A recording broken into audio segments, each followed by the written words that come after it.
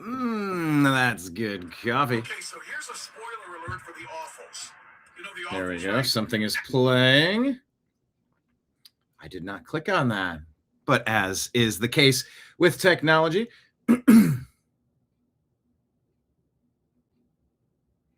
we are back. I'm getting information that the shooter was released. The Bondi shooter was released, by the way. Welcome to the world of ever-changing, ever-evolving, constantly updating social media, slash media, combating the lying legacy media, the destructive Democrat media. I, your humble host, have brought you the new American media, because the old American media has failed you. By the way, it's Christmas season. If any of you want a mug, shoot me a $40 Venmo along with your address, and I will send this out to you. If mugs ain't your thing, I do a sports show called The Unhappy Hour. These are Ohio-made wooden coasters for The Unhappy Hour sports show. $30 a piece. There's 4 thick coasters in there. You see them? Look how thick those are. Include your address and say circle or Ohio-shaped, or both for $50. One for $30, both for $50, and you got a pin right there for The Unhappy Hour, $25. If you're doing some last-minute shopping for yourself, go ahead and shoot me a Venmo. Oh, I will put that up on the screen so that you can see the places. Here we go, the TNAM Daily Show and all of our links. Perfect. Let me click on graphics, edit theme, and go to base. Fantastic. What a morning. I feel productive. I feel super productive. I feel accomplished. Okay, they're saying the Brown shooter was released. So the shooting at Brown University, they arrested someone, they let him go. Apparently, they didn't think that it was the right person. That being said, news never takes a break. I get updates from thousands of people all day long, and it's my job to distill it to the important information and get it to you. That's why we do the show here, the TNAM Daily Show. Speaking of which, how about we actually launch the program, shall we? Pull up all of our chatters on the screen so that we can see it there. Hello, everybody. Thanks for being here. But yeah, it was a very successful morning.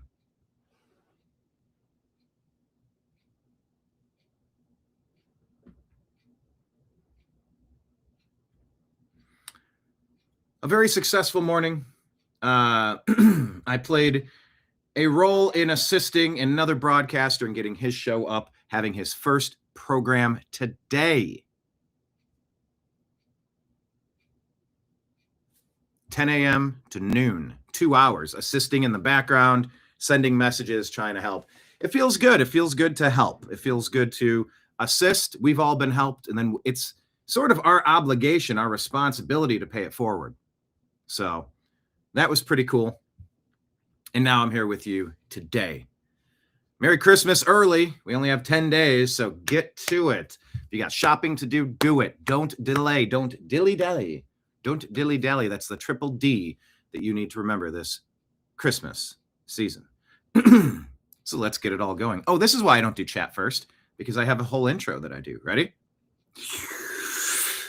Broadcasting to you live from the Orion spiral arm of the Milky Way galaxy, the solar system, planet Earth, North America, the United States of America, somewhere out there. My name is Brian Engelman. Today, as I mentioned, is Monday, December the 15th, 2025. And this right here is the TNAM Daily Show, TNAM. What does that stand for? It stands for the New American Media. Hey, oh, see that upside down flag? That was when Biden-Harris stole control of America and were running us into the ground, flooding our country with 40 million illegal alien invaders, many of whom are military-aged men of criminal background and, let's just say, suspicious / nefarious purposes, potential sleeper cells waiting to activate. Yeah, Merry Christmas, something to think about. But look, now that they are out of office, they've been removed from power by we the people, the flag is facing up again. We are no longer a nation in distress, but then again, of course we're a nation in distress. Every day, like Ronald Reagan says, freedom isn't something that's passed along in your genes like a birthright. It doesn't get passed down in your bloodstream. Every generation has to fight for it. What have you given us, Mr. Ben Franklin? A republic, ma'am, if you can keep it. If you can keep it. So That's what we do on this show, the TNAM Daily Show here at the New American Media, trying to fight to restore our republic. Yeah, still relevant. We are occupied. Exactly. So welcome to the program. We're going to discuss a whole bunch of stuff. Yes, Danette, we are occupied. You know, we have a temporary respite. We have a temporary, we can catch our breath maybe a little bit, but we got to double down. We got midterms coming up. We got to just make sure every Democrat's removed. And then, of course, there's too many competing interests that are trying to break and destroy and pull apart the MAGA movement, trying to divide and conquer. But we have stories to cover. Candace Owens and Erica Kirk are allegedly going to be meeting today. I don't know what time. I don't know what location. I believe it's in person. We're going to try to get to that information there. It would be great to coalesce, to come together, to magnetize and reconnect this splintered and shattered. I mean, whether it's MTG or Thomas Massey and Trump, or whether it's Candace Owens and Erica Kirk, or whether it's, you can go down the list. There's a lot of infighting. A lot of neocons are trying to rise up and kick some of the rabble rousers of the MAGA movement to the curb. And there's a lot of people saying, MAGA, if you're really MAGA, why are you doing XYZ? Why are you partnering with ABC? Why are you doing CDEF? Constant criticisms. Many are valid. Point being, the Democrat deep state must be blocked at all costs. Please try to focus. There's all these bread and circuses. There's all sorts of shiny objects being used to divide and distract. Let's try to focus on the things that we need, the things that will improve this country and getting us back on track, because we've been off. I mean, since when? Since they took out Kennedy, whoever they are. Since 1913, when they when they forced an income tax collection agency upon us, whoever they were. Or was this when, basically everything that happened in 1913. Woodrow Wilson and their globalist ilk, a nation being run by banksters into the ground, forever wars like Eisenhower, our President Eisenhower told us, warning us of the military-industrial complex. We all feed on tragedy, said Maynard James Keenan in a Tool song. Vicarious. So how do we put the pieces together? Let's talk about it. Danette says, I hope Candace doesn't shake hands or drink anything while over with Erica. I mean, look, they're not playing around. Erica was married to a dude who exploded right in front of us. I was doing a live show. You were with me. Many of you were with me watching live. By the way, hit like, hit subscribe, please.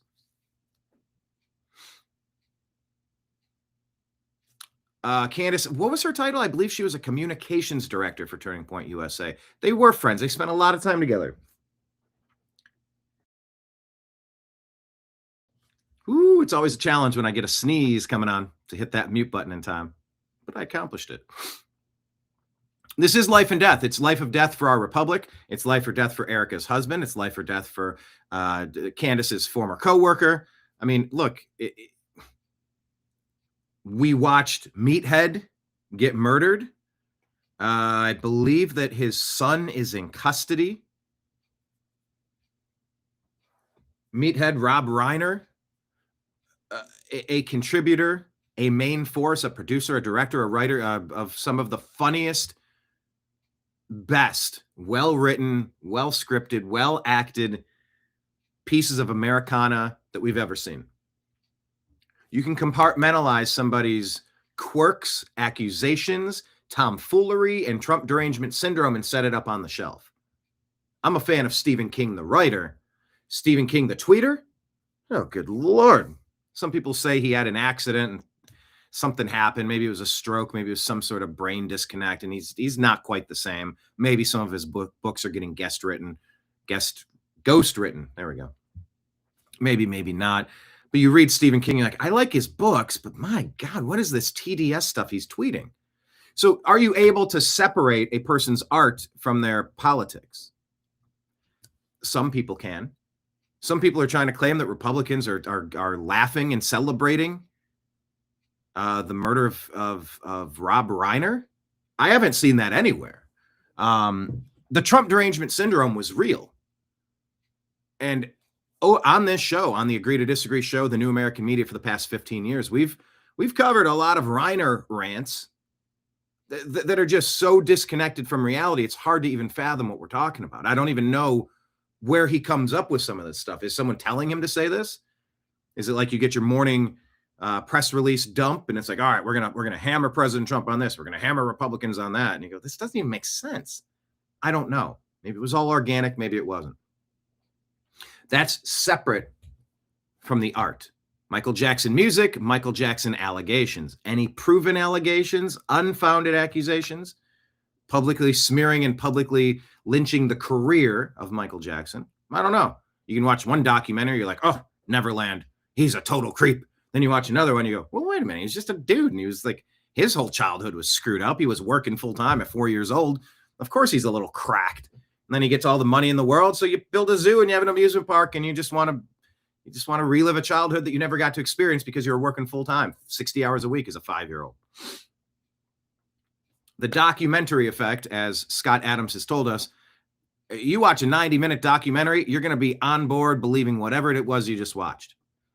Until you watch the other one that has the complete opposite opinion. By the time you're done with that, you go, oh, well, yeah, I guess the opposite is true. Yeah, I don't believe that anymore. It's okay. It's called the documentary effect. You just need to know that when you consume that type of stuff, you're going to walk away more inclined to believe it because you've just been brainwashed for 90 minutes straight. What do you think the teachers are doing to your kids in public schools? Take them out. The school indoctrination network is alive and well, and that, in fact, is maybe at the root of what's been poisoning our American society for decades. And I hope we can correct some of that moving forward. So we have a lot to unpack today. We also have the shooting at Brown University. As I said, they arrested a suspect, then they let him go. It's like, so the suspects at large, they don't know. Just somebody at Brown opened fire. Killed an American Christian lady, a 18-year-old, a young, beautiful lady. Are all of these rooted in anti-Semitic, anti-Jewish, anti-Israel, anti-Zionist? With the start of Hanukkah? What was that in Australia? At Bondi Beach. Bondi Beach. By the way, I don't have an update on Scott Adams. Continued prayers for strength and medical care and health and support and love and peace for Scott Adams. One of the best podcasters ever. But he would say in a moment like this, I can only assume, I love speaking for other people.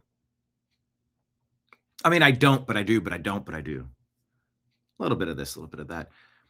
He would say, this is just kind of a wink and a nod that we're living in a simulation. Pam Bondi, as my libertarian friends will remind me, you got Pam Bondi at the Department. Like she is anti-gun. You can't trust her. She's doing bad stuff. Look at the people who are starting to endorse some of the stuff she's putting out. She's bad. She's bad for Trump. Who is she criminally indicted? We know what Clinton, Obama, Biden, Harris, the DNC, Mayorkas, Comey, Clapper, Brennan, we know the treasonous acts that these people have been up to for 2 decades, more than 2 decades with Clinton, of course. Comey, Clapper, Brennan, these are lifers. 0 arrests, 0 indictments. Yeah, you got a Comey thing for this and that. Yeah, you got Letitia James, but then they let her off. And yeah, you get a couple of things. But where is the heavy-handed hammer of justice coming down upon these people? Not for political retribution or payback, but to simply provide a little bit of justice. Justice for their obvious criminality, their treasonous behavior. So the people who say Bondi is terrible for guns, oh, she's a wolf in sheep's clothing, you better watch Bondi. She's pushing anti-gun stuff. That's a non-starter. So to those people, you just look at the Australia incident. I'm sorry if I didn't connect the dots and I've been ranting about Bondi and you go, what are you even talking about? What I'm talking about is that attack occurred, I believe it was during a Jewish Hanukkah event on Bondi Beach, B-O-N-D-I, Pam Bondi Beach, Bondi Beach. No connection, of course, unless we're living in a simulation and these are just, because the number one story is there. the number one story there is, how do the Australian people allow themselves to be disarmed? How has Europe allowed themselves to become disarmed? How has Canada allowed themselves to become disarmed? It took a hero to hide behind a car and attack the person. I think he took a rifle round to the leg, wrestled the gun and turned it on the shooter, the Islamist. It's been said that correct and proper Islam is to dominate the globe in a caliphate. And there's wimpy Islamists who don't adhere to the book of political jihad, cloaked in spiritual religious ideology. It's that any non-believer must be assassinated. Oh, go after the Jews, go after the Christians, go after the atheists, go after all of them. We are going to dominate. We are going to force our will upon you. You know, first they came for the Jews, but I wasn't a Jew, so I said nothing. Then they came for the Christians, but I wasn't a Christian, then I said nothing. Then the world was dominated by a totalitarian death cult of Islamism. Do things my way or I'll suffer the consequences.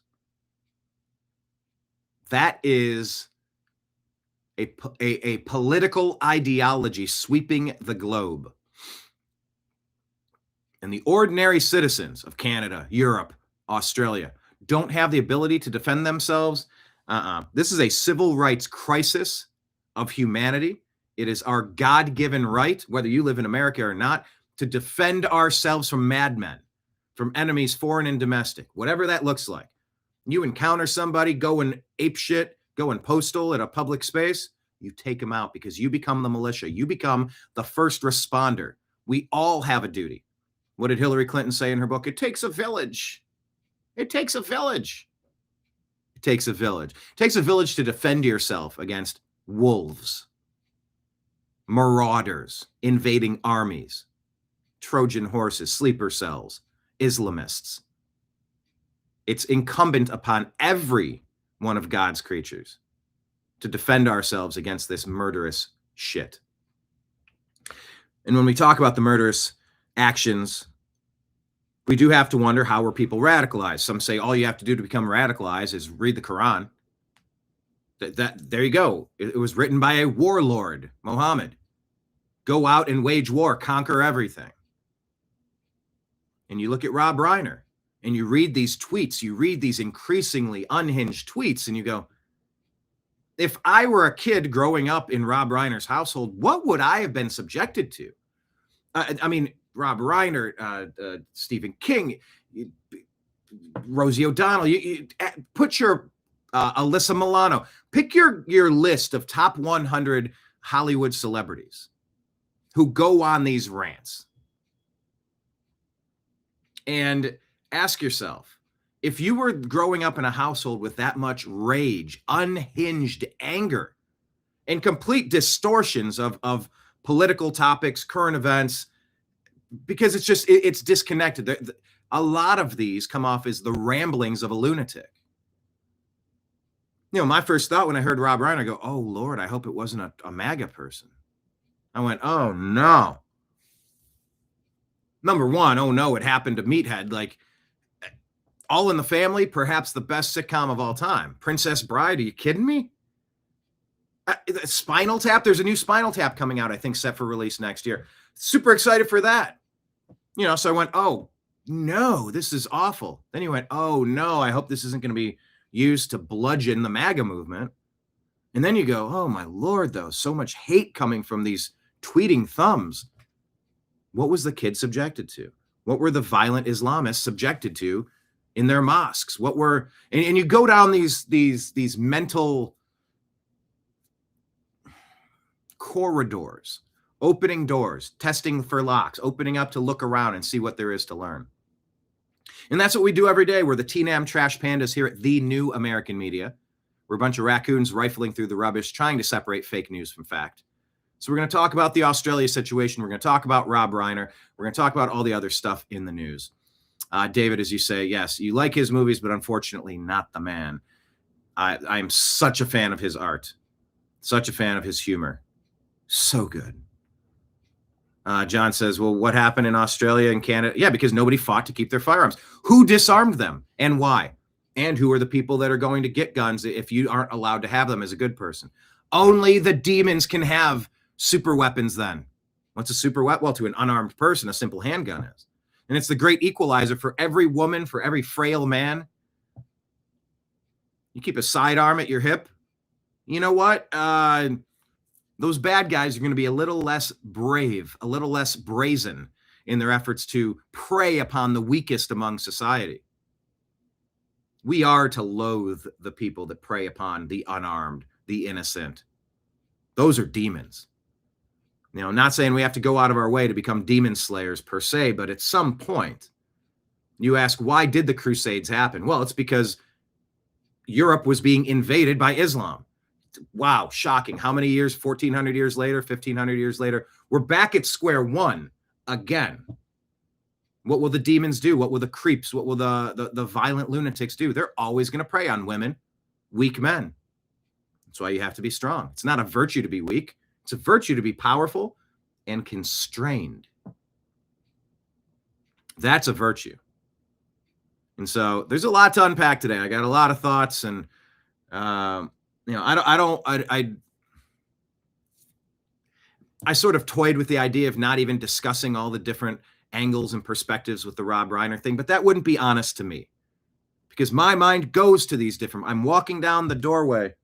I'm walking down the hallway, opening doors. I'm looking around the classrooms. What do we got? What's on the shelves? What's on the walls? What can we learn? And I have many thoughts when these things happen. Mary, and criminals don't care about any laws. Laws are for law-abiding people only. Exactly.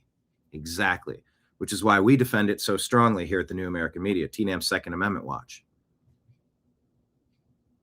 And as Scott Adams would say, the simulation sure is winking when my libertarian friends are going, dude, you better watch Bondi. She's going to come after your guns. She's up to something. She's not with Trump. She's not prosecuting anybody. She's not indicting anybody seriously. And she's coming after your guns. You watch Bondi. Oh, you watch Trump. He's in bed with Palantir. Oh, you watch Trump. He's a Zionist. You watch. These are all valid things to think and consider and hash out. That's what we do here. I offer very few solid, hardcore answers to questions. Quite often, I'll posit more questions than answers. But there are some guiding principles that I will never steer from. I will never veer from. And that's why we do our daily show. I want to thank you all for being a part of the TNAM family. Hit like, hit subscribe. Thank you for being here. Text, share the show with a smart friend and say, hey, every day at noon, Monday through Friday, we get together and rifle through the rubbish of the day's news. Join us in the chat room. Join us while we hang out, because we are a family. We're just trying to figure things out. We're just trying to chat, trying to talk some things out. So we have such an active community board here in the chat room. It adds so much texture to the program to get additional points of view. We're here for it, and you're here for it. So thank you. Without further delay, let's begin today's episode of the TNAM Show. The TNAM Daily Show, a division of the Agree to Disagree podcast here on the New American Media. Today's program begins right now.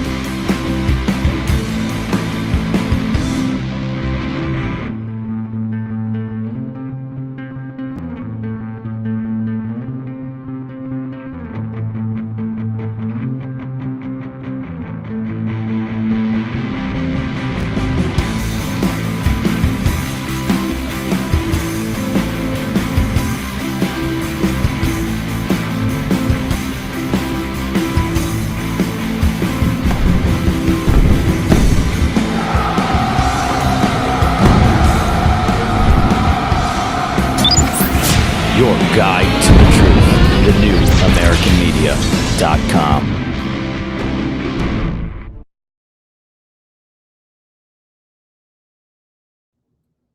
All right, everybody. Thank you for being here. Let's jump into the news. Let's start off on our Instagram feed. Make sure you're following us on Instagram, The New American Media. Let's take a look here. This is footage from the chaotic, demonic attack.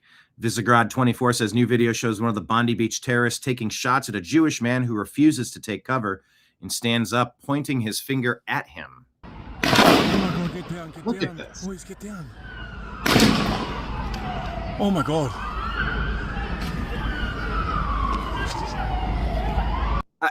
This guy's taking time to reload. If anybody there happened to have a sidearm, you could have ended this before more carnage.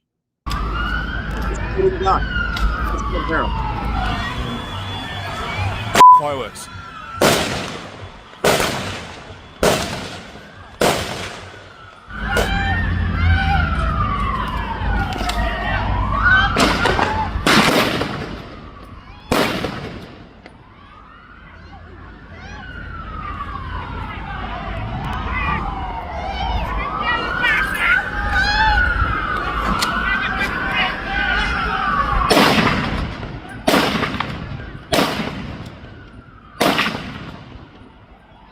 By the way, this guy's just trying to figure out what can we learn from this. This guy's fast, but I don't know that he's even taking aim.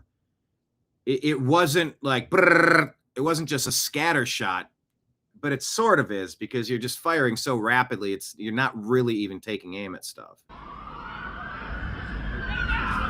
And in a way, every story feels staged. It's 2025. We have AI. You have the theater aspect of everything, false flags and whatnot. Who's recording this? You have questions.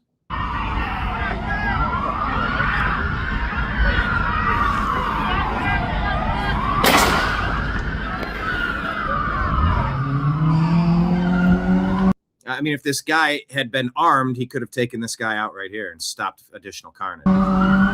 What lessons can we learn?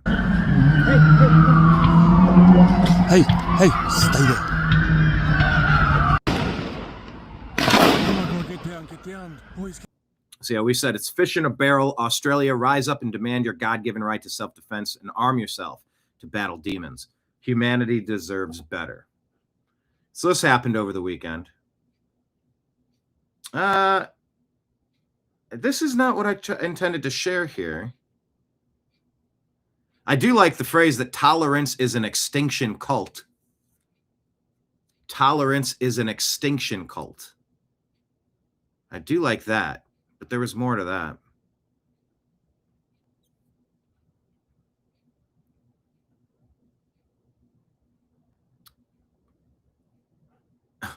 This to the people that say we're a conquered nation. I think Danette's on that spectrum somewhere.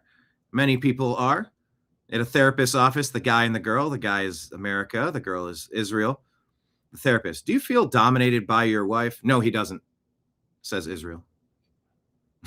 Do you agree or disagree with that depiction? Tell me in the comments.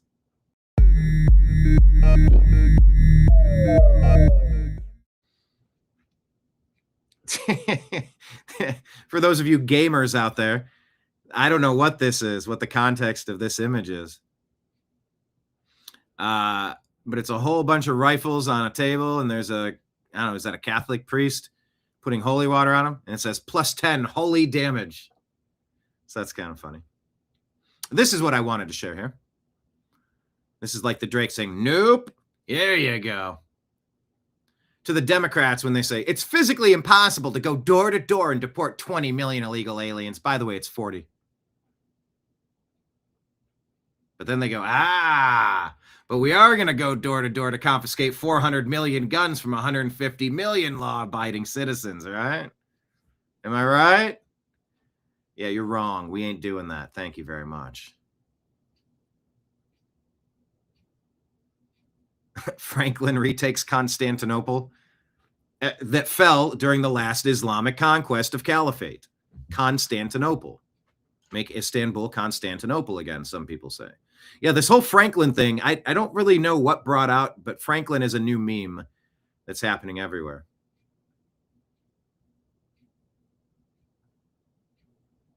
Franklin discovers what books they burned.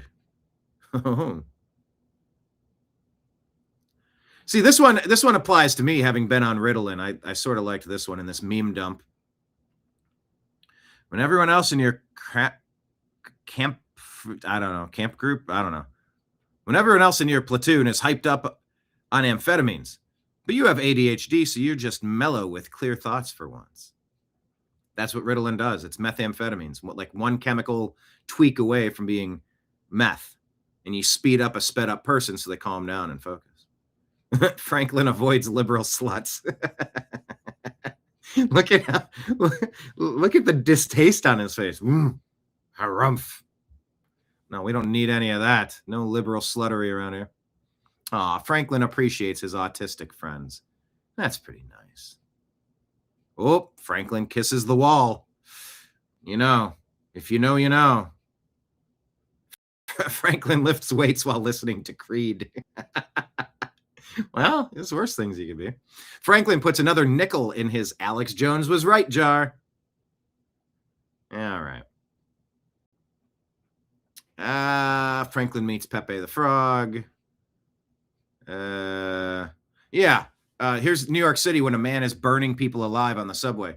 I see nothing. I'm blind. Nope, I got nothing to say. Nope, I got no worries about that.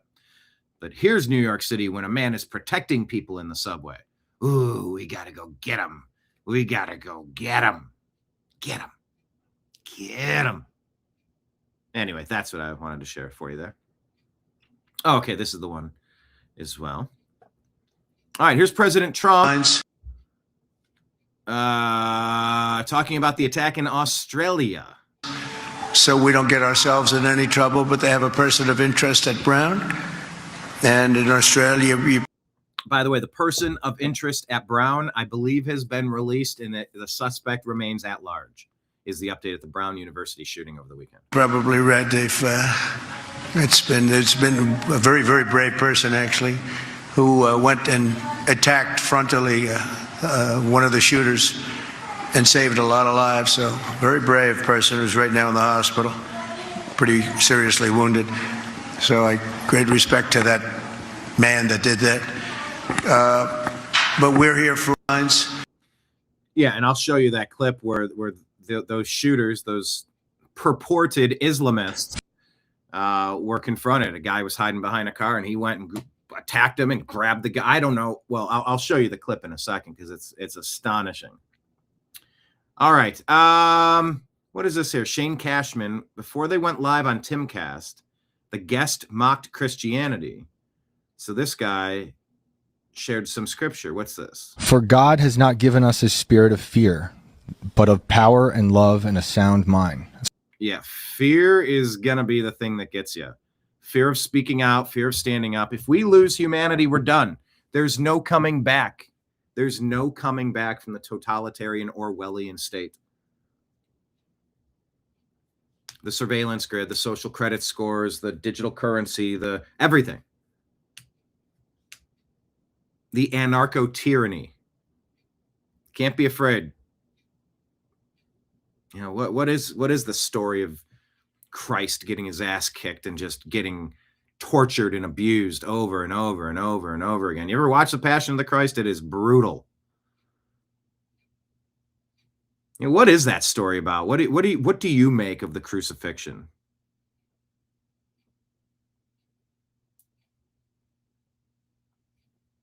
Jews and Romans crucifying King Christ.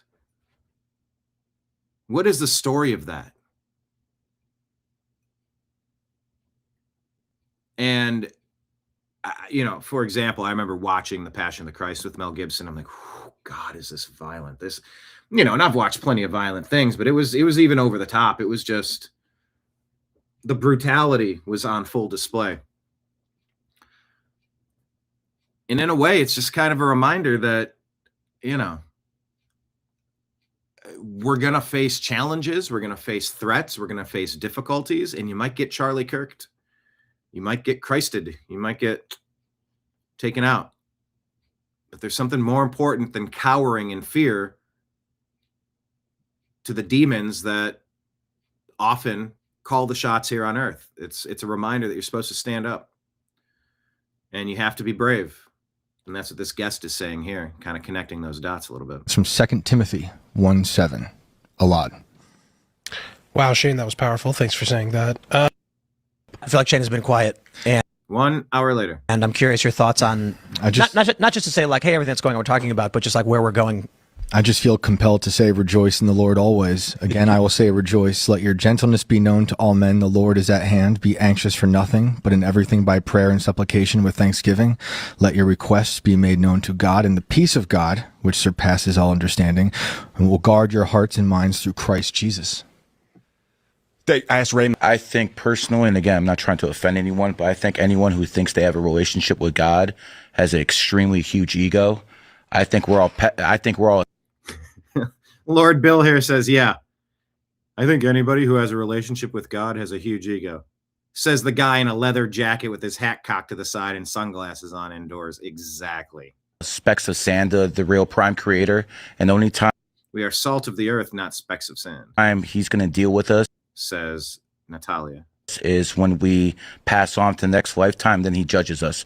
We all will be judged. I don't see any point of the worship or any of this other I will stuff. say then, submit yourselves therefore to God, resist the devil, and he will flee from you. James 4:7.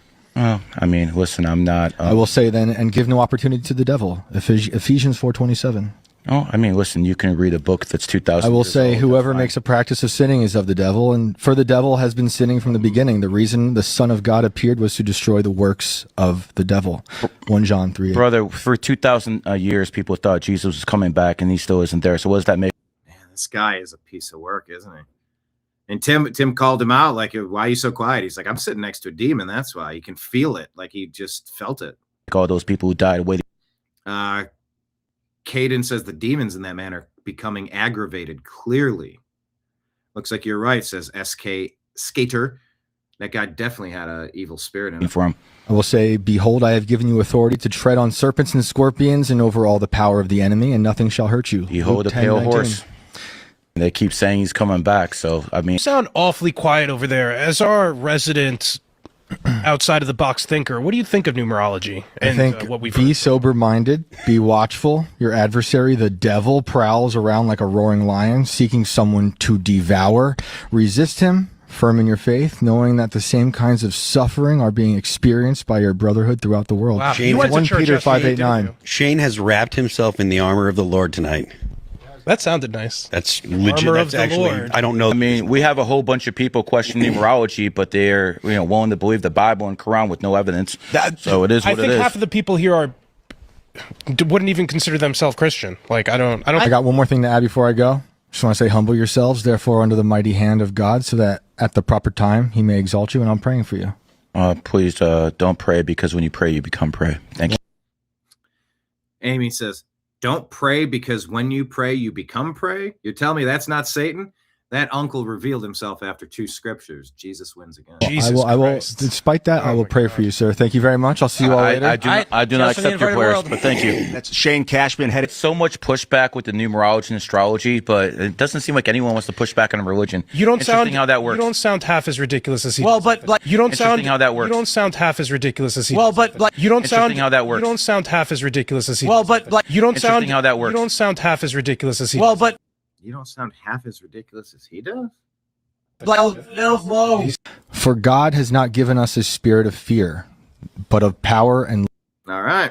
Well, Shane did exactly what the Bible said to do.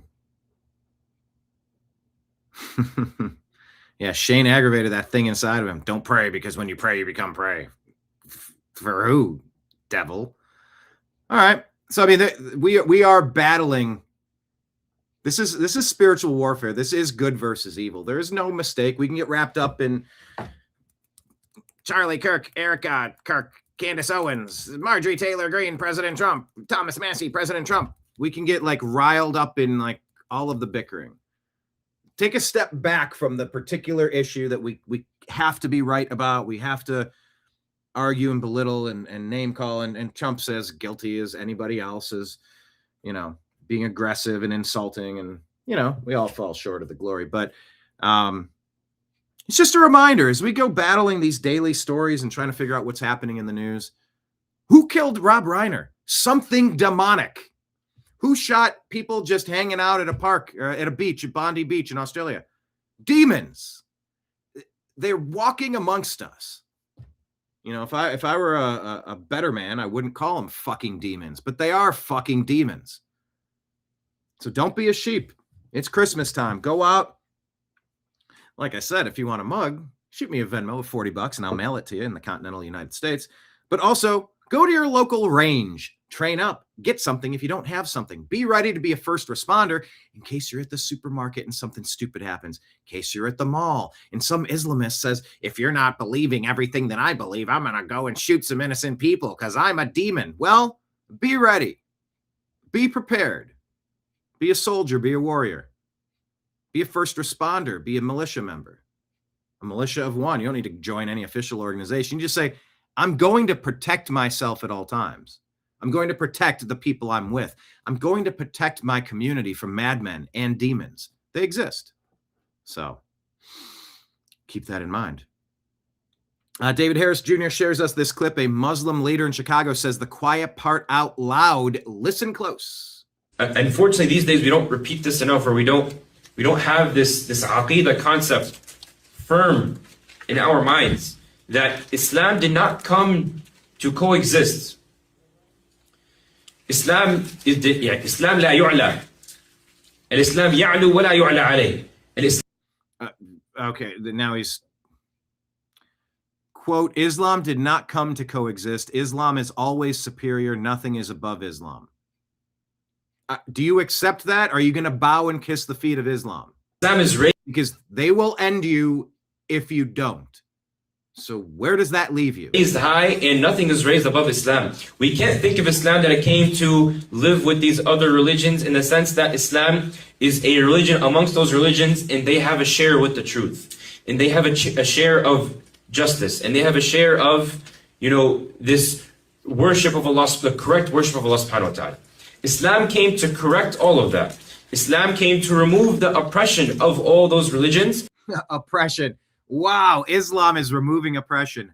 That's a new one. I've heard a lot of bold, brash statements from Islamists. Oh, like, we're a religion of peace. Let's see if some of these wimpy whites are going to believe that. We're a religion of peace. You are. But what he just said there about removing the oppression of others, this is the most oppressive regime out there. And it is the only truth, and it is the only way to justice.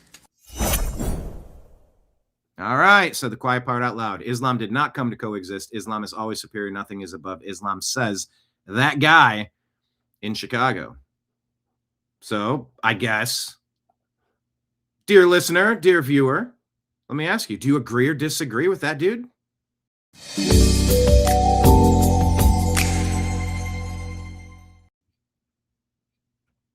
I beg of you to tell me, do you agree or disagree with that guy?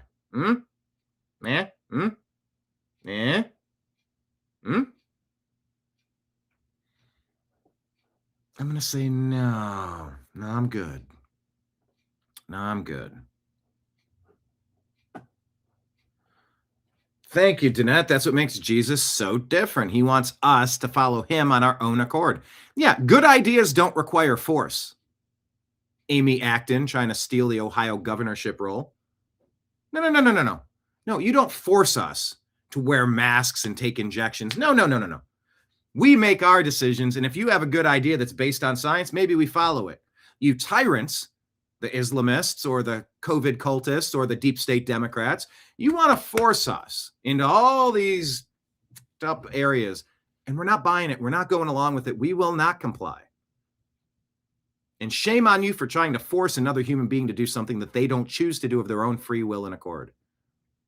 You do not have the right to tell another human what they may and may not do in that capacity. No right. No right at all.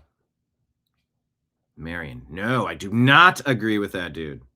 Kenneth disagrees. Kenneth, Islam? I mean, it does sort of rhyme. It's, yeah, you do not become prey when you pray. The devil tries to attack you hard. And it is that prayer. Maybe it works. And maybe I'm going to try doing it. Maybe I'm going to keep doing it.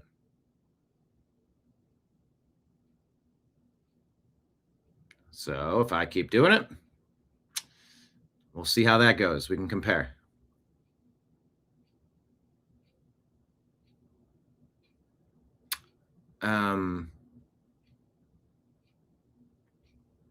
What is this? Getting a message I don't fully understand. A message about a beast, by the way. I wish you all could see my I mean, I don't, but like it would be a trip if you could see the things that I see in my daily messages. Juggling chainsaws, bowling pins, apples. One of them swings wildly and you got to keep it exact. Chainsaws, one wrong move and zip. Apples, you got to take a bite. It's a lot. But I wouldn't have it any other way. I'm blessed to be able to broadcast to you each day. Blessed to get to run a network called the New American Media. What is this? 300 Guns says, Democrats release another batch of photos of women whose lives were ruined by Trump. Well, there he is, President Trump, with that hag. You mean wiped it? Like with a cloth? We saw, he died. Hillary was ruined by President Trump. Oh, there's Kamala. They said, sir, you're not saying her name right. I said, does she even have a proper way to say Kamala? Kind of like Camelot's Knights of the Round Table. I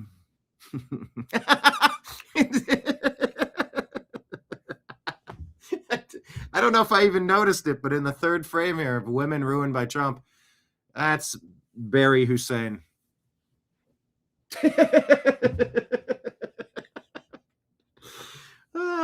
The deep leg crosser, the mom jeans wearing, can't throw a baseball opening pitch with the White Sox.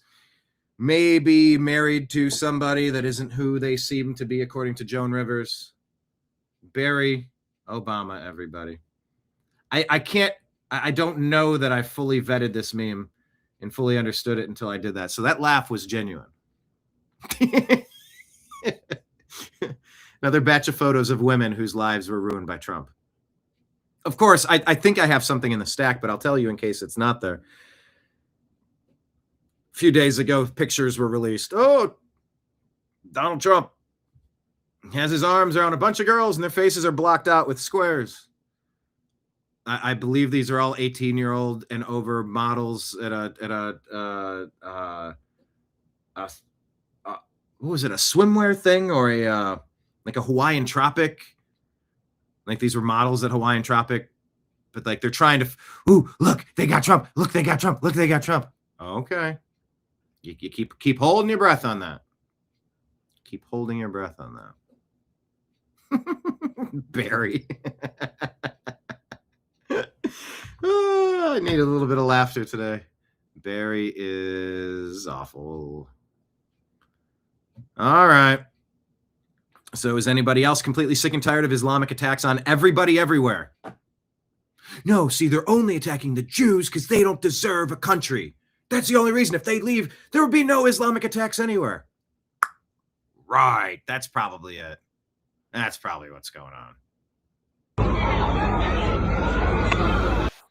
So, Bondi, Sydney, Australia, shooting attack targeted a Jewish Hanukkah gathering, resulting in multiple victims and casualties. You know, on one hand, I don't want to share stuff like this to heighten and increase the trauma dump of this.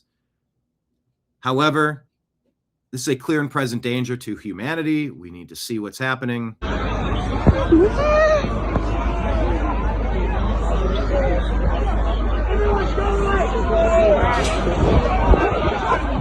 many people injured or deceased.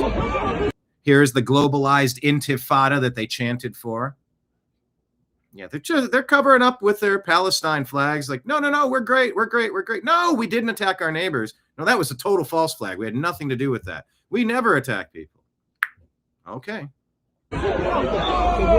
Sophia, when you take the Second Amendment away, you strip multiple freedoms along with it. This is not a gun control issue. It's a people issue. When is the West going to wake up? When is the West going to wake up to the reality of radical Islam? They have one intention. They have one goal, and that is hate and murder. You see what they do. This is what their life is dedicated to. And this is what people in the West don't understand. They value death more than they value life. Literally, innocent families just trying to celebrate the first night of Hanukkah. And then terrorists just inflict absolute savage murder on them. According to Grok, they're saying 15 to 16, not including one of the perpetrators. The attackers were a father-son duo. One was K'd by police, the other critically injured and in custody. Described as a targeted anti-Semitic terrorist attack. Distinct from the 2024 Bondi Junction shopping center stabbing. Were both Bondi attacks from Islamists.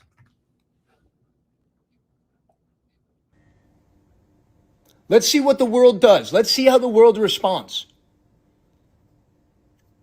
This isn't just random violence. This is what happens when you tolerate radical Islam. And this is what I've been saying. New York just brought in Mondani as mayor. We see what's happening in London. We see what's happening all over Europe. This needs to be put to an end. And I'm just feeling so much sadness for all of these victims in Australia and really the Jewish community around the world. Just when we thought we could take a breath. And they're targeting Christmas markets too, of course. And celebrate Hanukkah and bring in all of this. It's anybody that's not them. We can get lost in the, I reference it all the time, the Jenna Marbles skit. Thanks, Obama. Oh, my dog took a crap on the rug. Thanks, Obama, where she blames Obama for everything. We can blame the Jews for everything. Okay, well then, why all the Christian attacks? That doesn't fit into the Jews do everything bad to everybody category, which there may be a lot of truth to some of these things. Some of the power structures, trying to run false flags, trying to get political power, trying to expand territory, trying to get financial slavery through banking institutions and getting people caught in usury. So you have modern day slavery, debt slavery, monetary slavery. There's a lot of honest, legitimate critiques, concerns, and conversations that can be had about the power structures related to Israel, Judaism, Zionism, all sorts of things. Granted, set that aside. That's the thanks, Obama. Oh, my cereal got soggy. Thanks, Obama. Fine. Blame the Jews for everything. But then why are Islamists attacking Christians? That doesn't fit into the Jews do everything theories that maybe Tucker and Candace and MTG and a lot of MAGA is moving toward right now. Doesn't explain the Christian hate. Doesn't explain the Christmas market attacks. Because Islamists want to kill anything that is not them. So, positive light and energy. We have to deal with this savagery. The comment, Boss says, it's all due to globalist leaders with migrant policies to destroy Western civilization. And their left-wing voters hate their own countries because they've been brainwashed to do so. I hope the world wakes up.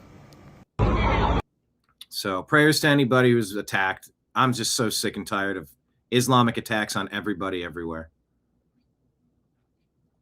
Is there some sort of an equivalent? Are there groups of Christians going around saying, if you don't convert to the one and only true Lord and Savior Jesus Christ, we're going to annihilate you? We're going to butcher you in public. We're going to burn your buildings. Is that happening anywhere? I don't see that happening anywhere, but I do recall in school being told that the Crusaders are because Christ is bad, or Christians are bad, or white people are bad, or Europe is bad, men are bad, all sorts of things. God is bad. The Bible is bad. But they never gave you the context that that was to push back the Islamic Caliphate that was enslaving people, raping and marauding and destroying and burning everything in their path. It's interesting how we've allowed our school systems to push such drivel upon us, really. Here's Fox News. Report. This is a report on the Muslim Brotherhood and CARE working to flood America with thousands of Islamist candidates for office. What could possibly happen if this occurs? Detailing one Islamic group's decades-long reach into the U.S. The report claims the Muslim Brotherhood shares ideological goals with Muslim extremist organizations and aims to influence and infiltrate U.S. government, educational systems, civil rights groups. Dr. Kanta Ahmed is a senior fellow at the Independent Women's Forum and a member of the Council on Foreign Relations and joins us now. Knows, I would say, as much about the Middle East as anyone in America today. Doctor, your thoughts about the role of the Muslim Brotherhood and what they're up to here? Well, this is something we've been recommending. Over 10 years ago, I wrote an article to say that the Muslim Brotherhood should be designated a foreign terror organization. This report by the Institute Studying Global Anti-Semitism and Policy shows the Muslim Brotherhood is influencing at the executive branch, it's influencing policymakers, it's reframing the argument. Post 9/11, there was Islamophobia, then came boycott, divestment, sanctions, demonizing Israel, and now we've just seen the pro-Hamas protests. That is all part of their multi-generational project to have a war against the secular and undermine our democracy using our democratic freedoms. And one way that the protests on college campuses, and we see what's happening with our educational institutions, CARE, it's an acronym. What should we know about that organization? Council on American Islamic Relations. This is part of the other organization. Senator Ted Cruz and Governor Abbott in Texas are designating as criminal transnational networks. It portrays itself to be advocating for Muslims like me, but actually it's advancing an Islamist project. What CARE did in California that's under investigation, they took money purportedly for Afghan refugees, helped less than 200, took half of that $7 million and put it back in their own organization. They're disclosing only small fractions of their lobbying, which they're then using to finance and support radicals on campus. So they are subverting our academic institutions in line with their Islamist goals. So now that we recognize... And this is a group, the Muslim Brotherhood, very cozy with Barack Hussein Obama, of course. I said, in fact, the Governor Abbott put this out yesterday, and here's a little of his missive. The Muslim Brotherhood and CARE have long made their goals clear: to forcibly impose Sharia law and establish Islam's mastership of the world. We hear that it's in parts of Michigan and also parts of Texas. Are they taking over small towns and putting these laws into effect? So I would say their mission is to advance Islamism. They're doing that in many ways, but we're not the only nation that's seeing this. France published an incendiary report on the Muslim Brotherhood. They're using hundreds of non-profits, charities, student groups, professional societies, undermining local government, putting in politicians that are sympathetic to their views or openly acolytes, and modifying and changing our democracy. That's happening here in the United States too. And while CARE was being investigated in California, it's still receiving federal funds. So beware. It's all happening, and it's all very coordinated. MAGA Mafia here shares this. Australia firearm ban of 1996. Look at this schmuck. Hey, look, I'm smiling. I'm on a pile of weapons. Hey, look at this. We're going to disarm our people so we can be sitting ducks, he's thinking. This says Australia banned guns in 1996 with a mandatory buyback. Mandatory buyback. Don't you love the words that they use to disarm and strip the civil liberties of their citizens? A mandatory buyback. 700,000 weapons taken or voluntarily surrendered. Now, it's only the criminals in Australia who have guns. If they were still allowed to have their firearms, this would have ended differently, and lives would have been saved. This needs to be reversed globally. As soon as possible, I say.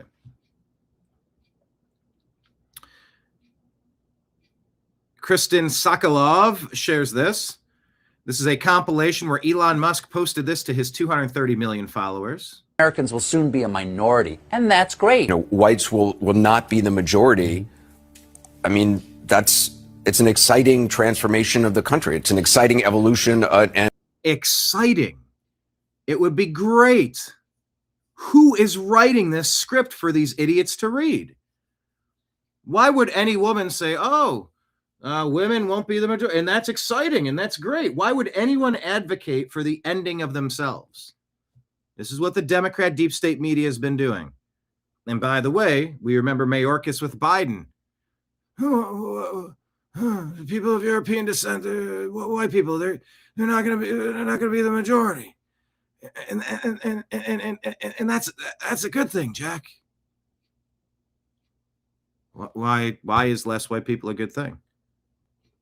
And progress of our country. Progress. Eliminating whites is progress. No, it's not. We are going to be a white minority very, very soon. Why is he giddy about this? What makes who in the world? The Ohio State Buckeyes fan base will no longer be the biggest fan base in college football, and that's exciting. If you're a Buckeye fan, why would that excite you?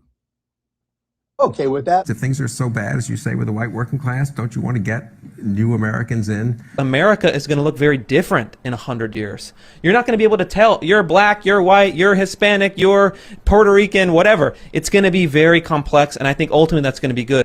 White Americans feel that they're losing their country, they're losing ownership of the country, and they're right. In the end, they are not the future. For the first time, they are not the future. Wow. They're openly advocating white genocide. In American history, the number of white people went down. And you have an audience cheering fewer white people. What the fuck are these people promoting and why? White population is declining for the first time in history. Could this be because of the radical Marxists in their schools saying, the earth is overpopulated, the earth is overpopulated, the earth is overpopulated. You don't want to be a housewife. You don't want to have a kid. You just want to go around fucking everybody that you can. Abortions for all, abortions for all. We'll just take your baby body parts and we'll sell them off to Big Pharma, making tons of money. But don't worry about that. It's just a clump of cells that was crying when we vacuumed it out of you, slicing it to pieces.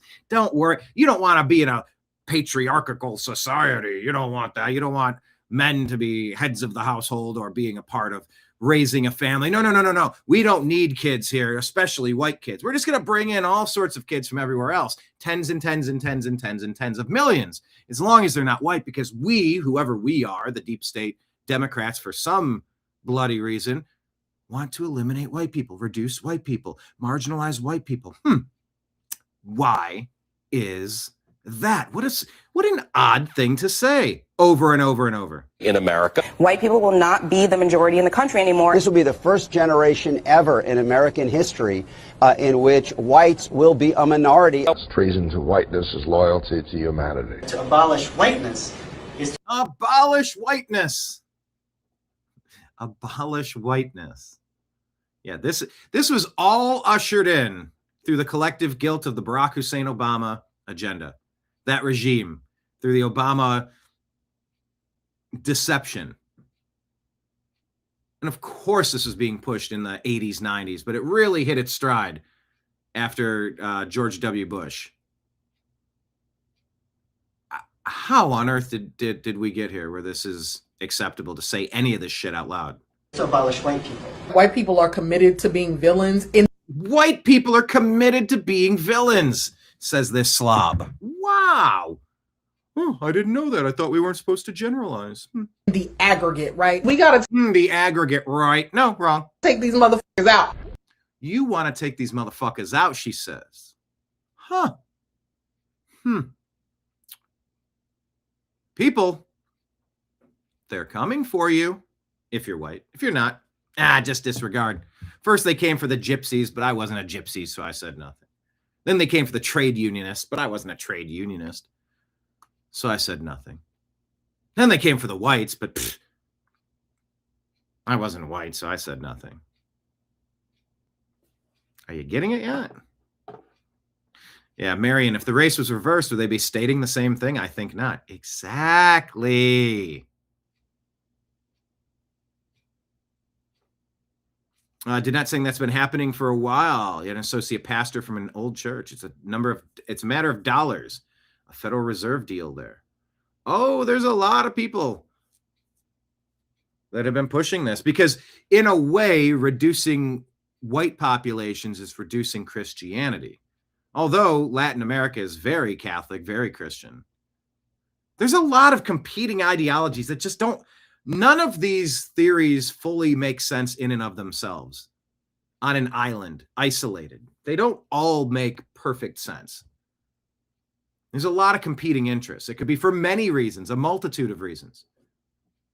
White people generally vote Republican a lot more than the Democrats. Your wimpy whites go to the Democrat Party. They believe the self-loathing hatred that's been bludgeoned into their brain in schools. White people bad, don't have kids, don't have a family, abortion, abortion, abortion, sex for everybody, Christ is garbage, God is garbage, the Bible is garbage, your life is garbage, you're racist, you're evil. I don't know how wimpy you have to be to absorb that and believe any of it. Maybe they're born with it. Maybe it's Maybelline. Maybe there's a gene that the wimpy whites have that I don't. But I've always recoiled from this shit. I've always bristled from this shit. There you go. Maybe I use the analogy it's like a bicycle wheel.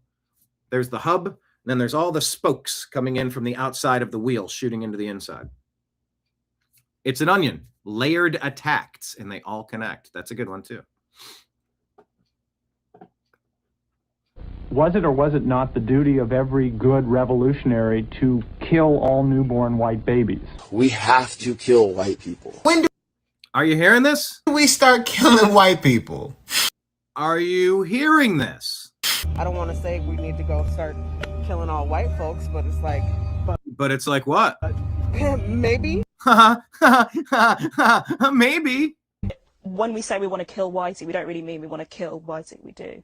We have Yeah, you do. to exterminate white people off of the face of the planet To applause. to solve this problem. Beware. Beware, everybody. Wait, what are you saying? You're always yelling at me through the screen? Is that you saying that to me, didn't it? You're always yelling at me through the screen?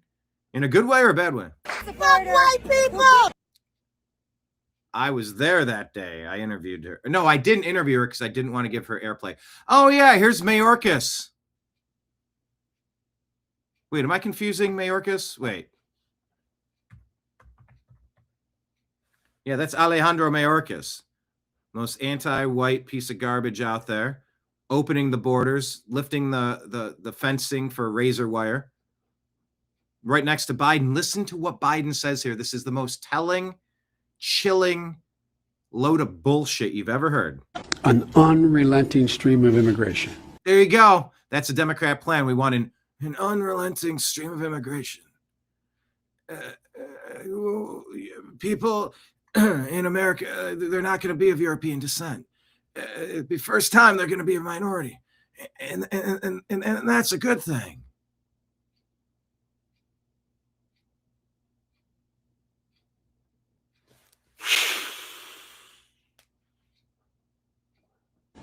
Non-stop. Folks like me who are Caucasian of European descent will be in an absolute minority in the United States of America.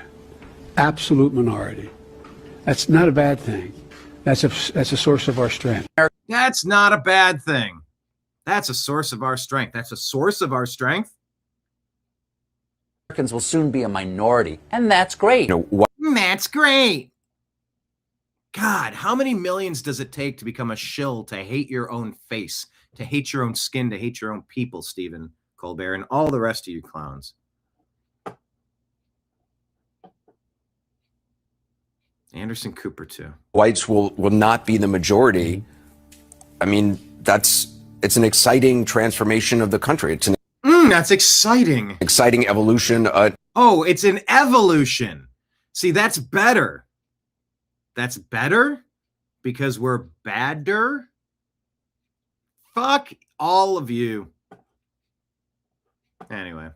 Yeah, I try to, I occasionally try to harness and contain and edit my thoughts to remain palatable. But when someone's openly calling for the extermination of you because of how you were born,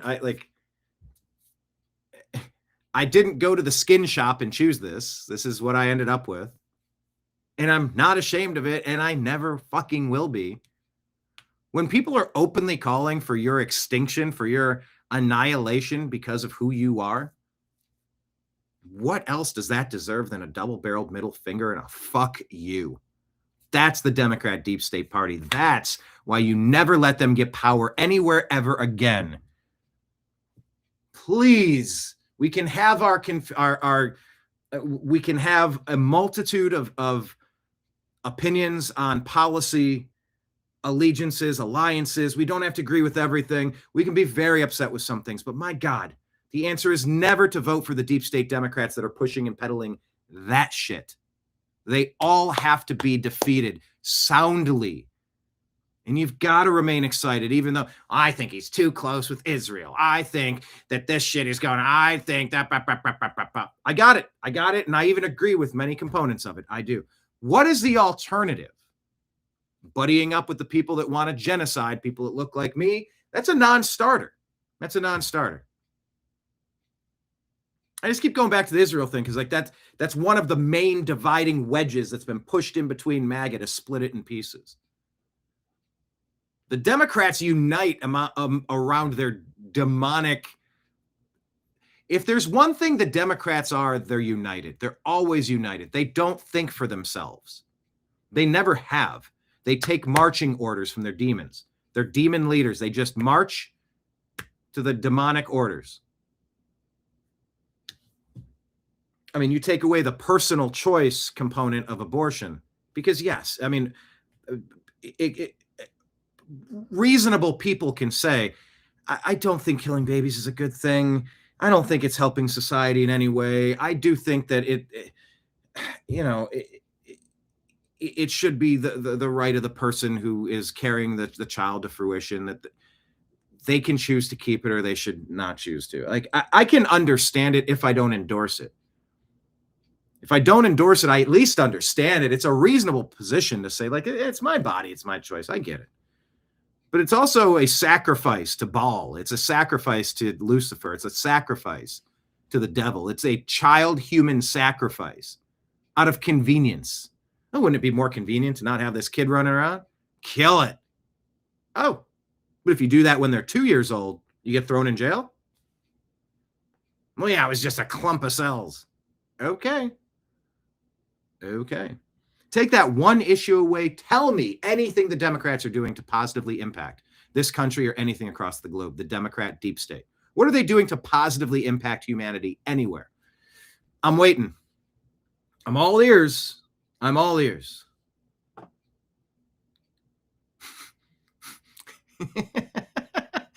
says, I'm always yelling at you through the screen. Yes, in a good way. Okay, that's good. Danette, I can't work. I've gotten nothing done today. I had to log out. So is that a good thing? That's the best bad thing I've ever heard. It reminds me of a story that I'm not going to tell you because I don't want to expose it. But I was told something once that was so moving and touching and powerful and complimentary to me, but it was also such a sad commentary on the current situation. When this person said it, it was the most awesome thing I've ever heard and the most awful thing I've ever heard. So is it good that I'm engaging? Is it good that I'm eliciting emotions and getting you all thinking? Or is it bad because you can't casually listen to the TNAM show? Oh, not that part. I don't know what part. What part are we talking about? Kenneth says Biden was an absolute moron. Well, that's perfect for the deep state. That was just an Obama puppet. Biden wasn't doing anything. He was reading a cue card. Jack. That's all he was up to. Was he crazy or crazy like a fox? I mean, he accomplished the agenda. 40 million illegal alien invaders. All right. Toria Brooke shows us this here. President Trump says his administration is about to release truckloads of evidence about what? That's all they're good at cheating in elections. Very good at cheating. We're talking about the Democrats. That's literally all they do. Bad at everything. They said, sir, point to a single thing that they're good at. They're bad at everything except cheating in elections. Professionals are cheating because we won in 2016 by a lot. The election was rigged in 2020. We have all the ammunition, all the stuff, and you'll see it come out. It's coming out in truckloads. And California's election, New York also, but California more than any other place is so rigged. It's such a rigged election. You know, we won the Hispanic vote. So a lot of people say Republican wouldn't win California, but I won the Hispanic vote. I won in Miami. Think of that. In Miami, I won the Hispanic vote. Along the Texas border, I won every single city or town touching. Or borough.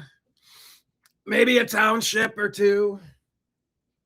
There may have even, they said, sir, you might have won in Isthmus. They said, Mary Isthmus. That's a hard word to say. Isthmus. How do you spell ITHSHMUTHS? It's like a peninsula. I don't know. Isthmus, like Kid Icarus. They said you might have won a burg, a borough, maybe an isthmus. The Texas border. They said, Mary Isthmus, sir. I said, what? And they're 85 to 90% Hispanic. We won the Hispanic vote. If the vote in California was legitimate, which it's not. They said you might have even won a, what do they say, one-horse town? Maybe a one stoplight town. They have 38 million ballots. Everything is mail-in voting. They mail out 38 million ballots, and they come in. Where the hell that's all they're good at cheating in election. And where do they come from? Yep, all the mail-in stuff is super sus. It's a rigged election in California because we would win California by a lot. And again, they feel they have the advantage with Hispanic. They don't. And where do they come from? It's a rigged election in California. 2,000 years later. 2,000 years later. I don't know what that's there for, but thanks. That was weird. 2,000 years later. All right. Uh-oh. Packers star pass rusher. I think he tore his ACL. Is he out for the season? Micah Parsons confirms Green Bay Packers star pass rusher Micah Parsons suffers season-ending torn ACL. Ah, man. Prayers to Micah Parsons. I played defensive end. I love that position. A great player. I mean, the Packers traded the world to get him. Doggone it. Also, Patrick Mahomes. The Chiefs are now missing the playoffs for the first time in a long time. And unfortunately, I don't like the Pack. I don't like the Kansas City Chiefs. I call them the Cheats. I don't like Patrick Mahomes. I think they've been receiving favorable calls. And I think that they robbed the Cleveland Browns of a chance to go to the AFC Championship game and maybe a Super Bowl in the COVID season. They favored the Chiefs. And I don't like Patrick Mahomes. I think he got incredibly lucky. I think the referees have been rigging the games for him to artificially win for far too long. I don't like it. But I don't like seeing injuries. So prayers to him and his torn ACL. So that's pretty bad. All right. This here whistleblower. Yes, the 2020 election. Not the 2020. Mary ex-wife. Mary Xmas. Mary ex-wife. Breitbart saying a whistleblower is claiming the Somali migrant community in Ohio is also involved in the same sort of massive social services funding fraud. Wow, that's tough to say. Massive social services funding fraud. Blue-eyed baby buggy bumper babysitting service that's being uncovered day by day in Minnesota. Ohio attorney Mahek Cook says the same sort of theft of public funding seen in Minnesota has been occurring in the Buckeye State for more than a decade. Fox News reports. Cook also accuses Ohio doctors of rubber stamping the fraud by failing to do any due diligence to those who are filing for aid. They're just rubber stamping a lot of these, and then the same individual a week later that's supposed to be bedridden is all over social media, whether they're out dancing at a party or something like that. So the symptoms aren't really adding up at the end of the day. You're being robbed by the Somali pirates. Cook adds that the Somali scammers in Ohio are exploiting a loophole in the state's Medicaid program that has doled out as much as $91,000 a year per individual, money that's supposed to be paying to care for elderly or infirmed family members in the home. She says Ohio's system is the easiest in the Midwest to game. Many blame the Somali fraud issue on the country's flawed culture. Amoral familialism is a Somali cultural blueprint, says Ayan Hirsi Ali, who fled from her Somali father to live in Europe. It assumes that survival depends on extracting maximum benefit for one's own family, regardless of the damage to fellow citizens. Cook also alleges that many of these doctors are getting kickbacks from the scammers. Deport every scammer immediately button.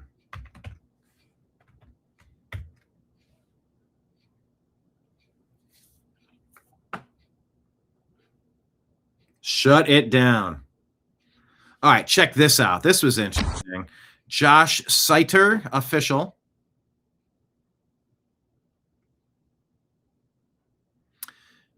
Goes up to an anti-ICE elementary school teacher. Take a look at this one. Ma'am? Ma'am? Yeah. Hi. Do you work here? Yes, I do. Are you a teacher here? And he's wearing Marilyn Monroe and a pink bandana and blue hair, so he in a nose ring. So he's definitely cosplaying as a wimpy white liberal. I am. I teach third grade. Okay, I have a question. I just moved here with my daughter into the neighborhood, and I was wondering if this was a good school. Yeah, I think it's a great school.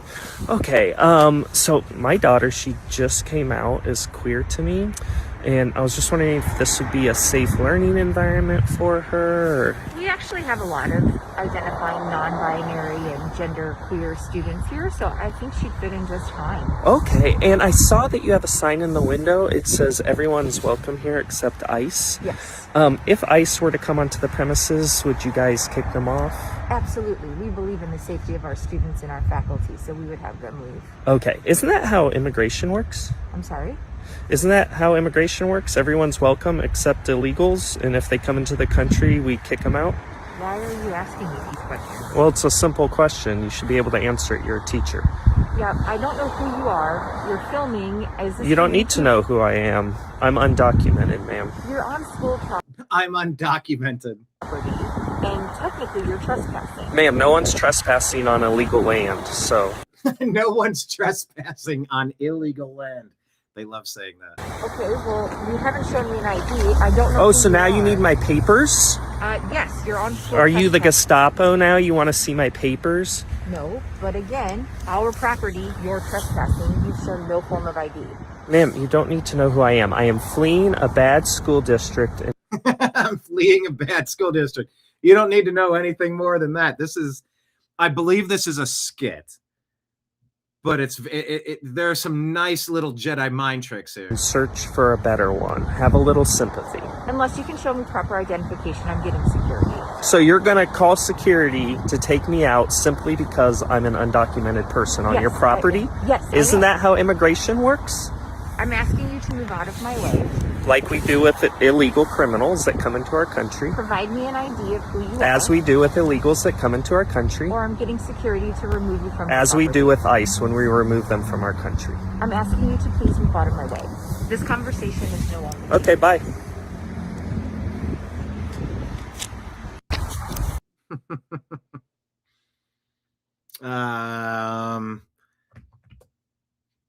Some solid Jedi mind trickery here. Great illustration of lib insanity. Yeah, kudos. Oh, I did follow this person. I don't know who it is, but I like it. I'm eager to see their next video. Okay, so take a look here. Autism. Oh, the beast that the message that I got about the beast. It's a generator that's up and running. I said, beware the fumes. He said, smells so good. No, I'm not mad at him for trolling. It's perfect. I think it was a skit. I always assume everything's a skit unless I can prove it's not. It's an easier mindset to start from that assumption than to reverse engineer it the opposite way. Autism Capital says the Brown University school shooter suspect identified as Benjamin Erickson, a 24-year-old from Wisconsin, detained at a hotel in Rhode Island this morning. Rhode Island, Brown, Wisconsin, okay. Still a person of interest and has not been formally charged. Police recovered 2 firearms, one with a laser sight and 2 loaded 30-round magazines. Yeah, there's nothing illegal about having weapons.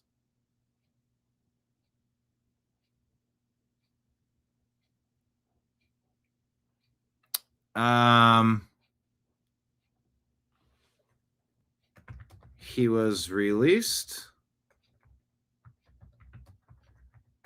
without charges. Is that right? Typing that there because I believe that's the latest.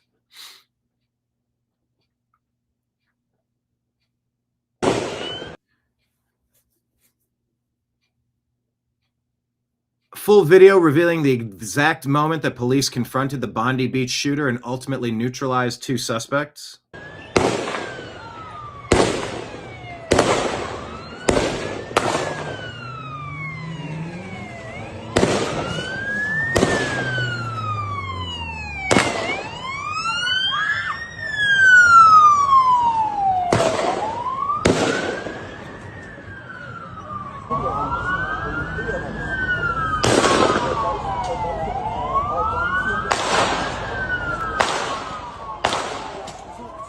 Bang, the guy goes down.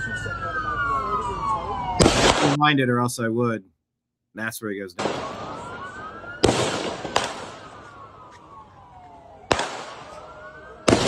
So, was this guy taken out too?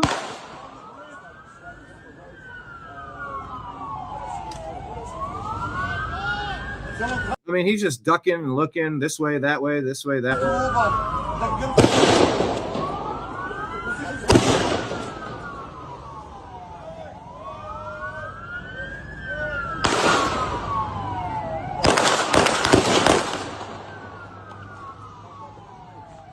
Fucking die, cunt! Die! Then Aussie go, fucking die, cunt, do it.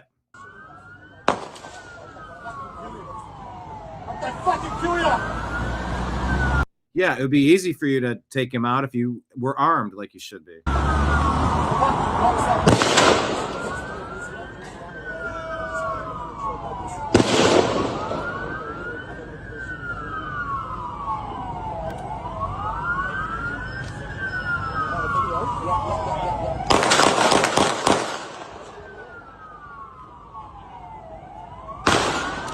Boom. Fuck yeah! How they're cheering that he's down. Good. Yeah, at that point, though, you'd maybe want to take a vehicle and just drive it up there and knock them both, smash them into that brick wall. Yeah, they got him. So here's the aftermath, allegedly. But this is confusing to me because I'm watching this. They said it was a father-son. But I also watched a video where somebody stole the... Well, I'll play you that clip in a second. Trying to piece this together. Hey, he's hit! He's hit! He's hit! Please help me! Fucking bash him!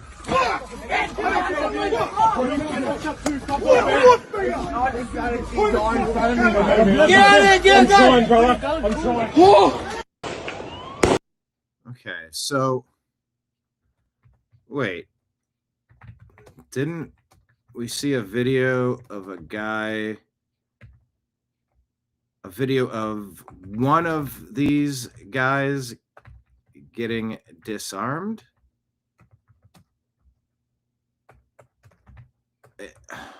Are one of these guys that same person after they fled? This is confusing. So one of them perished, one of them didn't. And I wonder if the person that was disarmed got away. All right, here's a 4-minute clip I'm not going to play because I have a lot of stuff to get to on X. Jimmy Dore talking about, what is this? The conservative media machine that snapped into overdrive hours after Charlie Kirk's assassination. It's 4 minutes. Play a minute of it. Let me ask you, I've heard you mention the Mockingbird media, and it is kind of amazing. Oh, he's talking with Candace here. All right. Like during COVID, I did not expect the people who I knew who were lefties, who their entire life called Big Pharma a criminal, murderous cartel organization, the people who never trusted the government, who knew that the FDA and the CDC were regulatory captured, and they completely flipped during COVID and became mouthpieces for Big Pharma and the establishment and murderous people like Dr. Fauci, and especially what he did during the AIDS crisis. Nobody even knows about that. But so how shocked were you? Did you see this coming? How shocked were you that there would be this significant amount of conservative media who would completely flip on their ethos and now start to believe the FBI and their BS story and repeat establishment talking points and try to shame someone who's asking legitimate, logical questions? I had that happen to me during Seth Rich. The same thing happened with Seth Rich. They use the sympathies of the family. They're like, oh, it's hurting the family if you even talk about this. I'm like, they showed John F. Kennedy's head getting blown off for 60 years in a row on television. Nobody ever said, what about his family? Nobody ever said. So, and anyway, so I guess there's like 3 questions in there, but my first one is, how did you see this coming, that there would be this Mockingbird conservative media, and how shocked were you? I think I was shocked first and foremost because Charlie was publicly executed, right? And so typically when I'm doing commentary, it's about someone I don't know, right? I'm removed from the subject, so I don't have to go through a personal grieving process. So there were so many layers of my shock at the actual event, then the shock at how swiftly the people closest to him lied about where he was at in his perspective. So I couldn't even process why that was happening, while also trying to understand suddenly why Susie Wiles is eulogizing him. Like, what's this about? I don't understand. And so for me to come back and be able to process all of this, I had to go away. And I just went up to the mountains and just spent time with no tech and just kind of breathed in some air and was like, okay, this is really happening. This is going to be a fight like never before.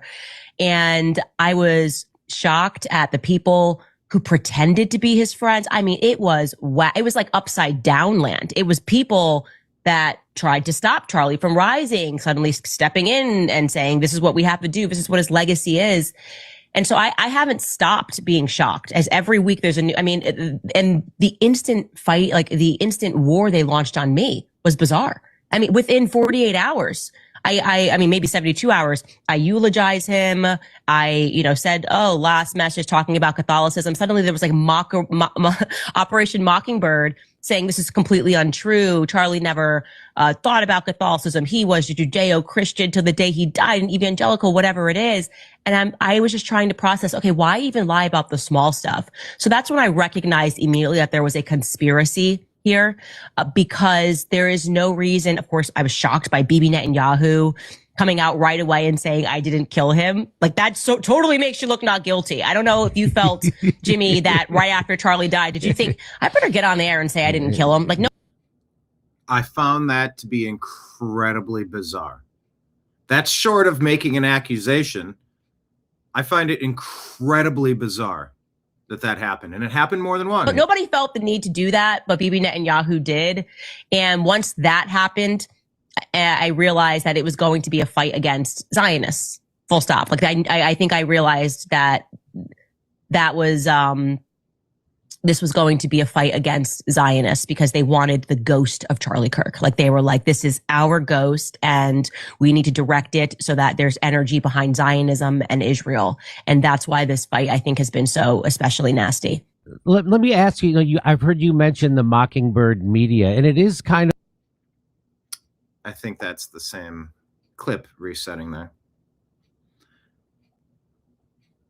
Elizabeth Barkohana says Australia is famously proud of their firearm buyback program and strict gun laws. They're also proud of their open border. Today, a Lebanese Palestinian and a Pakistani shot Jews gathering to light Hanukkah candles on Bondi Beach. Now, hold on. Is it a Lebanese Palestinian and a Pakistani? I thought it was a father-son. There's so many stories that I'm not quite certain I have the correct information on. But she says the globalization of the intifada is here. John Rich says Australia banned guns, even pump shotguns in 96. There it is. Now it's mostly bad guys in Australia who have the firearms. What's this one? Last night in California, which is also proud of its strict gun laws and open border, someone fired 20 times into a home decorated for Hanukkah, yelling, "F the Jews." The globalization of the intifada is here too. They don't stop with us. Wake up. Where was this? Allegedly California home. Does it have a city or not? Don't know. Sean Ryan and Erica Kirk set things straight already. Go down that rabbit hole. Do you ever use hand and arm signal? Different call signs. I use hand and arm signals every single time on every detail. Different call signs. Are those definitive hand signals? Mm-hmm. That hand signal, what you're doing there is deliberate. Yeah. So Why aren't they trying to stop the bleeding? no, we don't use hand signals. This is a mind virus. Why aren't you asking why? What does Candace say? We don't know, but we know. I think I know. This was obviously, at least from my opinion, a professional hit. Go down that rabbit hole. Just dump it all out on the table. Let's get it figured out already, please. Just dump it all out on the table. And what I mean is, let's get every question that we want answers to. Lay it all out. I want every question, okay? Every question.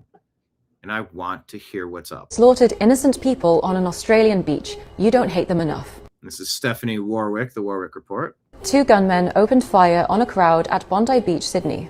At least 16 people have passed, including 1 child and a police officer. At least 38 people have been injured, and one of the terrorists was deleted by police. It appears that the terrorists were targeting an outdoor Hanukkah celebration. Statistically, which group wishes to unalive the Jews the most?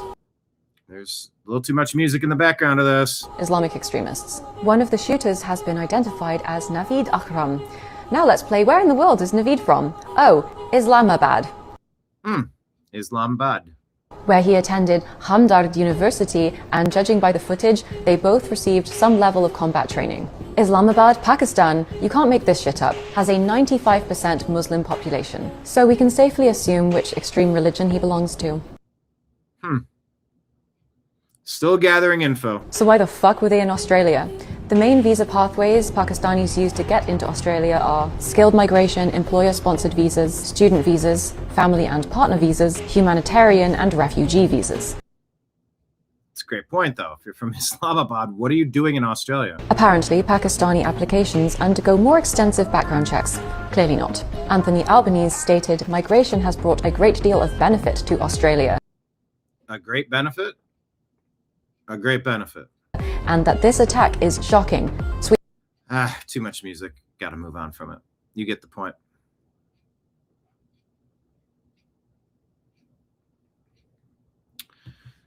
Yep, Australia took away its citizens' guns, but 10 people at Bondi Beach are dead anyway because terrorists don't care about gun laws. The only thing the Australian government did was make sure its unarmed, law-abiding citizens are now sitting ducks, unable to defend themselves.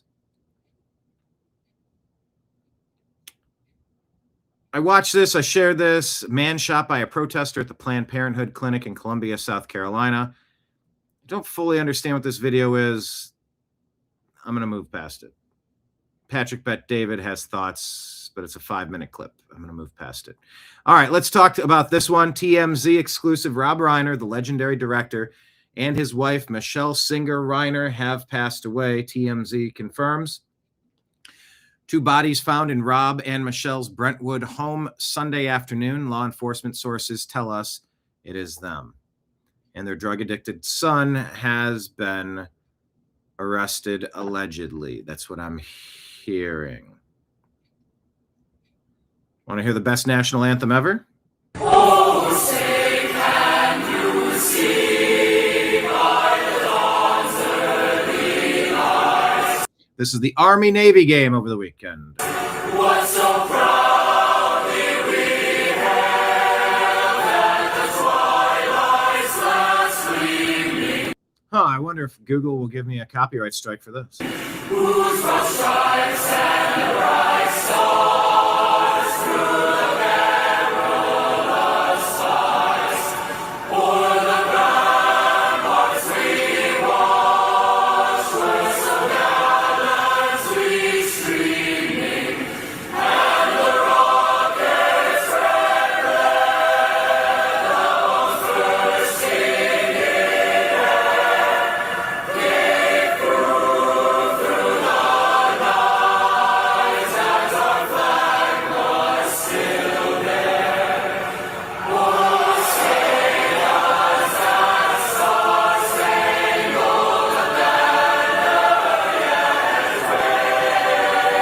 wave o'er the land of the free and the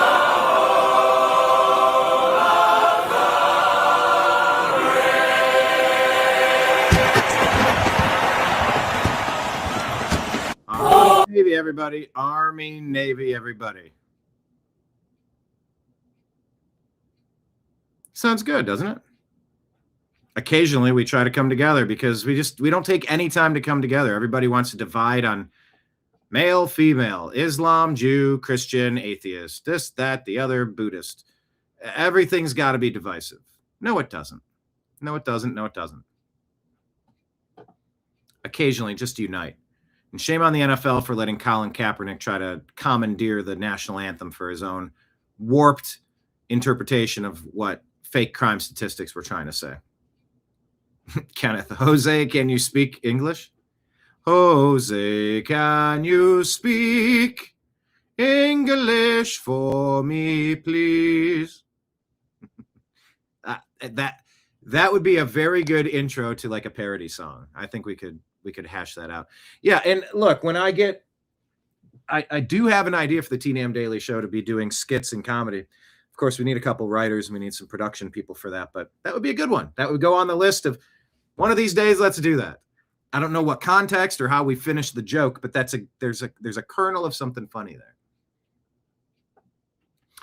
What is this? $995 million is how much Somalians in Minnesota stole from American taxpayers to fund terrorists in 5 years, according to C3, without the government knowing or doing anything about it. They were in on it, says C3. Remember, the Biden administration wanted the IRS to know every 600 transaction you did. Sick.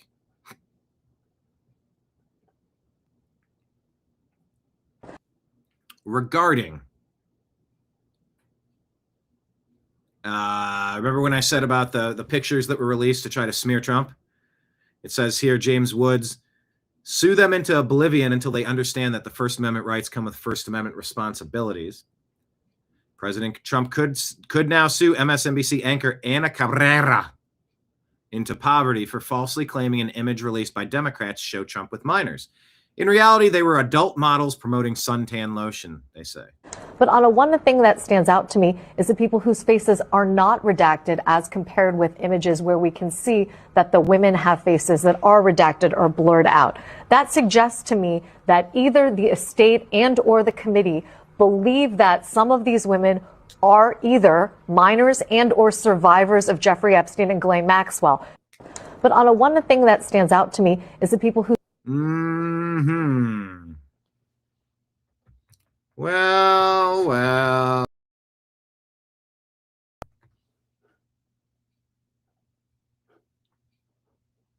I don't know. I didn't spend a lot of time on it because I know what the Democrat hoaxes do. Run run with stories they can't prove, and I just don't spend time on anything the Democrats have to put out. Let the internet vet this shit. I'll get around to it when I get around to it. No, I deliberately did not share you that story last week because what? Best president of our lifetime needs to be kneecapped? Nah, I'm not doing it. I'm not jumping into the feeding frenzy. I'm not doing it. We have Democrats to destroy. I'm not going to waste my time on friendly fire. I'm not doing it. I'm not doing it. I will cover stories if they're proven to be true. I'm not going to jump into an unproven feeding frenzy. I'm not.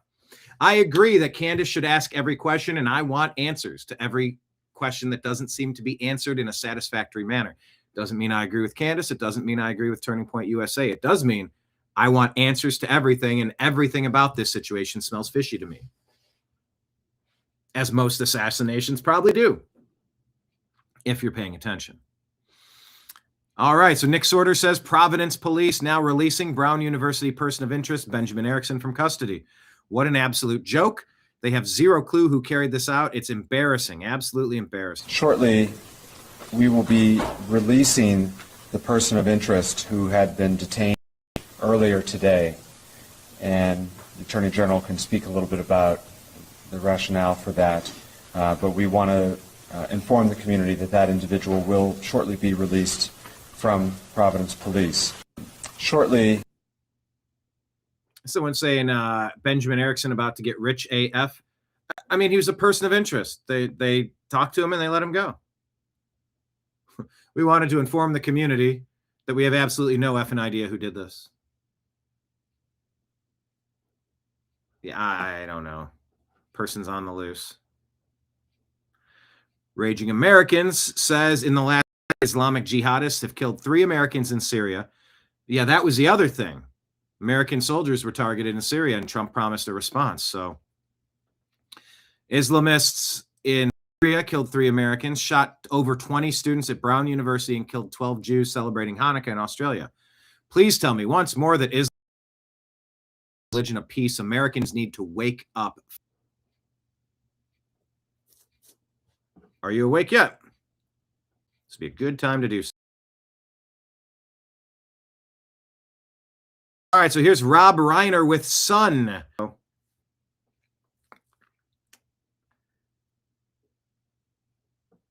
Rob Reiner with Sun Vibe. Old white rich, and it's like, okay, I mean, things. Well, who would say that to you? Not your dad. No, the world. The world, you know. Listen, I had to talk to him about this. Listen, I know what it's like to be the son of. Yeah. And to have people assume certain things about you, and it's handle that. Well, I mean, obviously you didn't go to drugs, but you must have had those issues. Your father's an icon. In the 60s, there was plenty of drugs around. Yeah. You just have to know what you do. Noise, and it's hard for him because this is the first time he's sudden. There's a lot of attention. People are talking, and you know he has the double whammy. He's got me and he got his grandfather, and they're going to say whatever the heck they want, but they don't know. They don't know why he's done what he does, and that. Pinot says he looks very uncomfortable. Miam says sad that Rob wouldn't monopolize the whole conversation.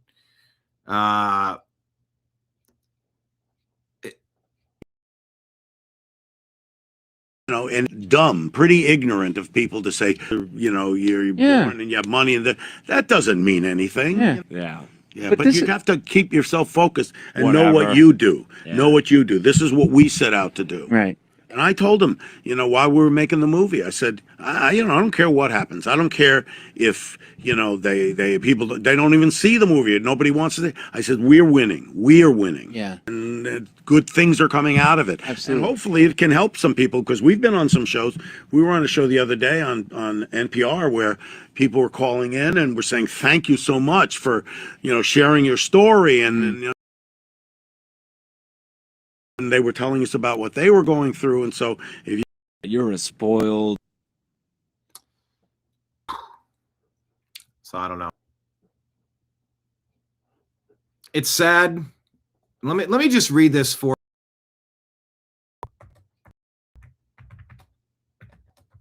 The Rob Reiner highlights.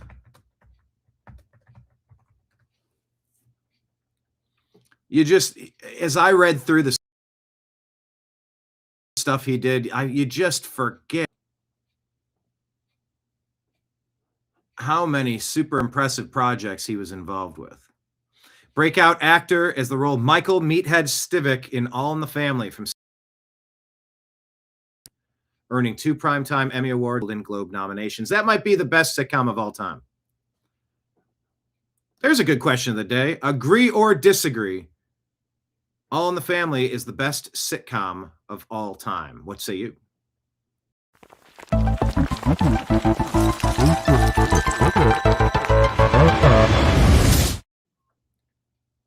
All right. He did the cult mockumentary and also starred in This Is Spinal Tap in 1984. Epic. Go watch it.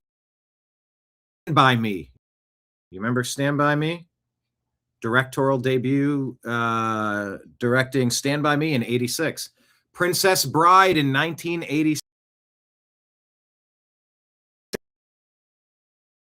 Misery. That's a Stephen King. A Few Good Men. Courtroom drama, Oscar nod for Best Picture.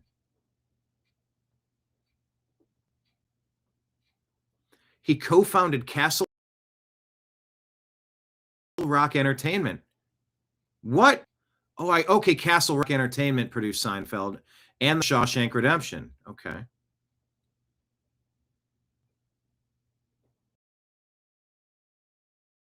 Wow. Yeah. You know, he had a lot of anger and a lot of misguided, inarticulatable rage that didn't really make sense. It maybe one of the, like I said, at the top of when you think Trump derangement syndrome and you've seen 8 years and sometimes what I perceive to be nonsensical, divisive political ramblings. I don't know if he came up with all these on his own or he was encouraged to. You know, it was a real for me that drove a wedge between Rob Reiner's craft and Rob Reiner's act, his political bent, and that's fine. You know, it's just sad. He iconic, super talented. It's just sad. I'm sad for the whole situation.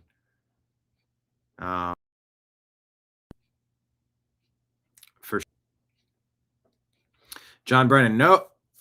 John Brenneman, nope. Question of the day: what is the best sitcom of all time, John? Kenneth says nope. King of Queens was the Kenneth's mind. Question of the day: I couldn't stand the way Archie.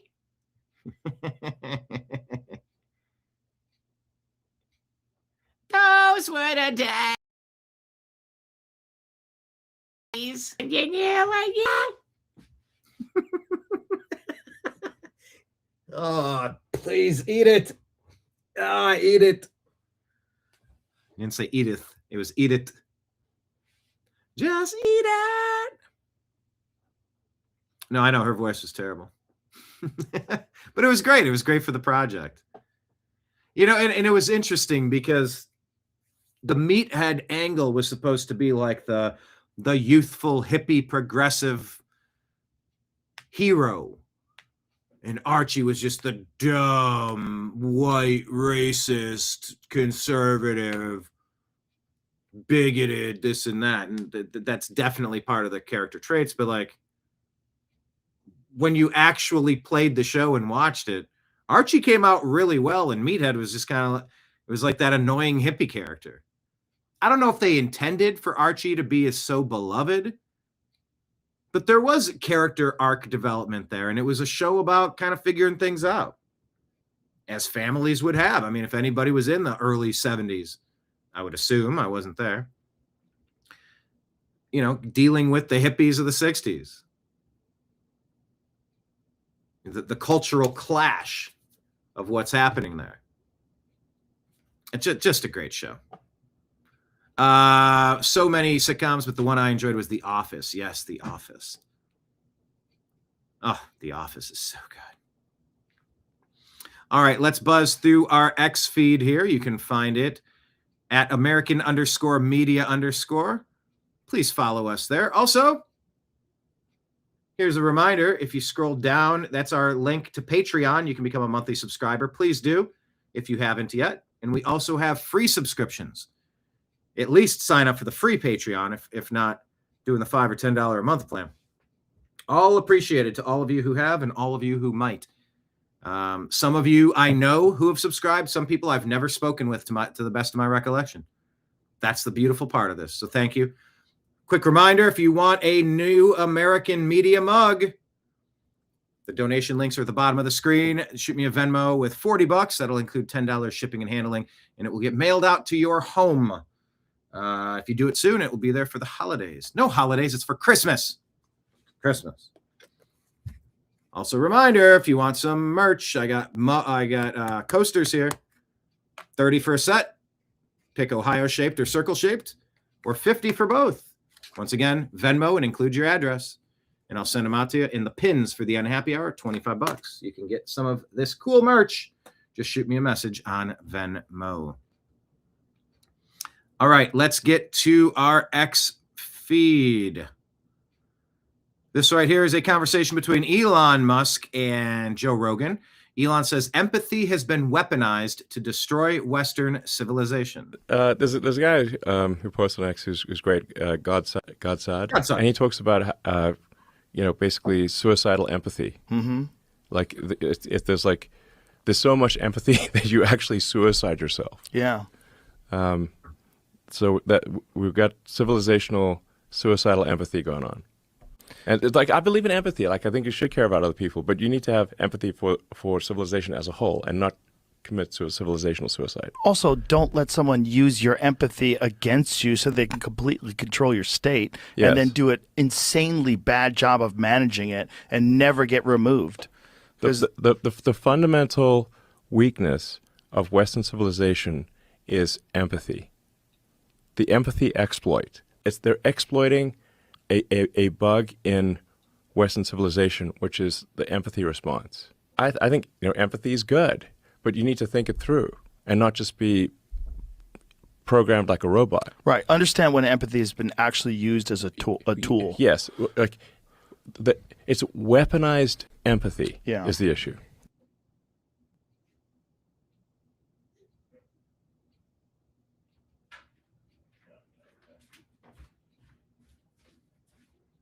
And this is what the teachers have been teaching. This is what the preachers have been preaching. It's what the media has been spewing. It's how the Democrats have been dividing, cranking this stuff out. That's a conversation from February 28th, earlier this year. And it rings true today. It's just as important and just as relevant. It must be rejected. It has to be pushed back upon. Aussie XRP talks about the Bondi massacre in Australia. Did anybody see Albanese's press conference? He blamed guns. He blamed right-wing extremists. He never mentioned curtailing the thousands and hundreds of thousands of Muslims coming into this country each year. He blamed white people, right-wingers who are family-loving people who want to love their country and keep out the scum. And he's blaming us. He hasn't even had the decency to call Netanyahu after Netanyahu warned him his policies are going to get people killed. Now it's happened. Albanese, resign. People of Australia are being betrayed. This is the moment. Hero of the year. Australian hero. Well, just take a watch. So this is what I'm trying to understand. Is this a third shooter, or this is one of the people that were ended up on that bridge? If I'm piecing this together, my thought is, okay, take a look at this gray car. You have the shooter up here by this palm tree thing. He's shooting off to the left, and there's somebody crouched behind the car The gray car in the middle of the screen. Take a watch. And there he runs up as he's shooting. Oh! Tackles him. Oh non, gros! Oh! And he gets. Mais il va se faire tirer dessus. Il est trop con, le mec qui a l'arme. He disarmed him. Hero of the year. But why didn't he squeeze the trigger? Why didn't he end this monster? Send him to Valhalla. Or no, not Valhalla. Send him to hell. Or he'll burn in a cauldron of his own excrement. If what I'm understanding is true, this guy's a hero, but like his inability to squeeze the trigger might have led to this guy ending up on that bridge, killing more people, which I don't know. Black shirt, white pants. The others were all black, I think. Yeah, I'm trying to piece it together. And he what? He just walks away?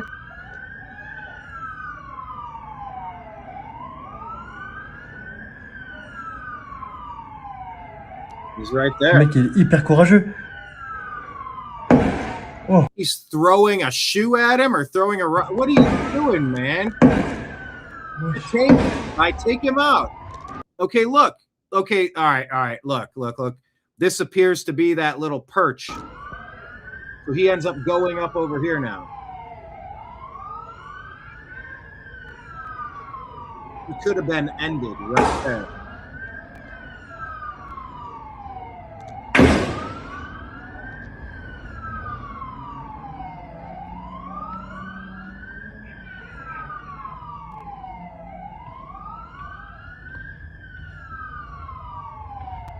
All right, so there he is. That's the guy that gets up.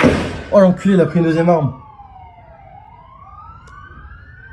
Oh, there you go. Now, because this guy didn't squeeze the trigger, he's allowed to shoot extra times. Lesson. Learn a lesson here. En gros, il a récupéré l'arme du mec qui... And this guy, I think, was shot in the arm, by the way. Tu sais, il l'avait pris dans sa main, là. Il y en a un deuxième, là. Ils sont tous les deux sur le bridge. Oui, j'ai vu. Tu les vois, les deux? Ouais. Mais gars, je comprends pas ce qui se passe, gars. Je suis terrorisé. Mec, c'est un attentat, frère. Eh, il y en a un, il est en dessous du bridge. Mais genre, c'est un attentat devant nos yeux? Ouais. There's someone back there at that back tree shooting. Gars, une minute de plus, on était dehors. Man. Yep. Disarming this Islamic madman would have been easier, quicker, and less risky if Australians were armed. Restore gun rights to all humans everywhere on Earth. Disarming good guys is cultural suicide. Elon says, never forget, this is the Irina Zarutska horrific demonic attack. Mercy to the wolf is cruelty to the sheep. Remember that. Remember this. Ooh, such a dilemma. 7-year-olds can choose their gender. Press this button. Or 18-year-olds couldn't understand their student loans.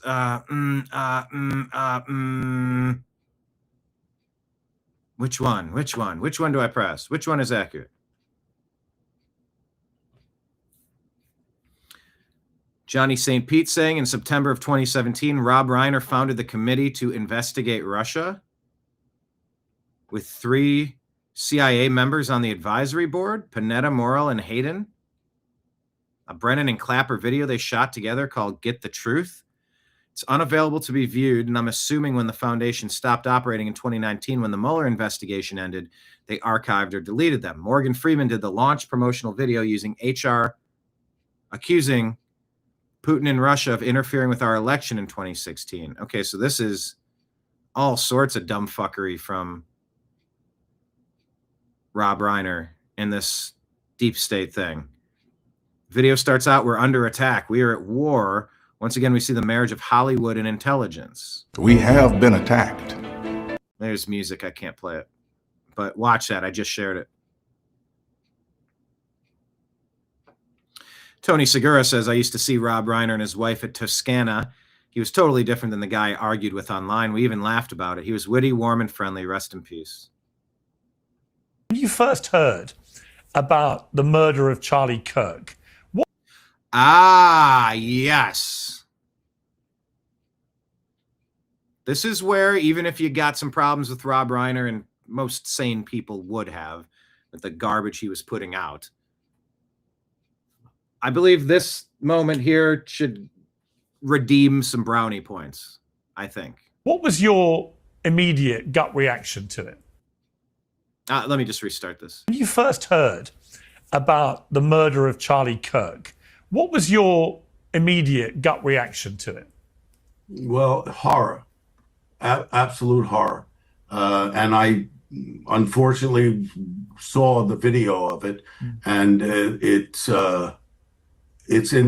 beyond belief what happened to him, and that should never happen to anybody. I don't care what your political beliefs are. That's not acceptable. That's not a solution to solving problems. And I felt like what his wife said at the service, that the memorial they had, was exactly right. And totally, I believe, I'm Jewish, but I believe in the teachings of Jesus, and I believe in doing to others, and I believe in forgiveness. And what she said to me was beautiful, and absolutely, she forgave his assassin, and I think that is admirable.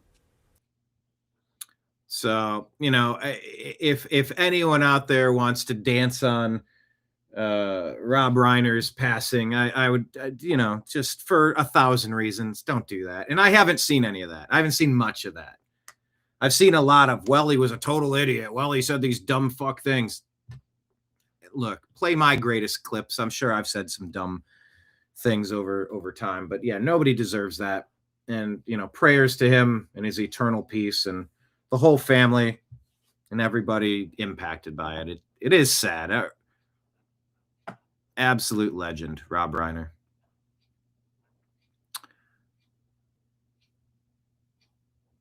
Yeah, Nick Reiner.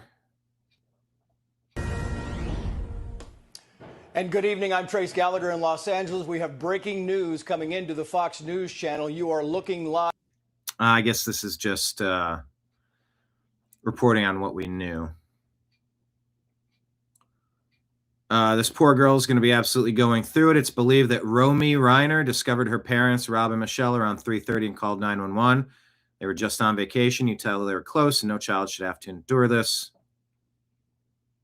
I think it was the daughter that found him. That's awful.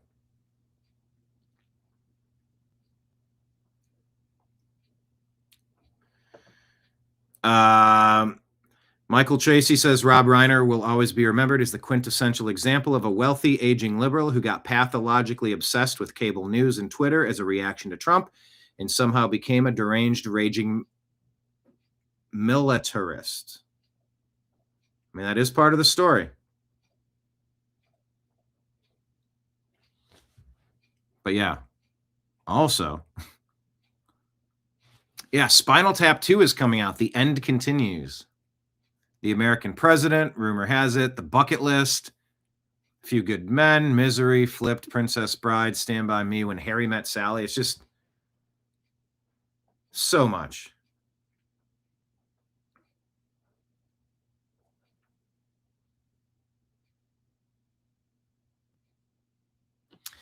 Marjorie Taylor Greene, well, she responded, well, President Trump said a very sad thing happened last night in Hollywood. Rob Reiner, a tortured and struggling but once very talented movie director and comedy star, has passed away together with his wife, Michelle, reportedly due to the anger he caused others through his massive, unyielding, and incurable affliction with mind-crippling disease known as Trump derangement syndrome, sometimes referred to as TDS. He was known to have driven people crazy by his raging obsession of President Donald J. Trump, with his obvious paranoia reaching new heights as the Trump administration surpassed all goals and expectations of greatness, and with the golden age of America upon us, perhaps like never before. May Rob and Michelle rest in peace. I don't even know if that's inaccurate, if that's a real post or not, but Representative Marjorie Taylor Greene says Rob Reiner and wife tragically killed at the hands of their own son, who reportedly had drug addiction and other issues, and the remaining children are left in serious mourning and heartbreak. This is a family tragedy, not about politics or political enemies. Many families deal with a family member with drug addiction and mental health issues. It's incredibly difficult and should be met with empathy, especially when it ends in murder.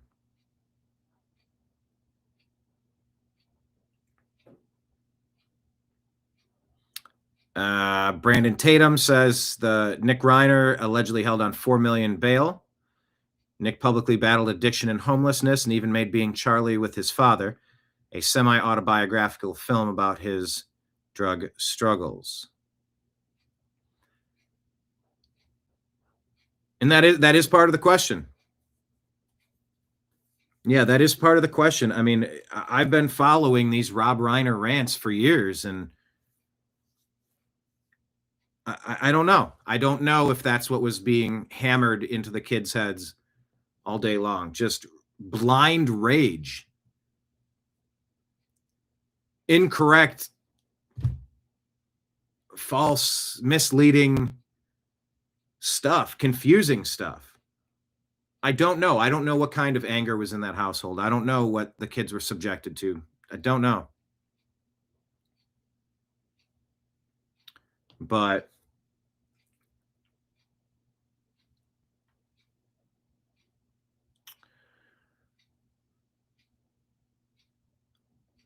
yeah.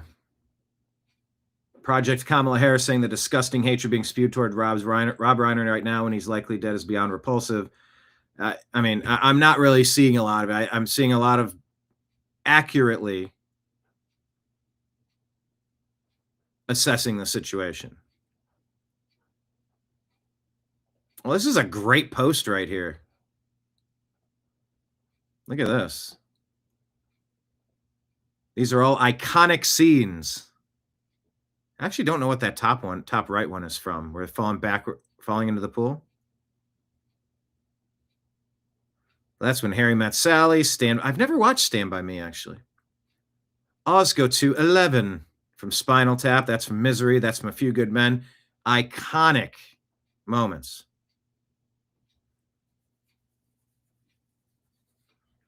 So yeah, Thomas Massey and Marjorie Taylor Greene attacking Trump. Regardless of how you feel about Rob Reiner, says Thomas Massey, this is inappropriate and disrespectful discourse about a man who was just brutally murdered. I guess my elected GOP colleagues, the VP and White House staff, will just ignore it because they're afraid. I challenge anyone to defend it.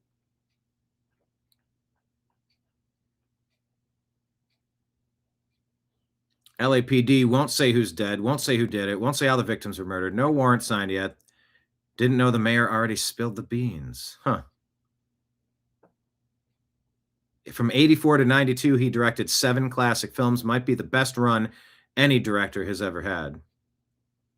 Was that The Sure Thing? I don't remember The Sure Thing. What was that top one? Stand By Me. What was the other one?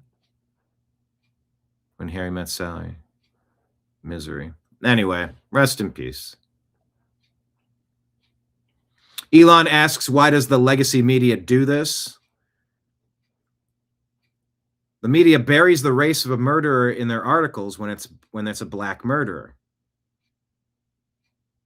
But when it's a white murderer, all the way through the roof. This is why BLM martyrs like George Floyd get endless coverage, while cases like Irina Zarutska are completely forgotten. Depending on the murderer's race, legacy media will do this nonstop, and it's a problem.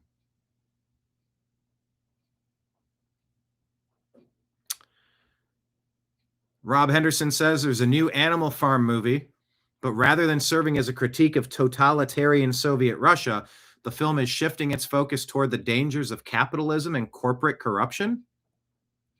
Unreal, says Rob Henderson. Reread the book instead.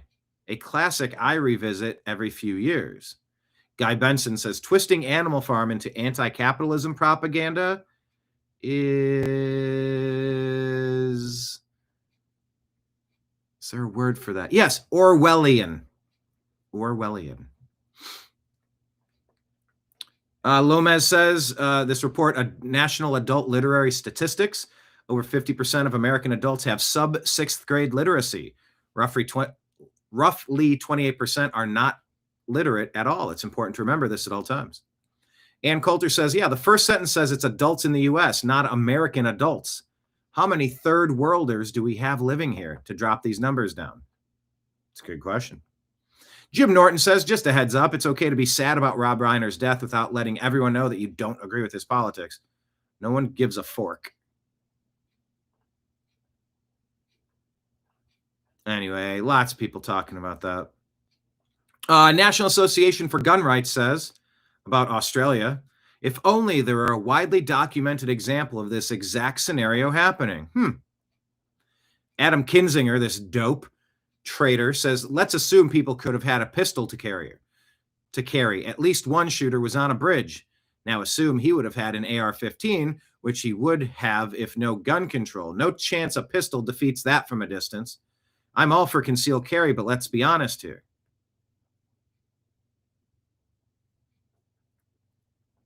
So the reaction to that is, National Association for Gun Rights, if only there was a widely documented example of this exact scenario actually happening. Oh, wait, there was.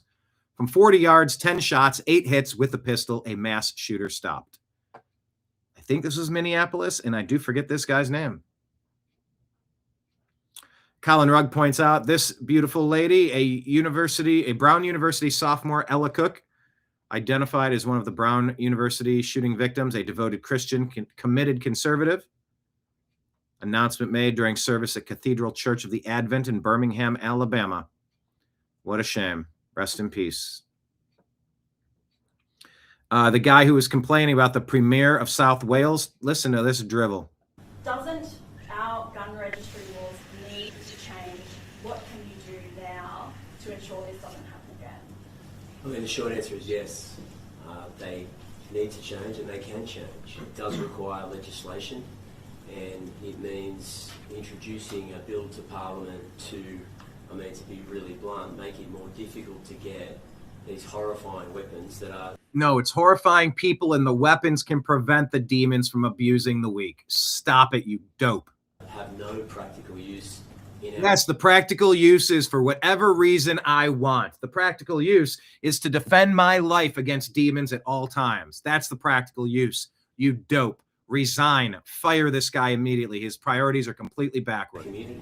If you're not a farmer, if you're not involved in agriculture, why do you need... Excuse me, if you're not a farmer and not involved in agriculture, why do you need a weapon? To defend yourself against demons, you dope. These massive weapons that put the public in danger. No, it puts demons in danger, you dope. And make life dangerous and difficult for New South No, demons make life difficult. God, this guy. Wales Police. So I understand. Of course I understand. No, I don't think you understand. The genuine... No, you don't understand the genuine stupidity of what you're saying. Desire to have information about how the law will change. We're less than 24 hours into this horrifying crime. I want to make sure that legislation and reform that we bring to Parliament makes a big difference, but that's exactly my intention, and my colleagues feel exactly the same way. Fire them all. Andy No says Australia can deport and block visitors for their speech critical of Islam, but then they can overlook a Muslim with past ties to ISIS. Make that make sense. Naveed Akram came to this attention of the Domestic Intelligence Agency 6 years ago for his close ties to a Sydney-based ISIS cell.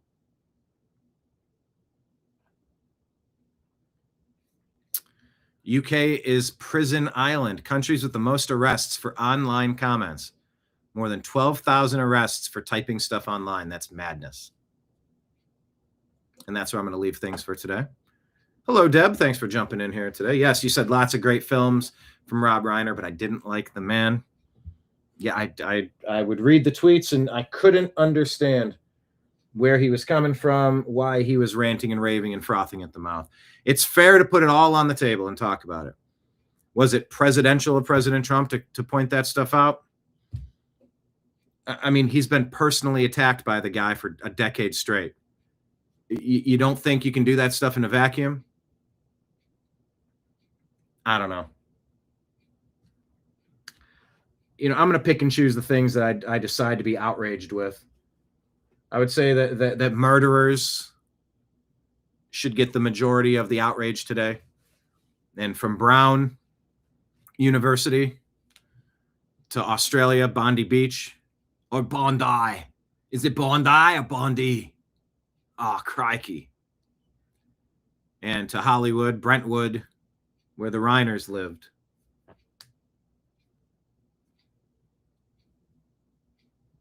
And Charlie Kirk, Erica Kirk and Candace Owens supposed to be talking today. We got to call evil evil. We need to pray for the families impacted by all this senseless, stupid violence.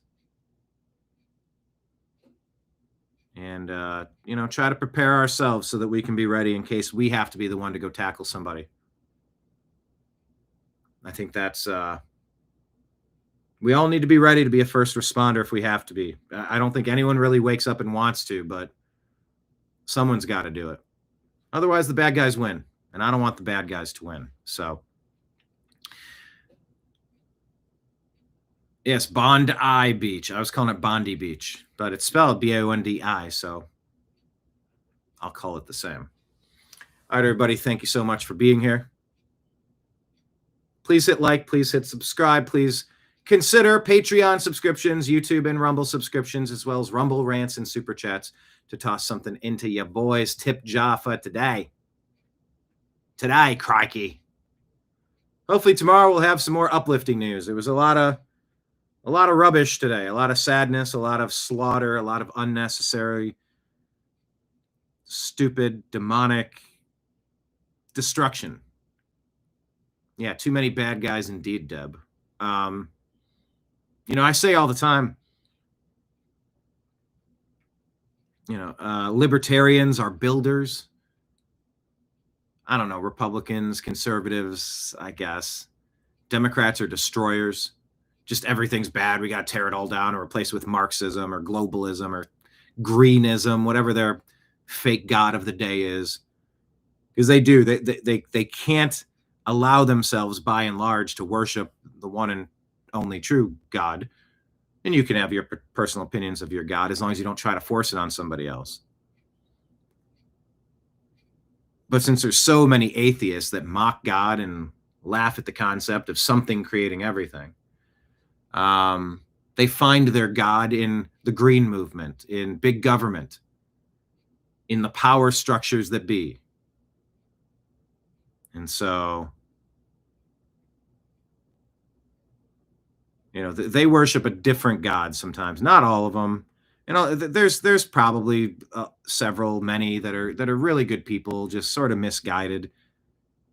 And if they generally don't care for Republicans or conservatives, I can even understand that. They don't like Trump or some of the policies. I understand. But allowing the Adam Kinzingers, Kamala Harris, Biden, Obama to speak for you just by default, that is a foolish endeavor. That's not an answer. That's the opposite of an answer. That's making the problem worse. Oh, I'm having a problem? Great. Let me throw gasoline onto the fire. That doesn't fix anything. So prayers of peace and healing to everybody impacted. It's been a rough weekend. And to even Patrick Mahomes, Micah Parsons, and all those injured NFL players. Of course, we do our football show. I believe we're going to do it tomorrow at 3 p.m. I'll have some more information for you. I'll have to send out the message and double check that we're all available for Strictly Football Season 2, episode, 21, 22. Strictly Football, usually at 3 p.m. Eastern, I think, on Tuesday and then on Thursday. But we'll keep you posted. But I'm going to sign out for now. All the regulars here at the bar, I appreciate you, but my shift is over. So you know what I'll do? Yeah, let me play the previous day's show. Let me do that. I will play for you. What was the last show that I did? We'll go with The Fight for America is Upon Us. I will play that show now. Keep the party rolling. Let's go to the stream. Remember, hit like, hit subscribe, share the show with a friend, and also consider dropping something into the tip jar if you're feeling frosty, folks. All right, I will share this tab instead and get this up here, and we will continue broadcasting. So I will sign out, but now why does it do that? I try to go full screen, but it doesn't. If I refresh, it still won't go full screen. This doesn't make sense to me. Unless I wasn't full screen at that moment. Maybe that's where I was. Okay, we'll do it that way. We will play that show from Friday. Thank you so much, everybody. I appreciate you. I love you, and we'll talk to you again soon. Take care, everybody. Peace.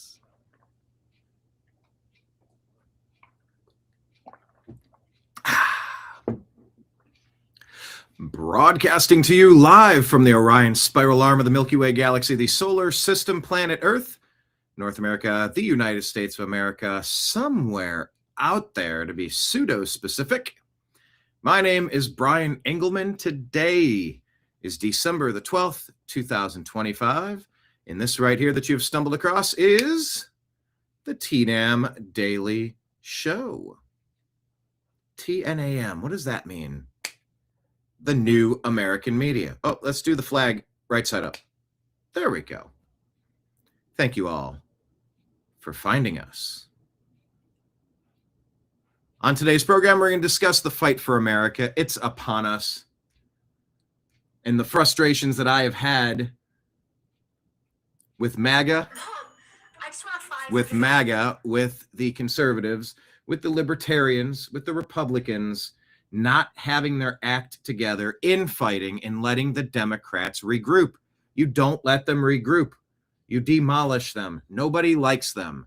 They are selling this country out to the highest bidder. We are being looted, plundered in real time. We all see it. We all see it.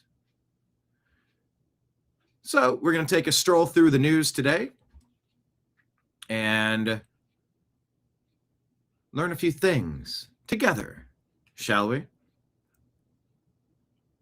The Neo-American media? Yeah, you know, it's like the Matrix, Kenneth. The Neo-American media. Sure, why not?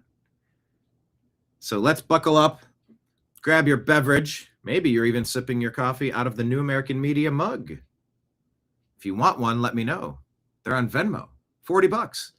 Shoot me a Venmo along with your address. It'll include $10 worth of shipping across the continental United States, and you too can have a black, white, and red all over mug. That's how the news used to be delivered, black, white, and red all over. Like a nun falling down the stairs, like a penguin in a blender, black and white and red all over. No, that stood for the newspaper. But now you log in and you find us to see what's happening in the weird and wacky world of sports. Of course, make sure you check out yesterday's broadcast of Strictly Football with myself, Mike Barra, Jim Mitchell, and Ezrael Robinson. We discussed the upcoming week of NFL action. The playoff season is upon us. And, man, if you watch that game yesterday, there's a bunch of storylines to it. Falcons, man, came out of nowhere, 14 points behind. So, yeah, we talked about that game. We projected what to expect this weekend. Brutal cold weather. Of course, that's the sports show. That's more along the lines of the Unhappy Hour sports show. One of the programs that I do, the umbrella that covers the TNM, the Strictly Football show. But we do have merch on Venmo. Just shoot your address. $30 for a set of 4 coasters, either Ohio or circle shaped. $50 if you want both. It includes $5 of shipping across the continental United States, or $25 for a pin. The Unhappy Hour.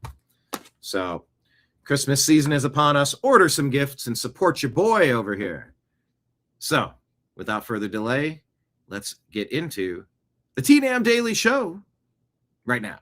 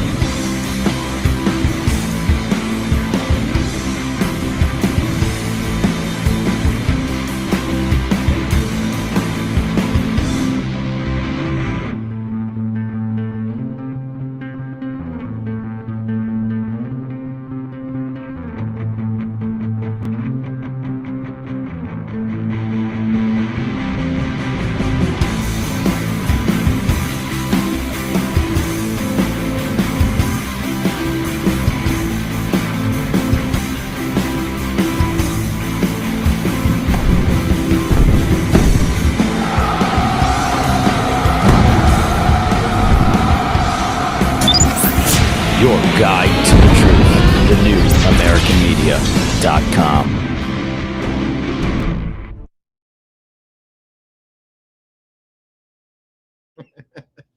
I love it. I'm checking out the comments while the intro was playing. By the way, hit like, hit subscribe, however you're watching us today. Share the show with a friend. If you're watching on YouTube, press that little confetti button or the hearts button or the hundreds button.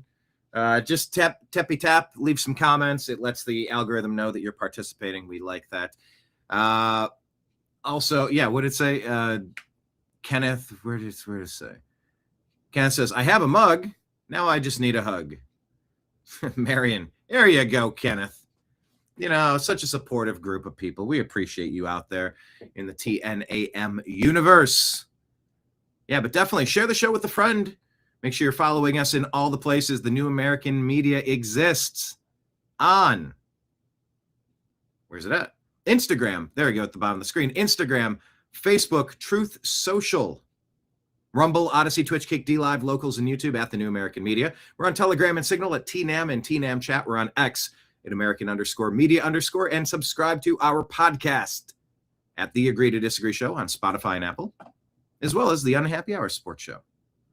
Of course, as I mentioned, it is Christmas season, and there are ways that you can support your boy over here. We have donation links. You can sign up on Patreon to become a monthly subscriber. That's always fantastic. Patreon.com/The New American Media. It's also pinned at the top of our X account for easy access. We also have a free link. Every one of you that enjoys our show, please sign up for our free link on Patreon. Should the powers that be at Google, YouTube, or Instagram, Facebook, Meta decide once again that they don't want you to hear the truth, find us on these alternate platforms. Free account. Should things go sideways, we'd probably post every show on Patreon to our subscribers there. Also, you can subscribe as well on YouTube and Rumble. It's a monthly thing. There's different options, different pricing plans, as well as Rumble Rants and Super Chats. That's where you peel off a couple $20 bills, a couple $5 bills, a couple singles. I'm out here dancing for my living. You know, if you like how I dance, peel off a couple of the, make it rain. Make it rain. So yes, we got merch, we got subscriptions, and then we got one-time donations, all available there, as well as the three places that don't really take fees, which is awesome. That would be Venmo, Cash App, and PayPal if you wanted to throw something at us to support the New American Media and the TNAM Daily Show. Who are we kidding? We all know it goes to Nimbus anyway. It goes to his monthly injections and his special food and his kitty litter. You know, don't worry about me. I got mouths to feed, and sometimes they yap and you can hear them off screen like they did yesterday during Strictly Football. Check out that show. So yeah, we are battling for America, but MAGA's never been more divided. It's just all sorts of, well, it's complicated. And maybe one of the reasons why it's complicated. Where's my full screen? I don't have a full screen option. I guess maybe, hang on, let me change this. Let me try this. Why is it? I don't have a full, okay, I guess that's the full screen option. That's weird. So be it. Well, part of the reason why the movement is divided is because one of the biggest leaders was taken out. You know, we some of us weren't around, some of us were around when JFK was exploded on TV for us to watch. Charlie Kirk really rattled a nation to its core. And there's so much back and forth about it, whether it's Tim Pool or Candace or Erica or go down the list. Nobody's satisfied. Nobody believes we're getting the truth. Nobody's comfortable with the investigation. And now this happens. Benny Johnson shares. Charlie Kirk's alleged assassin, Tyler Robinson, appears in court for the first time. Benny describes him as smiling, laughing, demonic, evil, and sick. Make it quick. So let's take a watch here. Tyler Robinson now as the attorney steps away for this preliminary hearing. We've got an all-star lineup of guests ready to break down what happens during the day today. Let's go first of all to our correspondent Matt Finn. He's outside the courthouse in Provo, Utah. Set the table for us, Matt. Well, John, this is the first time we are physically seeing Tyler Robinson in court on your That is a super skinny little dude. Screen right now, and I believe the woman in the hair clip who is facing away from the camera is his lead attorney, Catherine Nestor. This is the first time he is in person in court here in Utah County. He has appeared virtually a few times before. Now, outside of that courtroom that you're looking at right now, fierce, intense security, several city blocks cordoned off, all types of police in every direction. Several city blocks cordoned off? Well, you definitely don't want to see a Jack Rubenstein situation where the patsy, the alleged patsy, is taken out before they get a chance to defend themselves. He's pleading not guilty, is my understanding. If he admitted to doing it and turned himself in, why is he saying not guilty? That doesn't, if that's accurate, that doesn't make a lot of sense to me. Direction, and a short while ago we saw a very large police caravan arriving to the courthouse, going into the Sally Court, and a massive armored vehicle in the middle of that caravan, who we can assume was perhaps Mr. Robinson being delivered to this courthouse. Some of the doors are zip tied, so all types of measures being taken to make Brian, there's nothing funny about this. Okay, no. What? They've got city blocks cordoned off. They've got rolling armored military gear. And they got some zip ties on the doors. Oh, some zip ties? Okay. Well, as long as there's some zip ties. Make sure that this proceeding happens safely and securely today. Now, on the docket today, perhaps one of the most important issues, there was an October 24th hearing in which Judge Graff determined Robinson will be allowed to wear civilian clothing in court, as you see on your screen right now. And there you see Tyler Robinson now as the attorney. He's allowed to wear civilian clothing. He doesn't have to wear like a jumpsuit? Huh. I guess I don't know enough to know why is that allowed in some cases and why is that not allowed in some cases. I would imagine being forced to wear prison attire makes you look like a criminal, right? And the ability to wear a tie and a pressed suit, that makes you look more innocent. Every day. So yeah, I don't, obviously I don't, it's obvious to people who've watched the show for a while that I do normally go out of my way when I don't deem it to be necessary, that I don't talk about killers. I don't talk about, I don't use their name. I don't repeat their name. Typically, usually. But in this case, we all know who's been accused of taking out Charlie Kirk.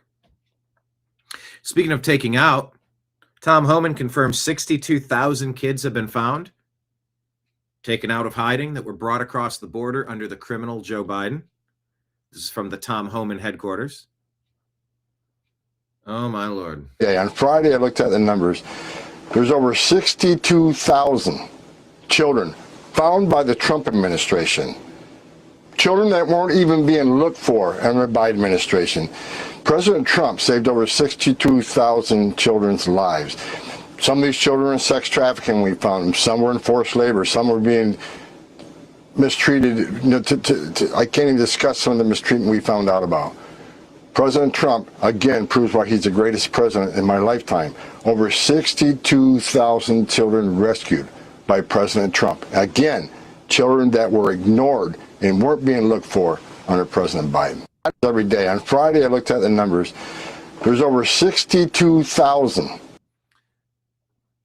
So while MAGA remains divided in infighting, maybe we should be focusing on the accomplishments. Maybe focusing on 62,000 kids. He said he can't even describe some of the abuse some of these kids are going through. That's a win. But, you know, you got Indiana not redistricting like all the Democrat states have done for no good reason other than they were allegedly bribed or paid campaign contributions to not do so. You have piles and piles of judge appointments that the Republicans will not push forward and will not get approved. It's almost like that Republican Party is working against President Trump. And it just makes you wonder what comes next after Trump. What comes next? What would come next? Well, anything good? I don't know. I just don't know what would come next after President Trump. You have a little bit of time right now. You got a brief window of opportunity. So maybe this is the time to be crushing instead of spinning your wheels. 62,000 kids found, many being mistreated and abused. We voted for that. So here's the Charlie Kirk hearing. This is inside the courtroom. Transcript of that hearing. The second is a state's motion to amend or clarify the publicity order, commonly known or referred to as the gag order. And finally, the motion for limited intervention and request for notice of motions to close, seal, or reclassify, and which has been filed by the media organizations and by counsel who are present today. So as we begin, the first part is we'll begin by addressing the October 14th audio recording and the October 24th transcript. This portion of the hearing will be closed so that I may hear from the parties regarding which portions of the recording, the record should remain sealed.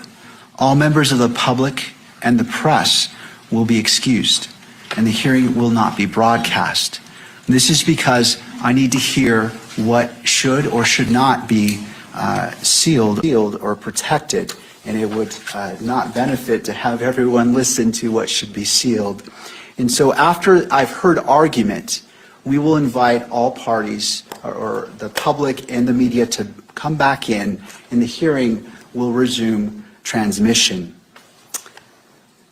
We will then take up the motion for limited intervention, followed by the state's motion to amend or clarify the publicity order. Yeah, so what's the comment here? How come we were all able to watch Johnny Depp's hearing? People are saying the judge is good and that they're fans of the judge right now, so far. We don't get to hear the full truth. None of it should be sealed, is what other people are saying. Wanting justice, of course. These portions, the last two portions, will be open to the public and to the press. After hearing argument on all three matters, I will take a brief recess and then return to issue my ruling today. We will then stand in recess. So at this point, we'll go ahead and excuse the public and the media, and it is the court's order that transmission be terminated temporarily. Your Honor, we have one request with respect to the closed hearing. May I be heard on that? Yes, counsel. Thank you. Richard Novak for Mr. Robinson. Mr. Robinson has some immediate family members who are present, his father, his mother, and his brother, and we would ask the court to permit them to remain in the courtroom during the closed portion of the hearing. To the state. My only concern with that, Your Honor, is that we're going to be talking about court security measures, and I don't know that we'll have to go into a lot of detail about that, but I do have concerns about those issues being discussed in public. All right. Mr. Novak, do you have authority that supports allowing them to remain in a closed hearing? No, I think it's subject to the court's discretion to decide who is and is not an appropriate member of the public. I think they have a unique relationship with Mr. Robinson, and they would certainly abide by any orders the court makes concerning disclosure of what is discussed in closed session. But obviously, it's up to the court. Thank you, Mr. Novak. I'm going to rule that they will be excluded as well. It is just given the nature and the sensitivity of it, I believe it is appropriate to treat all parties in the public equally, though I do recognize their relationship with Mr. Robinson. Thank you for your request. All right, we will go into the closed session. Thank you. So they are battling. You know, they're saying Epstein files all over again in the comments. I want to hear it all, no seal. Candace is right. They're lying, says Healthy Gut Girl. Gotta have luck, says all of a sudden everyone has a career as an investigator and a prosecutor. Yeah, they all graduated from Candace University. Yeah, I'm of course not a fan of keeping any of this stuff redacted. Let it out. You know, if there's a couple of things that they want to keep close to the vest for security purposes, for operational security, okay. But what I don't want to see is I don't want that to be used as a catch-all to make sure that we don't get access to the rest of it. Show the whole damn trial. We had to watch his damned execution on TV. I sure as shit want to see the trial on TV. Make it all out there. Make it all public. Put it all out is what I say. So that's happening now. Well, that was, from yesterday. All right, this is pretty cool. Sometimes as I'm scrolling through the stories, look, I got to mix it up. You got to have a little bit of fun. We got to have a little bit of seriousness. So this happened in Boston. Newlyweds are walking through Boston after their wedding and they encounter this. Do you hear this? They're playing the fife. They got their flute. I don't know if that's added after the fact, actually. Look at this. It's like some sort of reenactment. He's riding around on a fake pony. Now, as I wonder with everything nowadays, is this AI? So even if it doesn't say Sora at the bottom, I wonder, is this AI? Is this what it would look like if that happened? Yeah, I want the founding fathers back. Yes, thank you, please. So is it AI? I don't know. It could be because AI looks this good now. But let's just imagine this is the perfect Boston wedding. I mean, Yankee Doodle, is that a song that's going to give me copyright problems? Who knows with YouTube's backward policies.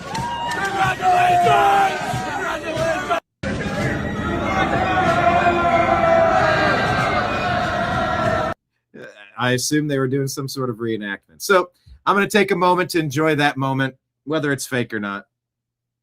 Although, like I said, I got to get an answer to that question because I am curious.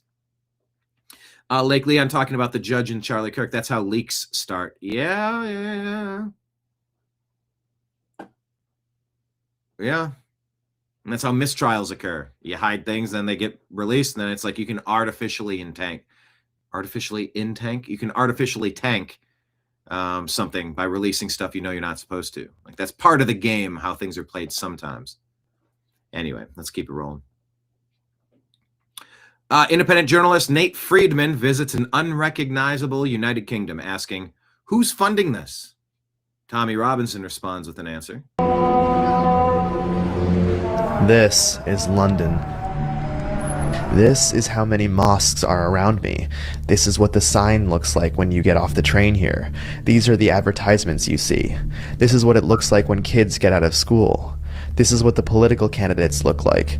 This is what it's like walking through the grocery store here. The UK has become unrecognizable, and that is why I traveled thousands of miles to come here, to find out why and how this happened. Did the UK truly fall, and do they want to do this to our country next? Through my street interviews in this Yes, it has, and yes, they do. It's a global caliphate.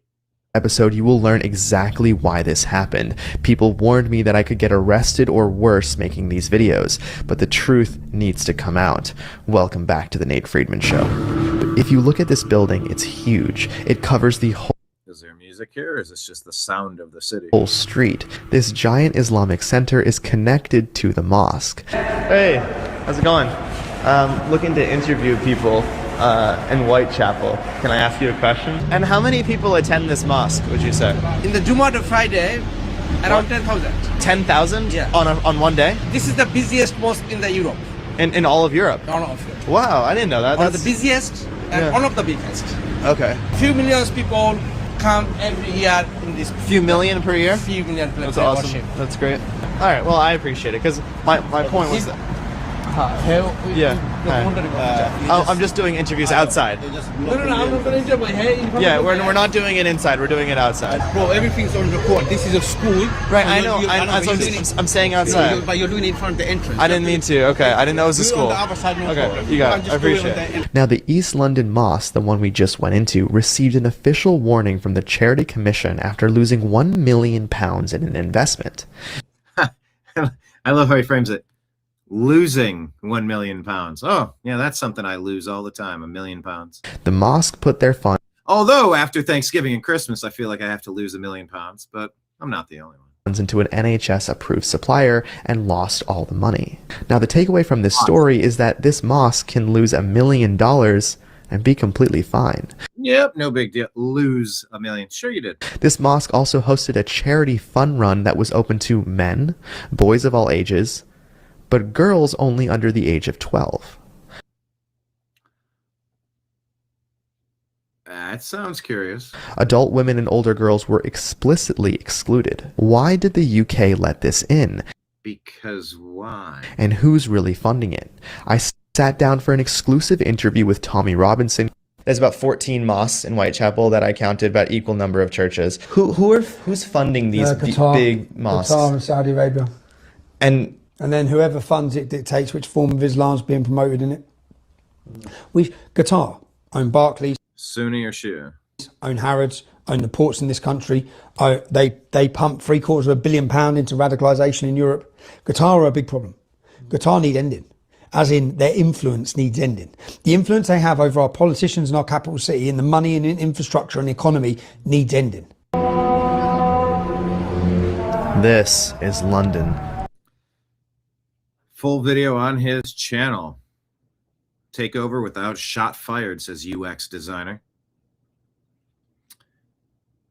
With Cutter's growing influence in the U.S., this video should be a warning, says My Life, Your Project. Joseph, your government is the problem. London is history. Now it's Londonistan, says Hendro. DJ says feminine liberal men were conquered for the obvious reasons. JT Photo says Canada. Canada says hold my beer.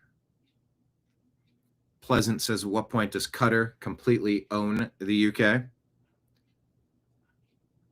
I mean, you want to see what they're trying to do in America? Watch what's going on in Europe. That is exactly the game plan of what we're doing. Let's bounce over here to Stephen Miller on Fox, talking about, well, what happens if we get rid of these illegal aliens? What would change in America? Not only is the first generation unsuccessful, again, Somalia is a clear example here. Not only is the first generation unsuccessful, but you see persistent issues in every subsequent generation. So you see consistent high rates of welfare use, consistent high rates of criminal activity, consistent failures to assimilate. But this shouldn't be a surprise, Will. It's just common. And it's not a failure to assimilate. It's an intentional decision to not assimilate. I'm not going there to become part of the culture. I'm going there to change and take over their culture. Take as much as I can from their culture. Steal from their culture. Rob their culture. Pirate their culture. Pirate their resources. Steal their funding. Take. A bunch of locusts going through field after field after field, devouring everything that you're allowed to devour. Kenneth said, London. London, exactly. London is London. In a sense, if Somalians cannot make Somalia successful, why would we think that the track record would be any different in the United States? Please, that is such a salient point. Say that louder for the people in Rio Linda. Rio Linda? Was that the place Rush would always say? For those of you in, was it Rio Linda, California? Say it a little louder for the people in the back. If these people couldn't fix their country, why are they going to improve this country? Tell me how that makes sense. It kind of doesn't. And you kind of don't have to go much further than that. Go third world country by third world country. No one's saying, look, there are people all over the world that are great people. But you look at the society. If Libya keeps failing, if the Central African Republic keeps failing, if Somalia keeps failing, right? If these societies all over the world continue to fail, you have to ask yourself, if you bring those societies into our country and then give them unlimited free welfare, what do we think is going to happen? You're going to replicate the conditions that they left over and over and over again. And we mask the impact of immigration in every public policy issue we discuss. We talk about test scores. Well, if you subtract immigration out of test scores, all of a sudden our test scores skyrocket. Ooh, there's a good point about our test scores. And I've made a similar point about our crime statistics. Let me pause on this point. Let me bring in Mr. Rob France. There he is. Hey. How are you? Welcome back. What's up? Welcome. Well, thanks for the invitation. I just jumped back on to have a private chat with you, and I didn't realize the show was still going on. I just got off a very long phone call. Yeah. Well, I would say if we need a private chat, we can talk after the show, of course. Absolutely. You know what? I mean, message, but I think you were in the studio listening to Stephen Miller talking about this. Perhaps I don't know if you were. I heard him. I actually heard that live, and I've shared it on social media too. He's brilliant, and he's spot freaking on. There was a time, in this country where our belief was, you come to the United States to contribute to the United States. You know, we bring you in on what can you bring to us to make us better, to make the country better, to make all of our experiences better. Not what can you come in here to absorb and sponge off of us? It's literally, that's what it is. And how many of your broken, uneducated, unscrupulous, poor individuals with no motivation or desire except to have somebody else to take care of them, how many of them can we absorb? What Stephen Miller said in that clip, and I came in at it was halfway through it, but like I said, I heard it originally. But he's right.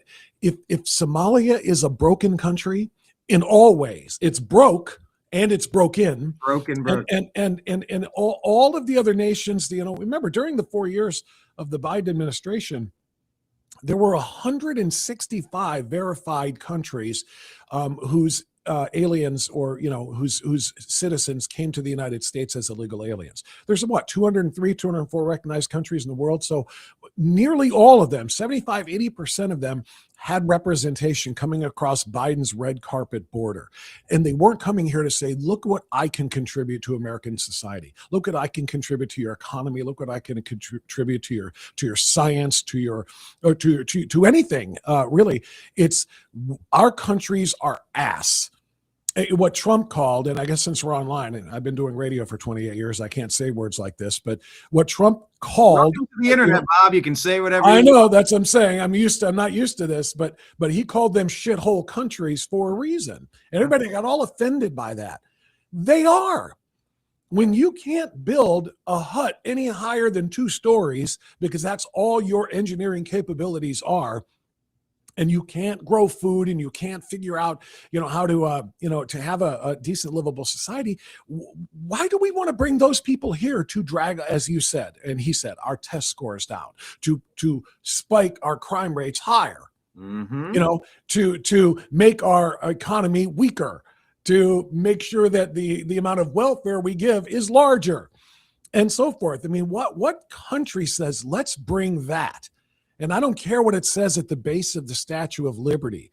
I understand but the point is, bring your poor, your tired, huddled masses yearning to breathe free, if they want to come here and become part of us and assimilate.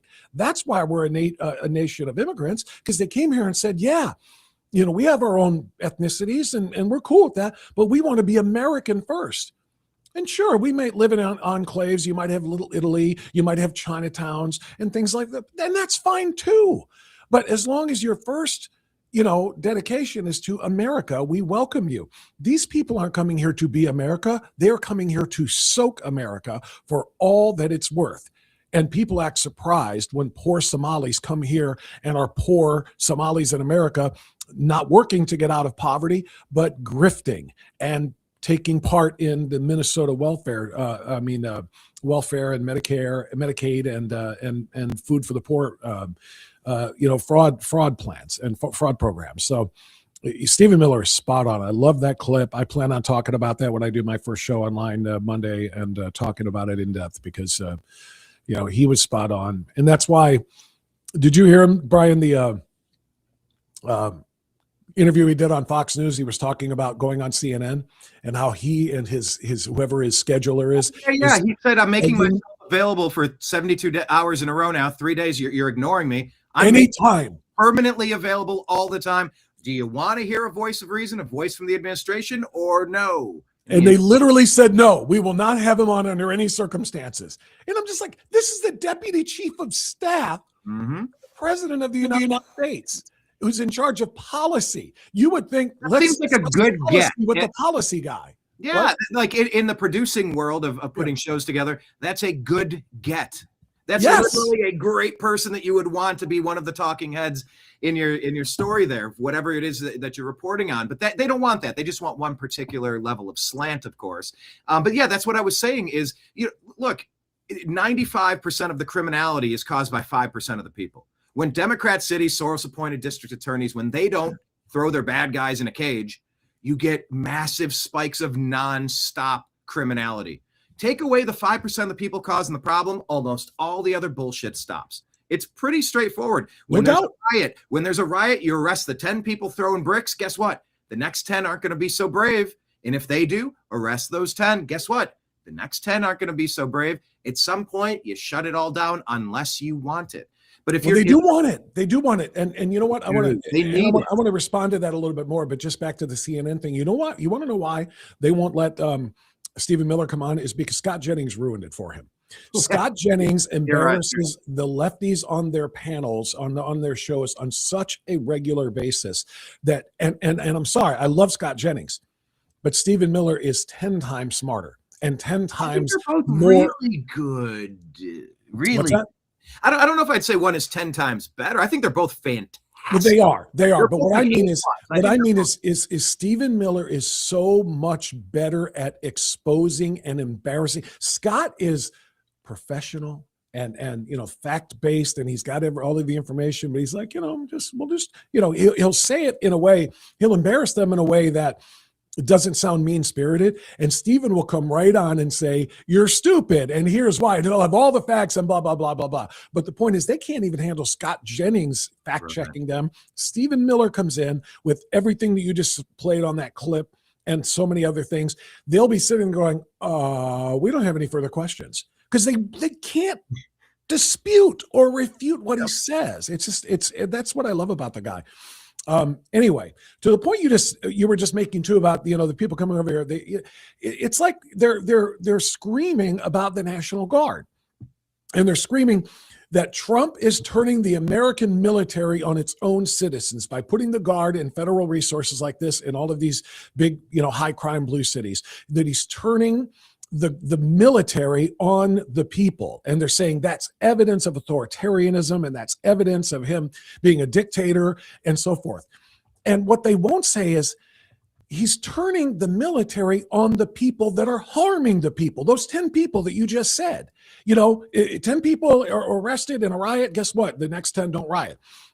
He's turning the people on the bad guys, and they recognize that is going to make things better. And if things get better in American cities, particularly the biggest cities that are diehard blue, guess what some of those blue people are going to start doing? They're going to start rethinking things and saying, it worked. I don't have to have my car keys. You ever when you're in a dangerous area, you ever, carry your car keys with one key in between each finger so that you have like a spike punch if you got to defend yourself? That's if you're not strapped. And people absolutely, especially in our state in Ohio, I know you're not, but we have constitutional carry.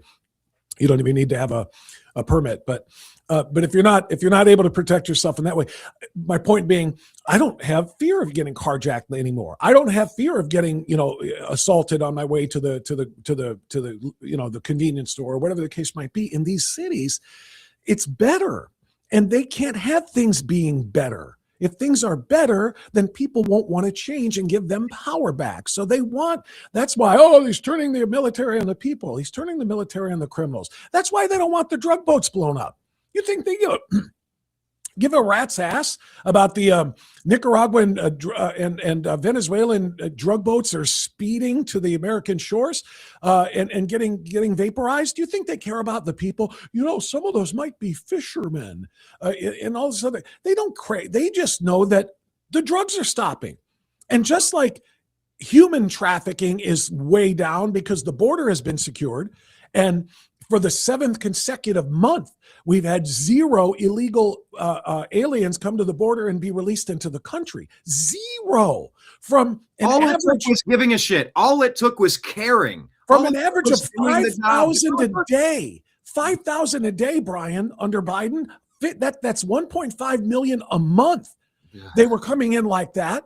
And now it's 0.0 and things are better. And if the drugs go from X number of pounds of cocaine and heroin and fentanyl to 0 because we're blowing up the boats as they're in transit, well, guess what? Things are going to be better even yet. So, and I know I'm being very, very general in this, but generally speaking, leftists want America destroyed. Mm-hmm. Harm it, crush it, kill its education system, kill its people with the drugs, kill its economy with the, people who bring nothing to the country, flooding into the country and absorbing and soaking resources, taking up healthcare, taking up places in classrooms, taking up emergency rooms, taking up housing, subsidized housing, and all the rest, making the houses more scarce, and then those that are higher cost, and then you put it on the administration. What about affordability?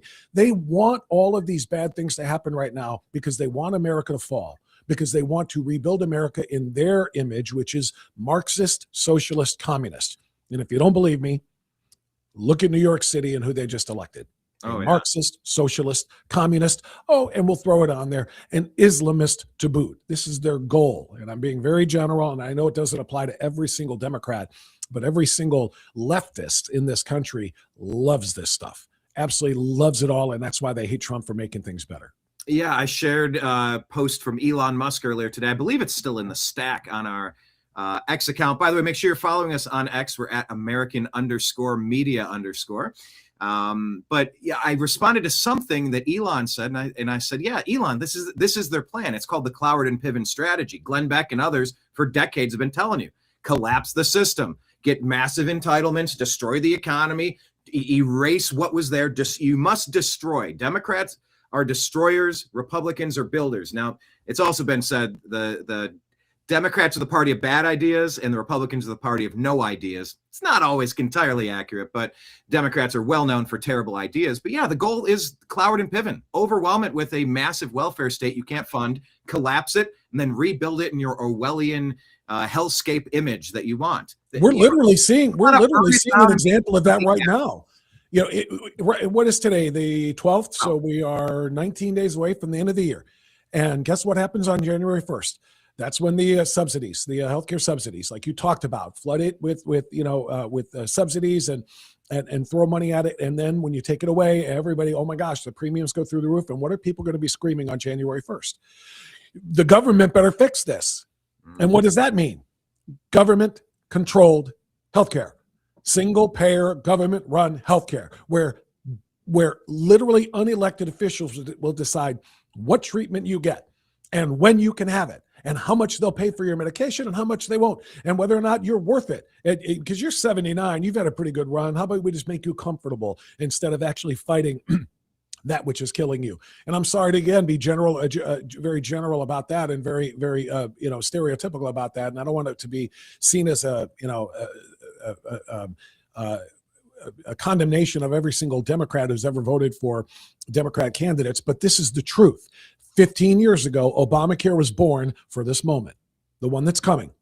It was born the one that they spike the prices of healthcare, to force the only way anybody could get a plan to get it is to have taxpayer-funded subsidies, put an end date on those subsidies, which they've done twice now, and then scream, well, if we don't continue the subsidies, everybody's health insurance goes through the roof, and so we might not have any choice left but to make sure that the government provides it.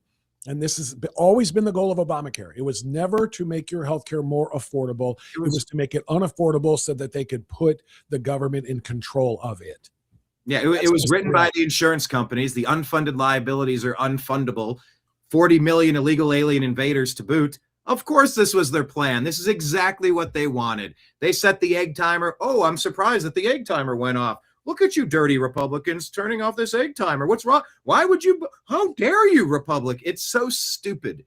I know some people buy into it and some people are not savvy enough to dig in deep enough to understand the issue. But yes, this is exactly what they've been pushing the entire time, Bob. Let me finish with this clip here. Stephen Miller. If you subtract immigration out of healthcare, all of a sudden, we don't have nearly the size of the healthcare challenges our country faces. If you subtract immigration out of public safety, all of a sudden, we don't have violent crime in so many of our cities. Issue after issue, we talk about these things. And by the way, just making a point, I'll let him finish his clip there. But right before that graphic moved off screen, it showed the biggest population of Somalis. Bob, your state of Ohio, second only to Minnesota. It's happening all over Columbus, by the way. We'll get to that. They just happen to us. The schools just suddenly fail. Violent crime just suddenly explodes. The deficit just suddenly skyrockets. These are a result of social policy choices that we made through immigration.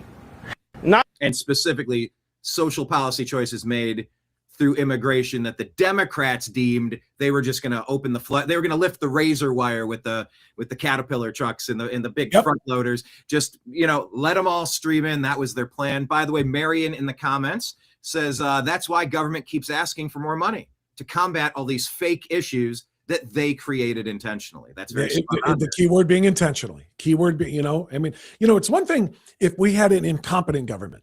If we had an incompetent government with us, look, we're really, really trying to make things better, but it just costs so much more money to make things better, and we don't know what to do but it's not that. They're trying to make things worse, to crash it all so that they have full and total authoritarian control. And they barely even hide it anymore with this sudden lurch to the embracing of a socialist mayor in Seattle, Washington, a socialist mayor in New York City, damn near got a socialist mayor in Minneapolis, have without naming themselves socialist mayors like Brandon Johnson in Chicago. Not to mention the number of socialists who are actually in other offices, including members of Congress, and at least one in the Senate, too, but Warren doesn't bill herself as one the way Bernie Sanders does, but they're in lockstep all the way through. So they don't, for people who don't understand collectivism, and if they don't understand what socialism really, really is, and how socialism and communism are literally two branches of the same tree, do not let them fool you with the modifier. Well, no, I'm not a socialist. I'm a democratic socialist. Big freaking deal. That means nothing. If you believe in taking from the collective and then letting the government dole it out just enough for everybody to survive, which means everybody eventually doesn't have enough to survive and they starve to death, which is why more people have died from famine and starvation under socialism across the world in the last century and a half than any other time in human history. If you don't understand what socialism really does, learn it, study it, and then you'll understand why you have to do what Brian and I are doing, which is fighting it every step of the way. Absolutely, Bob. Danette says, all great points, but these were all strategized into existence. If we all stopped participating and went back to cash, things would change. We're trying to figure out what is the path forward, Bob. And right now, the title of today's show is The Fight for America is Upon Us, while MAGA, conservatives, Republicans, and libertarians bicker and divide. It's Charlie Kirk, and it's Erica Kirk, and it's Candace Owens, and it's Tim Pool, and it's all of this additional stuff. It's Indiana not redistricting, despite the fact that every blue state has done it to the maximum capacity. The Republicans are failing. The Republicans aren't appointing the judges. The Republicans, you go down the laundry list and you go, this is such an inept party. I don't know what it looks like to get out of this mess. Is there a way to get out of this mess, Bob? Are you optimistic? Are you like where are you at? Where's what's your pulse? What's the pulse of Bob France saying?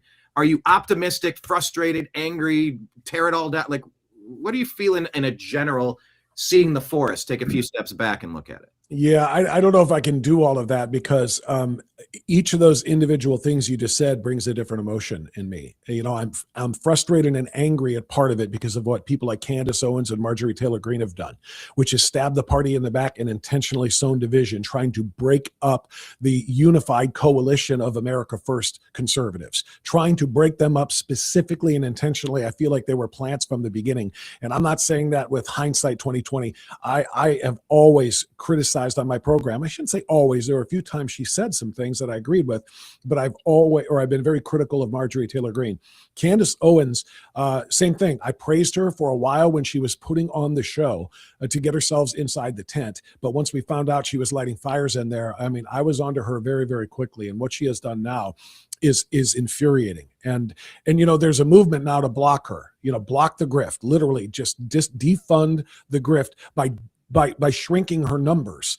You know, look, this is a woman who is literally willing to savage not only Charlie Kirk, but what Charlie built, which is TPUSA, by trying to create all of these conspiracies that they fragged him so that somebody else could take over.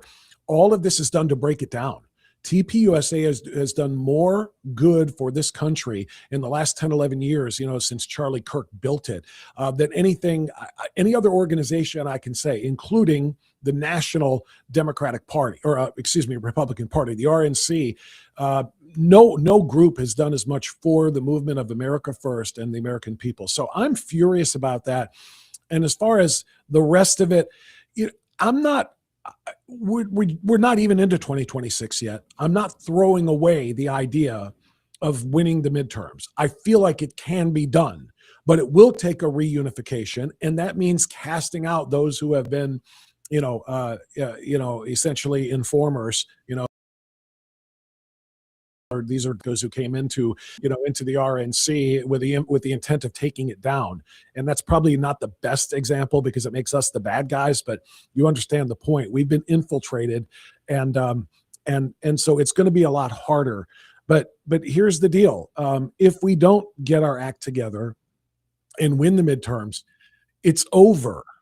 It's all over, because the last 2 years, and I'm not breaking any new ground here, you know it, you've said it, so have a lot of other people, but the last 2 years of the Trump administration, which would have been and should have been the complete implementation of the agenda that he won by an overwhelming margin on, is all done, because they won't be, the Congress will do nothing but investigate and then impeach. First Trump, then his, and the investigation impeachment thing will literally take up too long. And when nothing is done for the economy, and when nothing is done for the people, and when nothing is done that was a part of that agenda, and things get worse for people, they're going to say, well, damn, that we screwed up in electing Trump. So JD Vance can forget about it. Marco Rubio can forget about it. And then they take the White House in 28. And so what happens then? They've got the trifecta. They've got the House and the Senate and the White House back. And they do what we are too much of a cowardly party to do. They nuke the Senate filibuster, never lose power again. They create 2 more states. They create 4 more senators, all far left. Stack SCOTUS. They add 6 more members to the Supreme Court. Note it. And go to 11 to try to, no. They were, and the Democrat president, we're going to let Gavin Newsom or somebody appoint 6 Supreme Court justices, get a favorable court ruling again. They will to require voter identification to prove who they are, so they can rig elections like they're in freaking Venezuela forever. So I'm not, this sounds completely apocalyptic, and I know it, and I'm sorry, but I'm telling you, it's freaking real. If we lose the midterms, wheels are starting in motion, and they very, very quickly toward the end of the republic. We are never guaranteed this republic. That's why Benjamin Franklin answered the woman who said, if you can, he said, a republic, if you can keep it. Shit of it all. It would be on our 250th birthday that it. Yeah. I have a quote hanging in my upstairs office from Ronald Reagan saying, freedom is never more than 1 generation away from extinction. We didn't pass it to our children in the bloodstream. It must be fought for, protected, and handed on for them to do the same. Yeah. a republic, ma'am, if you can keep it. But as far as the GOP, the Republicans, the anti-Democrat Party, I mean, the comments kind of shows it. Marion says, I agree with that statement, Bob. MTG and Candace, ugh. And then Candace is like, yeah, well, we can't silence others because we don't like their opinion, monetarily or otherwise. Candace voices an opinion of distrust that we all share with the government. The economy is already predicted to fall in 18 months. Maybe so. Just to respond to that one, Candace didn't voice disagreement with the government. Candace is in business. For Candace, two agendas. Maybe she was referring to MTG. I'm not entirely certain. It just said well, I just, because as you probably know, Candace has been one of the most popular podcasters in the country. She rose to number one in the past couple months. But she literally, since she killed Charlie of TPUSA, Erica knew about it. Mikey McCoy knew about it. And participated in it. And all of the most vile, disgusting, horrific things that she has said over the course of the last 3 months made her the number one podcaster. And as you know about how these things work, she's making millions off of it. Millions. So she doesn't have I'm trying to hold the government accountable bone in her body. It's not about accountability or government complaints or anything else. She's in business to make more money for herself, and she doesn't care who she burns to do it. And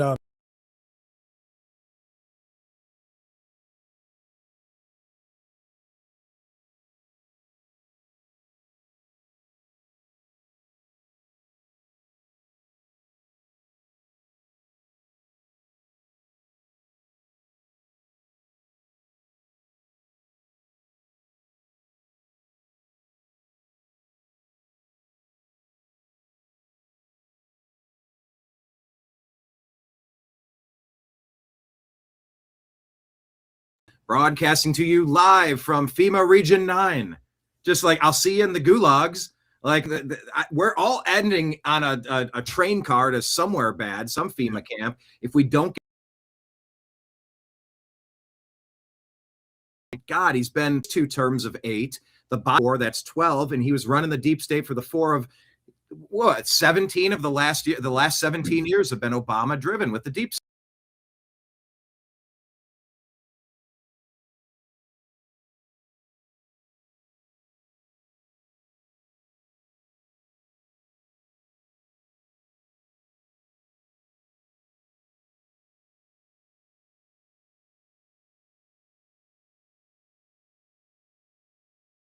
guess what? It is not racist. To my truck yesterday or whatever. What I do, if you're not following me in my socials, find me at Strictly Speaking with Bob France on pretty much all the socials. And I do a recurring thing called Bob France Road Rants, and I keep my camera mounted in my truck and whatever else. And I just kind of bust out it. And I went out on one, Islamophobia.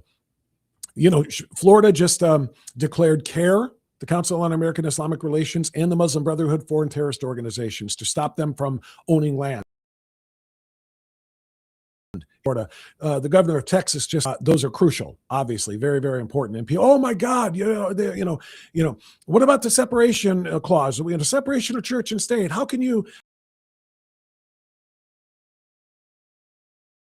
practice from opportunities and blah blah blah? Islam is a political entity. Islam's goal is not to practice their peace privately and with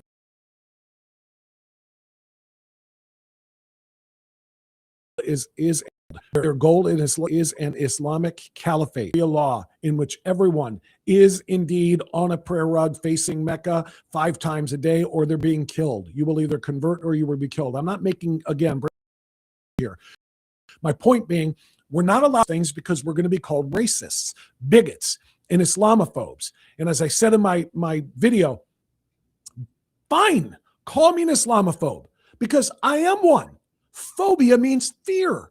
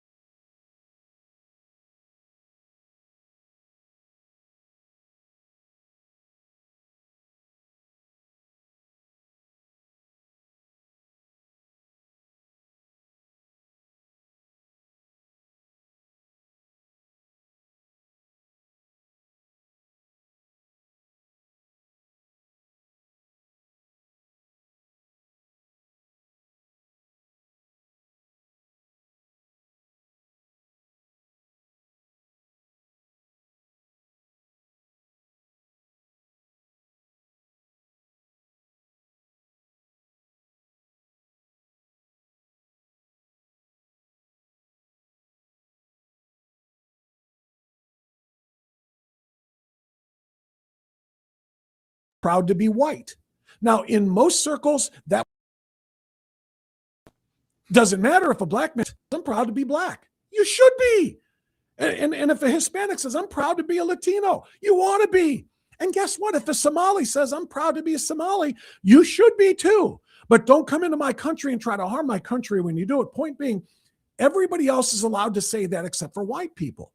And I'm saying we need to say that more now than ever. I'm proud to be a white person. It's okay to be white. We're not evil. Because if we don't say that out loud, little white kids are being told to be ashamed of what they are. They're being said, you are a privileged racist. And it might not be your fault, but it is what you is. It's how you were born. And they are meant to feel shame for being something that is out of their control. I can't scrub this white off any more than anybody else could do the same.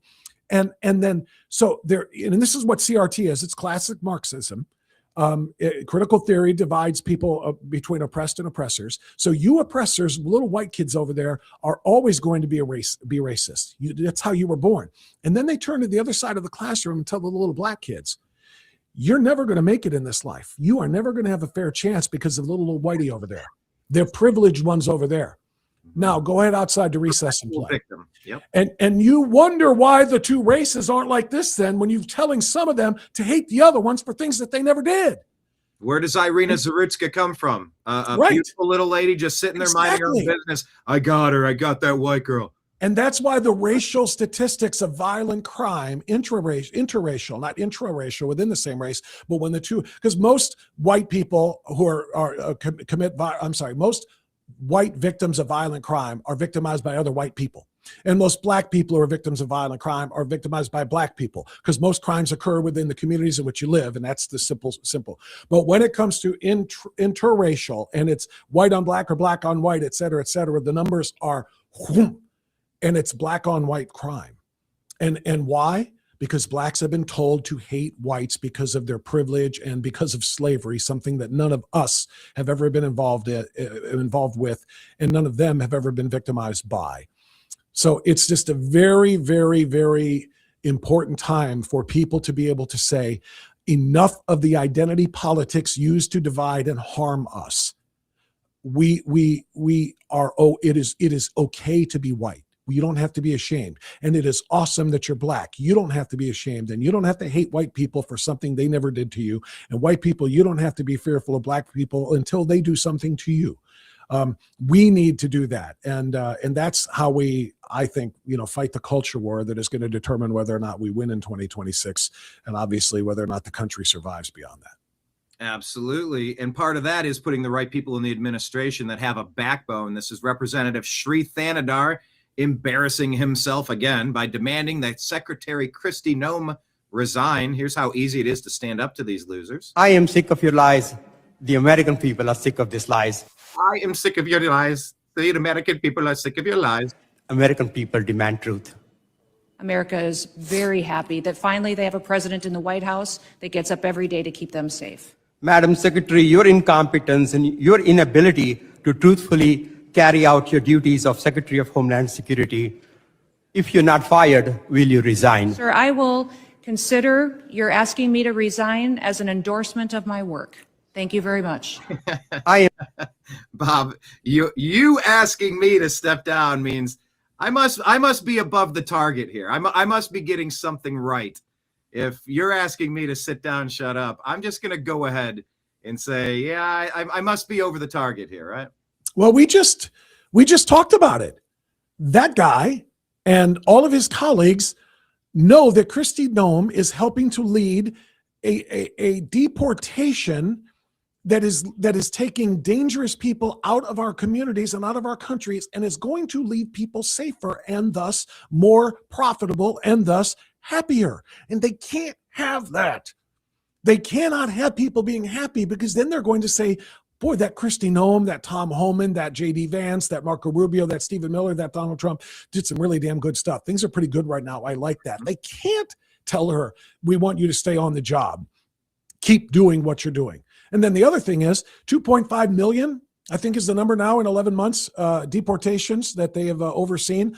I think around 2 million of them have been self-deportations because of the program that was set up. We'll give you a free ride home and $1,000. Get out on your own, and you'll be allowed to get back in line at the end of the line to come back in next time. If we got to hunt you down and take you out, all of that is gone. You get no money, and you never can apply for a visa to come to this country again.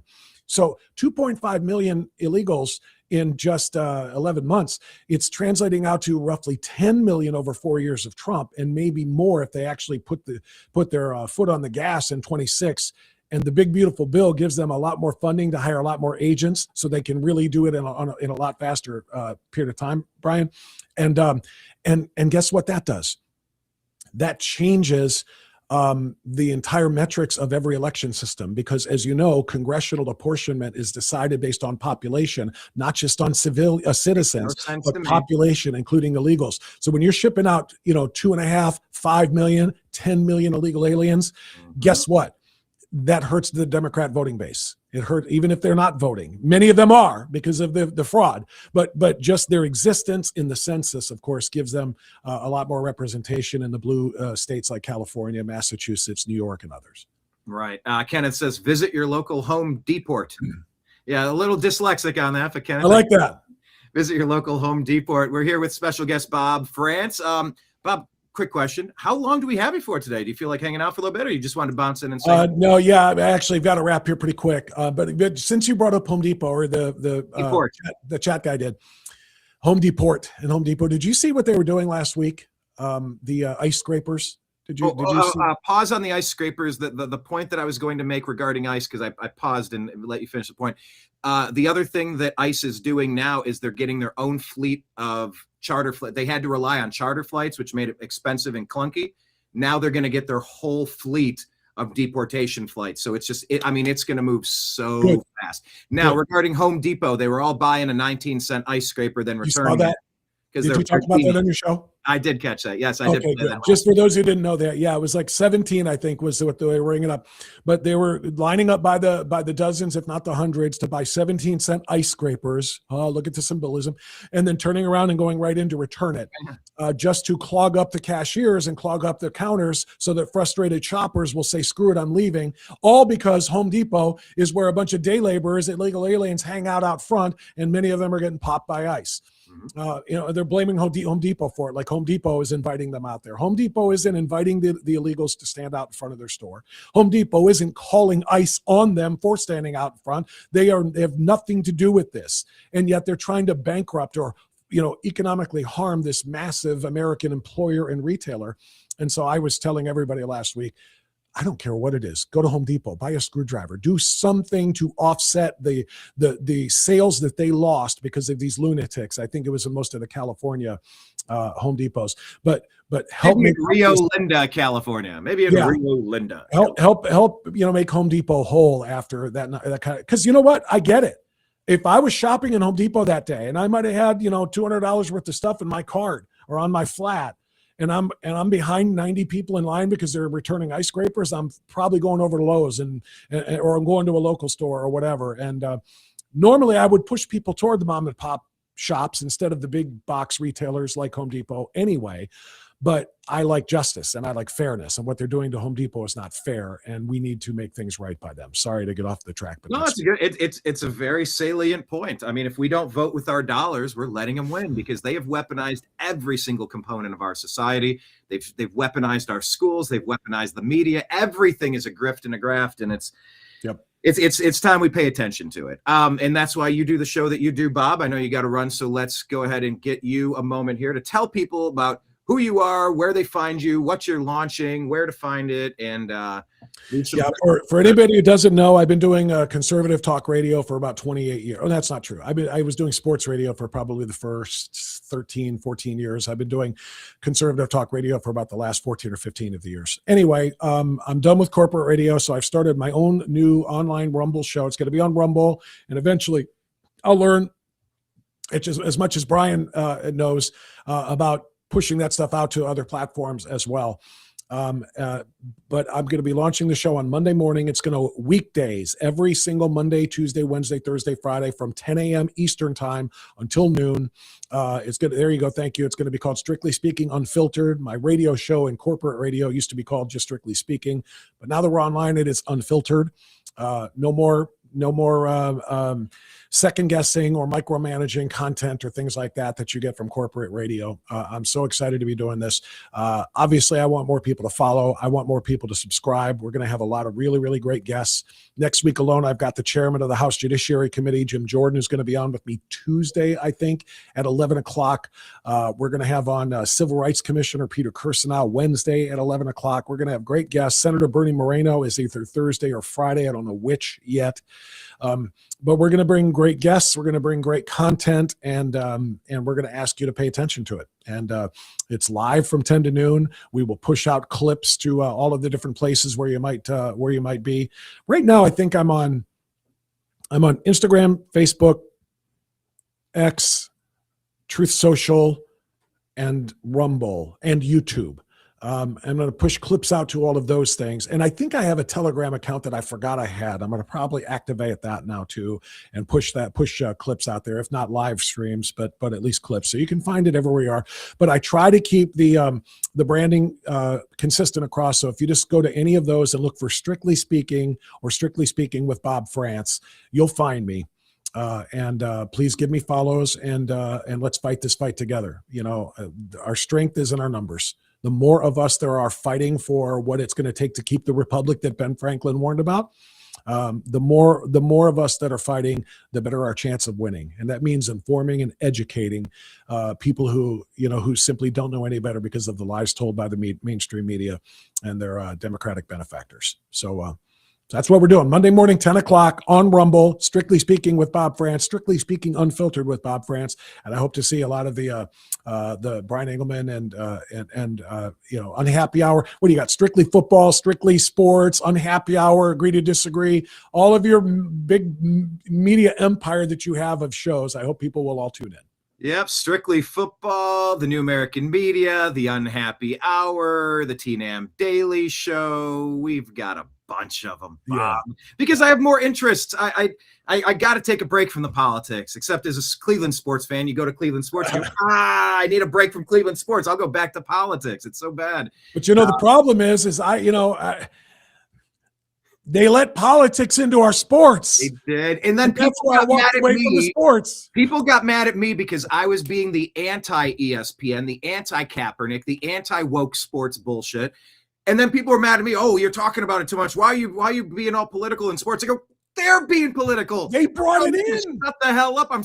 Don't sully my sports with your liberal bullshit, with your deep state bullshit. Keep it somewhere else. Well, Muhammad Ali fought for rights. I'm like, fine, say it and shut up. But can we just focus on the sport? Well, you talk about it too much. I'm only replying to ESPN that's hitting us over the head every day with ABC, ESPN, Disney propaganda. Yep. So yes, I know. I felt the same frustrations you have, but I'm still pushing through because I love the core of sports: egalitarian, hard work, dedication. Yep. We learn so many important life lessons. I love it. Totally agree, and I hate that I've walked away from the things that I loved. I mean, sports has been such a huge part of my life. I mean, I've been in sports radio. I've worked in the NFL. I've worked in the NBA, and I've worked in Major League Baseball. I have a huge history of it and love it. And I played college football, so it's very hard for me to walk away from those things. But there are principles on which I stand, and if I'm through my talk pushing people to watch games and generating revenue for leagues that are just pissing on us, I have a problem with that. I don't like steering people to Major League Baseball because of what baseball did. And when the NBA players came running out with "I Can't Breathe" shirts on, completely ignorant of what that was all about and what had happened, I'm sorry, I'm clicking the channel off, and I'm not going to do anything to make people turn it back on. People remember LeBron and the Heat. They all came out wearing hoodies because you're like, oh, come on, can you just play basketball, please? You don't even understand the story that guy got attacked and he defended him.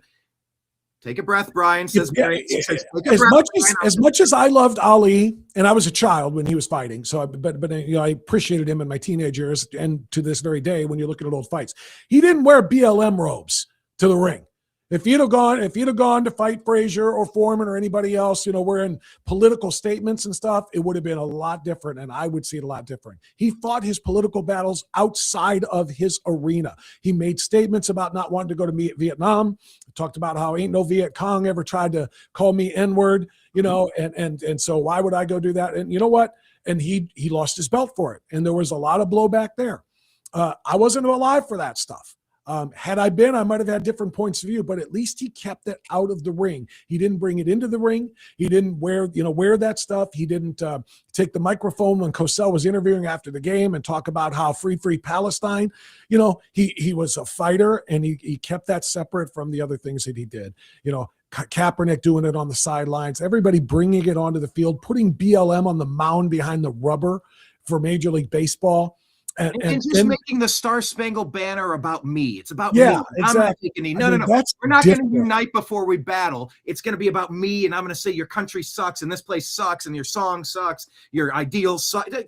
It's supposed to connect people before they battle in the Coliseum. We're going to sing a song. We are united. We don't really hate each other. Yes, we want to kill them on the field, but no, we don't really want to kill them. No. The Star Spangled Banner is now about me. Shine the spotlight on me. I'm going to misreport and misrepresent statistics to drive a wedge between this, that, and the other, to deflect the fact that I'm not worth $50 million a year, and Blaine Gabbert took my job. And what they're doing, again, we talked about it before, is classical Marxism. Mm-hmm. It's divide. Exactly. We're victims. They're the perpetrators. We're oppressed. They're oppressors. And that is exactly how what their agenda thrives on. So exactly. All right. I got a jet, Brian. Thank you for letting me in, brother. Absolutely. I'll hit you up after the show. Yep. We'll go from there. Bob France, Strictly Speaking. Follow him on all the places, everybody. Thank you, Bob. Appreciate you, sir. That was nice getting Bob back in. Yeah. Marion, you're telling me, take a breath. Take a breath. I know, but some people say, maybe about, maybe a topic comes up. Any specific topic is irrelevant, but, well, does it bother you, or how do you feel about it? I go, I don't know. It only bothers me if I think about it. And I've said this reply to lots of things. Loss of life, family, loved ones, friends, other issues. How do you feel about, does it bother you? I go, it only bothers me if I think about it. So when we bring this up, yeah, it does bother me, and I do get fired up, and I do need to remind myself to take a breath. And by the way, that was me turned down to 1.5, maybe 2. Turned me up to 10. I could do a 60-minute rant on this, and I have. I've said the same exact thing for 15 years. I've been consistent, if nothing else. But I hope that's what keeps you coming back for more. Please hit like, please hit subscribe, and like I said, please follow Bob France in all of the places, please. Right now, let's get back to the stories. This is going to be Glenn Beck talking with Erica Kirk. This is where David Harris Jr. shared this, and he says, Erica Kirk correcting another flat-out lie pushed by Candace Owens. Here we go. Do you think Charlie knew to some degree and had made the conscious choice that I may be taken out early, not saying he knew that day, but that he had any inkling that this might come his way and that he intentionally chose to move forward with faith in God? It's interesting because I have unbelievable amounts of death threats. My kids have kidnapping threats, death threats. Our whole team has death threats. We knew that there was always going to be a threat, but Charlie and I we promised each other we would never live in fear. And he would say, if they're going to get me, they're going to get me. But he was not messaging people the day before saying, I'm going to be murdered, they're coming after me, someone's going to kill me. He didn't say that. And I have his cell phone. Didn't say that. And so what I do know is that we believe in the power of prayer. And what I do know is that we believe in our sovereign God. And what I do know is that that night before, we did what we usually did before tours. We said our prayer. And we asked the Lord to protect us. And we asked the Lord that his will be done. That's what we did.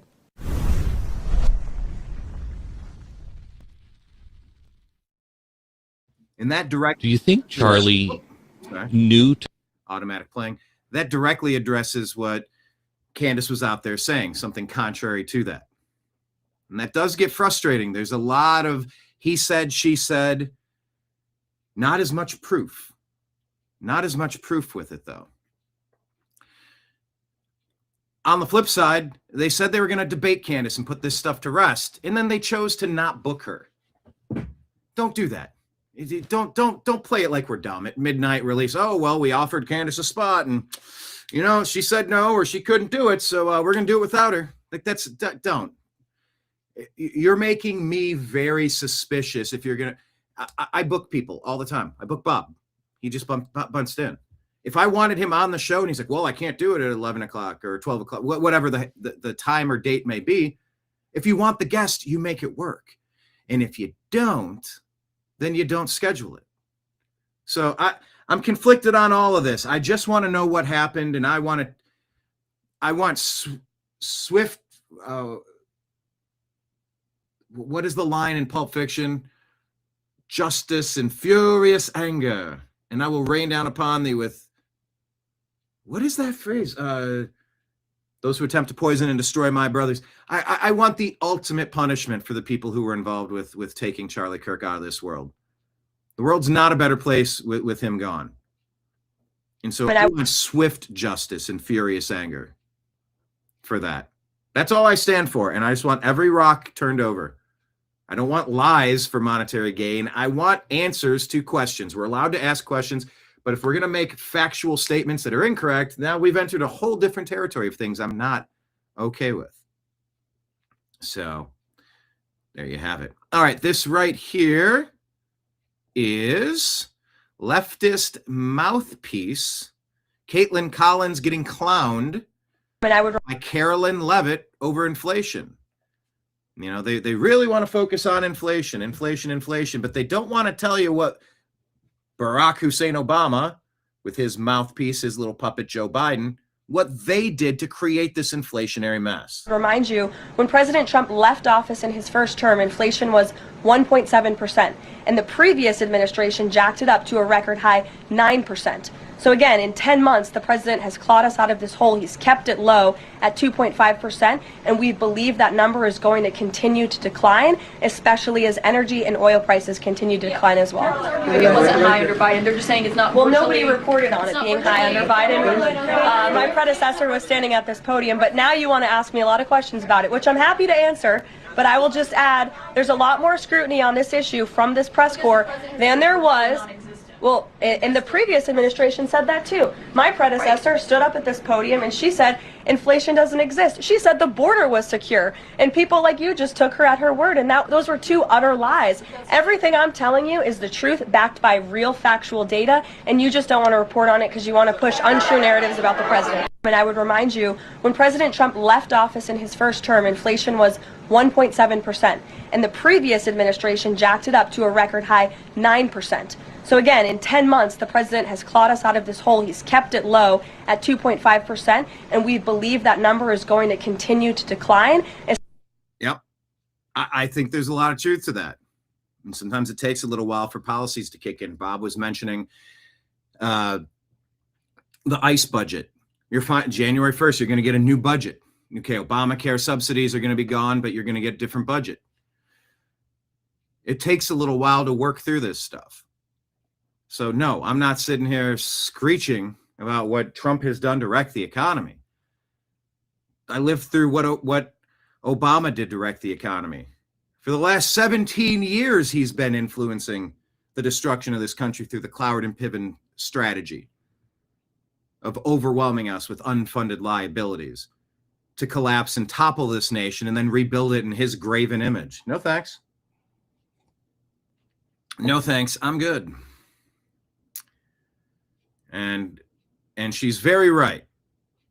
Carolyn Levitt's very right to call out Caitlin Collins and the Democrats for their one-sided outrage. No thanks. I'm not super interested in one-sided outrage.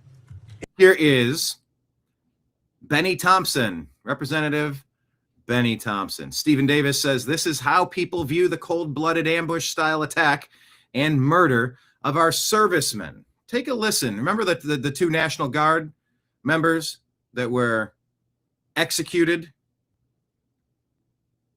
That was in D.C., yeah? Listen to how Benny Thompson describes this. NCTC reference the unfortunate accident that occurred with the National Guardsmen. Unfortunate accident that occurred with our National Guardsmen. Unfortunate accident.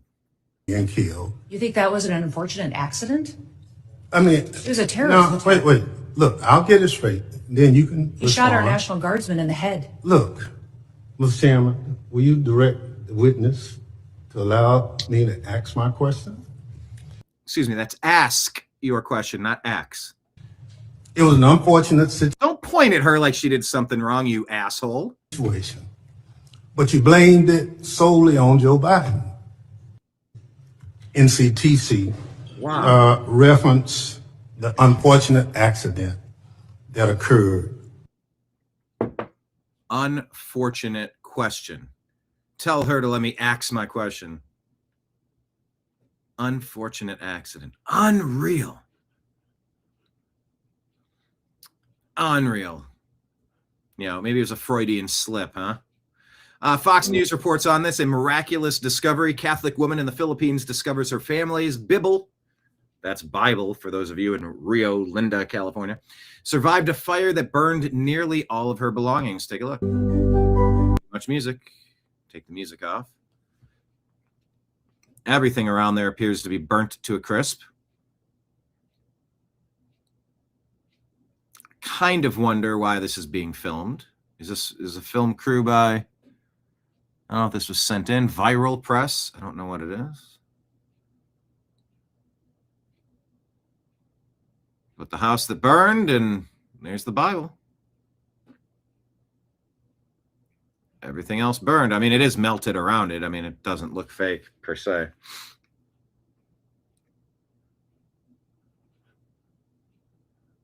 But hey, how about that? That was an interesting moment. I like that. Oh, here's one I don't like. Horrific. Hodge Twin shared this and said, Trump's team just caught a Somali invader. Migrant. I don't know. Is that a citizen? Is that an illegal alien? I don't know. Trump's team just caught a Somali who was charged multiple times with child R and kidnapping after Minnesota let him walk free. Pam Bondi says a double Rist walked out the door.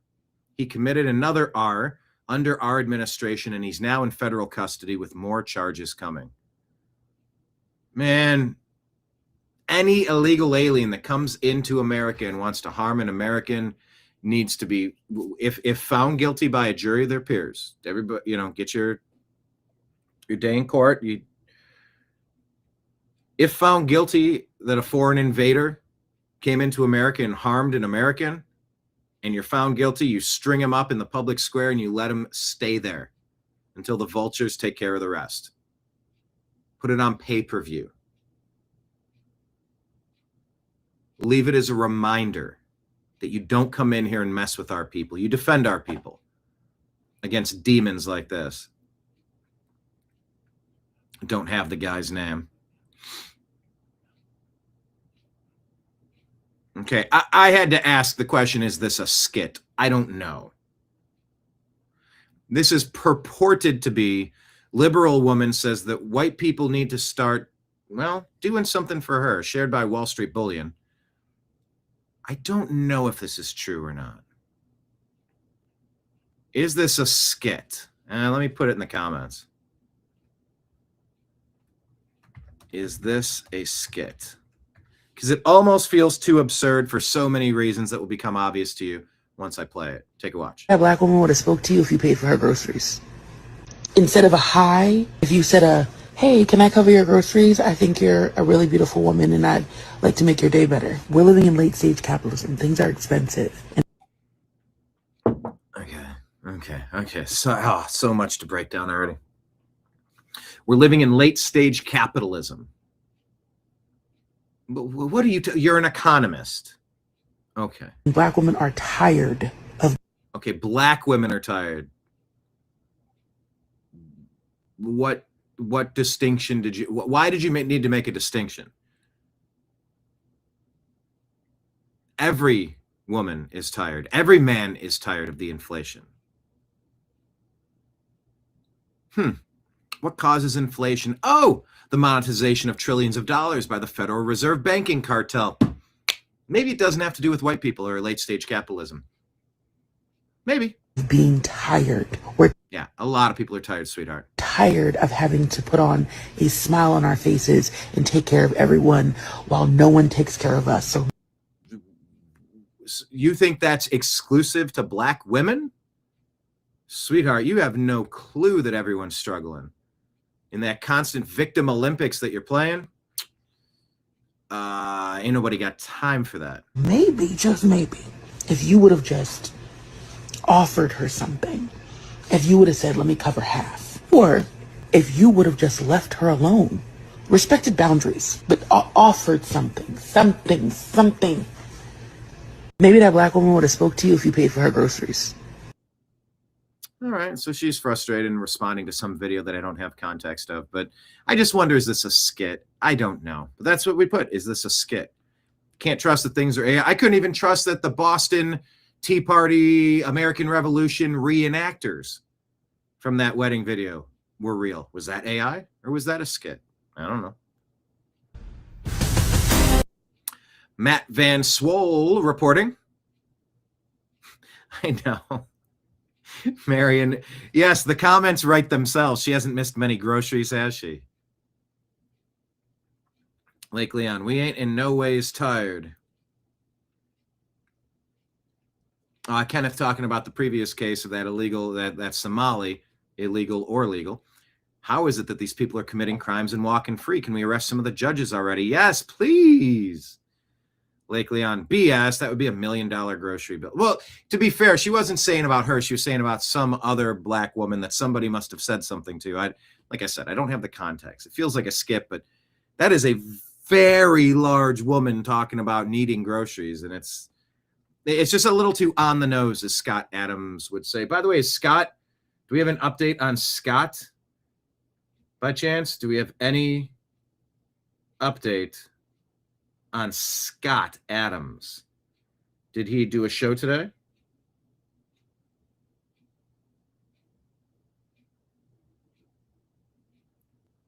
I don't know.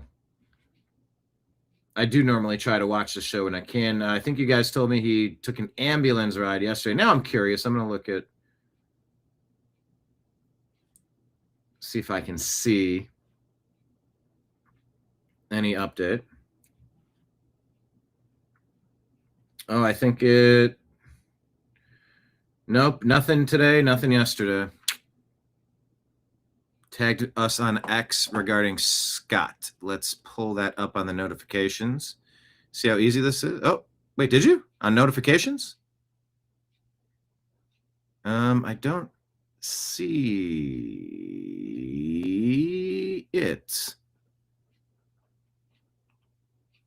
Maybe. Oh, chat messenger.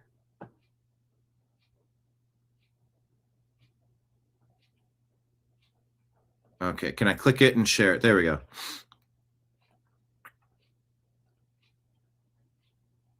All right, let's go ahead and share this tab and read this. Thank you. Thank you for sharing this, John. Scott Adams medical update for those of you interested. He says, I'm still in Kaiser Hospital, day 2. Haven't pooped in 4 to 5 days and lost all ability to control my lower body since yesterday. Ugh. I don't know if this is permanent or if it is growing. My legs have feeling and reflex, but I have no control over them except the slightest toe wiggle. This is mostly worsened from since yesterday, but my leg numbing condition started over a month ago. I don't know if the cancer or the constipation has caused the paralysis, and I don't have a doctor in charge as far as I can determine. See, this is so terrible. How do you not have our medical system? I've talked about this before, how you're almost just tempted to say, you know, I'd rather just expire in a ditch. I don't even want to ever go back to a facility. Maybe that's being a little dramatic. Maybe that's not fair. Maybe that's like, oh yeah, you say that now, but no. And look, let me tell you, I've had some solid care in my life. I've needed reconstruction. You know, and I've had some good experiences, but you just hear so many horror stories. It's just a damn shame, honestly. But he's saying he doesn't even have a doctor in charge as far as he can determine. They should, like, you should have that determined. Kaiser has a rotating group of doctors on call, and they only do drive-by doctoring depending what day it is and who's on vacation. See, that's not, you need a point of contact. Scott did an MRI and CT scans and blood tests, but have heard no diagnosis. Nor do I know when I will hear results or from whom. See, this is madness. I only know I need one more MRI because the lower back one revealed no obvious cause.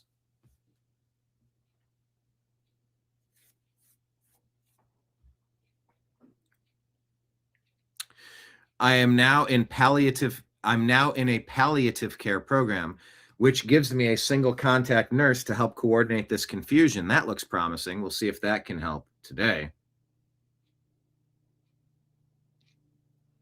I think my general practitioner, oncologist, urologist, dermatologist, and a few other doctors are involved, but they are only reachable by email every day or two. I'm hoping palliative care can shortcut that. My pain is well controlled, but I'm not allowed to use the bathroom alone because I might fall, but I'm not psychologically capable of doing it while monitored. Strongest laxatives, no effect. Enema, planned. Lots of details left out, but those are the big points. Expecting the next MRI this morning, but no one who is awake can confirm. He does add, on the bright side, my left hand, my drawing hand, semi-paralysis, has mostly resolved on its own after a month of worsening. All right. Yeah. Healthcare, more like health don't care. Oh, it wouldn't let you share it. That's weird. I think I shared it from here. Did I share? Yeah, I shared it. Okay, good. All right, let's get back to the stories. Thank you for that. Appreciate the update. Back to Matt Van Swole. A 16-year-old in Charlotte, North Carolina, who was arrested and then released in October with 15 charges, has just been arrested again with this. Oh my God. His 277th criminal charge. Now, this teen charged as an adult. Charlotte Mecklenburg Police, a 16-year-old arrested for carjacking and shooting into a dwelling. Already faced 275 plus charges for car break-ins in North and South Carolina. Guess what? For the first time, due to Irina's law, say her name, Irina Zarutska. For the first time, due to Irina's law, he has been denied bond and will be tried as an adult. Elon, 277, what? Lil Human's Big Impact says, Irina's murder was gruesome and beyond heartbreaking. Nothing can lessen that. But one good thing born from her tragedy is Irina's law. Fabio says the real scandal isn't the kid, it's the judge and prosecutor who let him walk after the first 15 charges. You need accountability for this. I agree. Representative Tim Burchett, according to the Real State of America. Tim Burchett reveals that his bill banning taxpayer dollars from going to the Taliban, that's being blocked due to a Senate staffer whose security clearance was denied by DNI Tulsi Gabbard because of his alleged relationship with, you guessed it, the Taliban. Quote, by gum, we're 38 trillion in debt, and we're sending $40 million a week to the Taliban, by gum, daggum, and buy some of my skateboards. Also, in the United States Congress doesn't have the guts to stop it, daggum it. That's pathetic. Let's fix it, daggum. I didn't know I had a Tim Burchett impersonation in my arsenal. I'm going to give myself a little bit of a golf clap. Let me take a moment here and ask, the people in the chat, daggum, how was my daggum Tim Burchett impression? On a scale of 1 to 10. Is that like, really bad, like a daggum 1.5? Or was that a daggum knocked it out of the park, like a 9.25 or a 10? Is daggum, I need to learn if I need to be better at this or stop doing it altogether, daggum. If you haven't noticed, the entire crux, the cornerstone of my Tim Burchett is to just say daggum and maybe mention skateboards. I like Tim Burchett, I'm just saying. All right, what's this one here?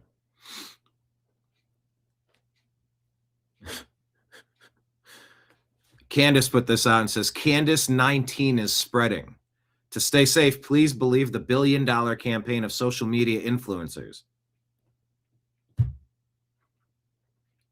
$1 billion campaign of social media influencers reminding you to do your part and trust the feds. Don't go max, get the vax. It was a lone shooter on a roof with a magic bullet. We're all in this together. Ian Carroll laughs and says, pretty much. Candace, you still have an account? For our safety, the federal government will have to ban non-expert communication. Otherwise, grandmas will die. Now, it is kind of funny, but I want the debate. I want her to ask them directly the questions that she has. Indeed, prayers up for Scott Adams. Prayers for competent staff, medical prowess, strength, healing, if it be the Lord's will. Amen. I do enjoy Scott Adams' program. All right, here's Candace saying she can honor Erica Kirk's request that she stop with the lies. As long as... I'm frustrated, obviously, for a lot of reasons, but Erica's that's now being teased, the interview with Barry Weiss, it's being termed a town hall. And Barry is obviously just a Tel Aviv agent. Her entire background story, her rise, her studying in Tel Aviv, her family ties, the hand of Midas pulling her through the ranks a la Jeffrey Epstein. Despite her sub-average intelligence, she's not interesting. She somehow becomes a chief over at CBS News. Right? This actually, what I'm saying about Barry Weiss, this gets into Tucker's quote-unquote problematic speech at SAS when he jumped on stage and basically asked that question. How are all of these subpar people becoming billionaires? The rest of us have to work forever. They're not interesting. They're not talented. And they just seemingly are just getting all of this money and opportunities offered to them. This is clearly not a meritocracy that we're living under. It feels more like, and I'm saying this, more like a cartel.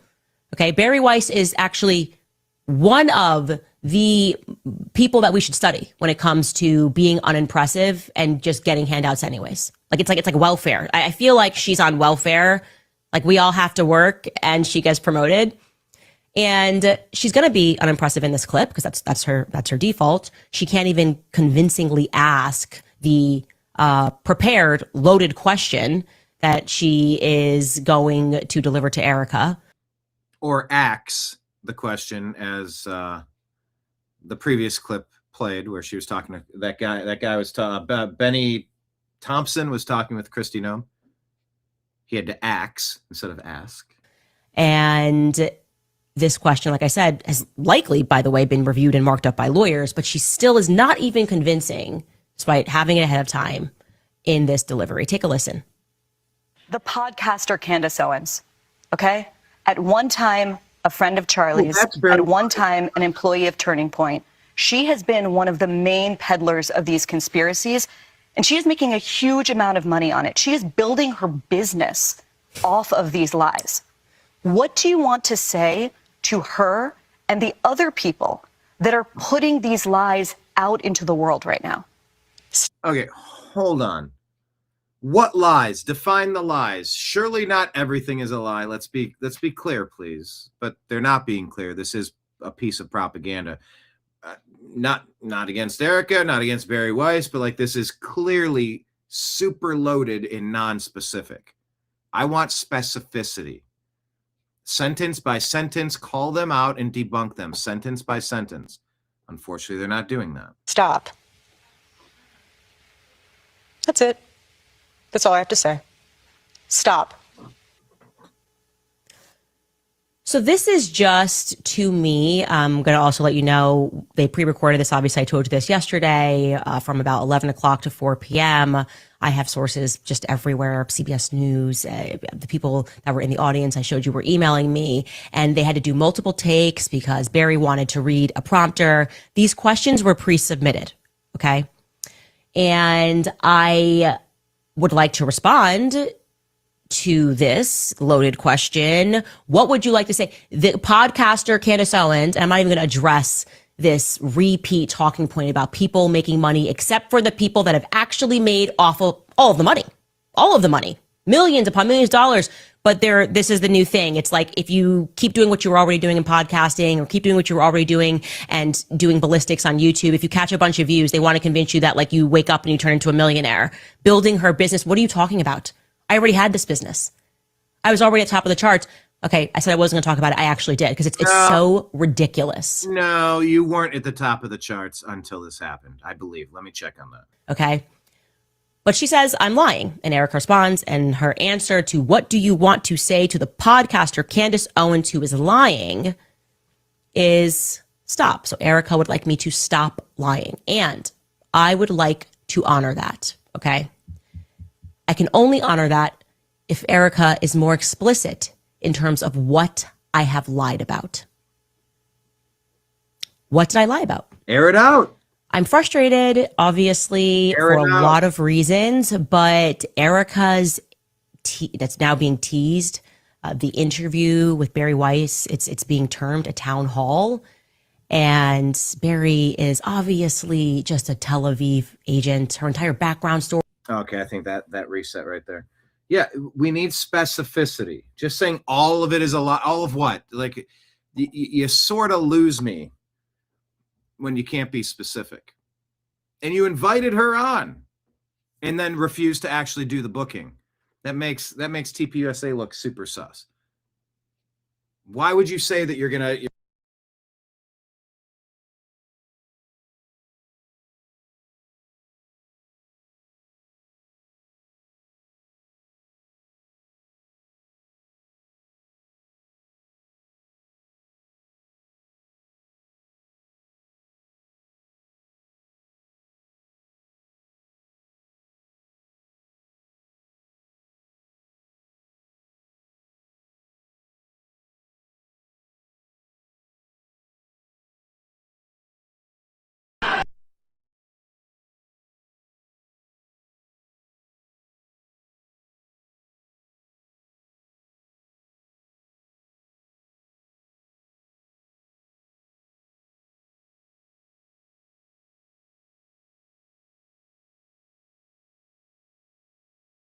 I don't know.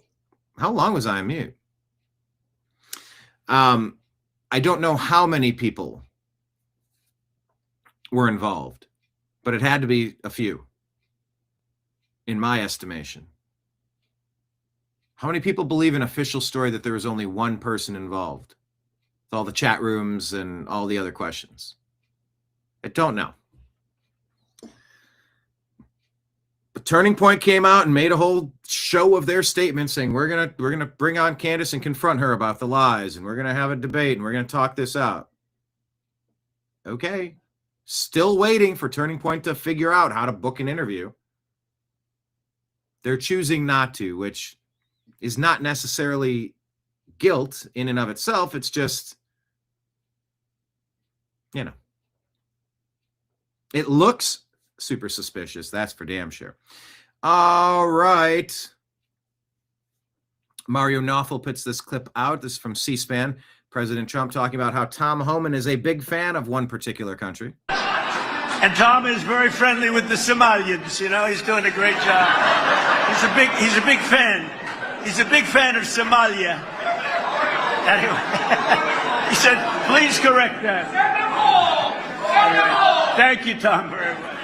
Thank you. He's a great guy. He's done a fantastic job, and we really appreciate it. And Tom is very friendly with the Somalians. You know, he's doing a great job. He's a big fan. He's a big fan of Somalia. Yeah. Retired Roger here at the bottom. Well, Jared Howe says, absolute gold. Retired Roger says, I'm a huge fan of Somalia and the Somali community. I agree. I agree very much so. What better gift could we give that country than to send all of their illegal alien invaders of America back home to their country? All these future doctors and rocket scientists could make their country prosperous. So it can be wrong. It would be wrong for the USA to continue hoarding them. That's an excellent point. Excellent point. Solid analysis. Hey, Power Profiles reminds us, never forget Gavin Newsom's reaction when Charlie Kirk exposed him on his own show. Here's a guy who makes 25 times more money than I do.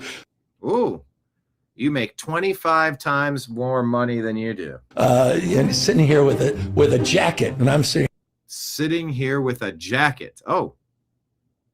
Wow, he's got a jacket, does he, Gavin? Here with That's right, and you control the 5th largest economy on the planet. And you control the 5th largest economy on the planet. And I like the crossed arms. That is that's a tell. That's nonverbal communication. Don't control, the people control the 5th.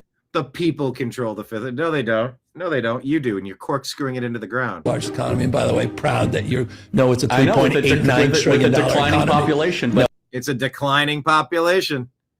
I fled. Many great people fled. Oh, the population went up last year. The population went up last year. Because of the illegal border. We'll talk about that later. Because of the illegal order, you're holding on to population. Yeah, the illegal border crossings. I got a whole thing on that. Here's a guy. Yeah, well done. This round goes to Charlie Button. Agreed.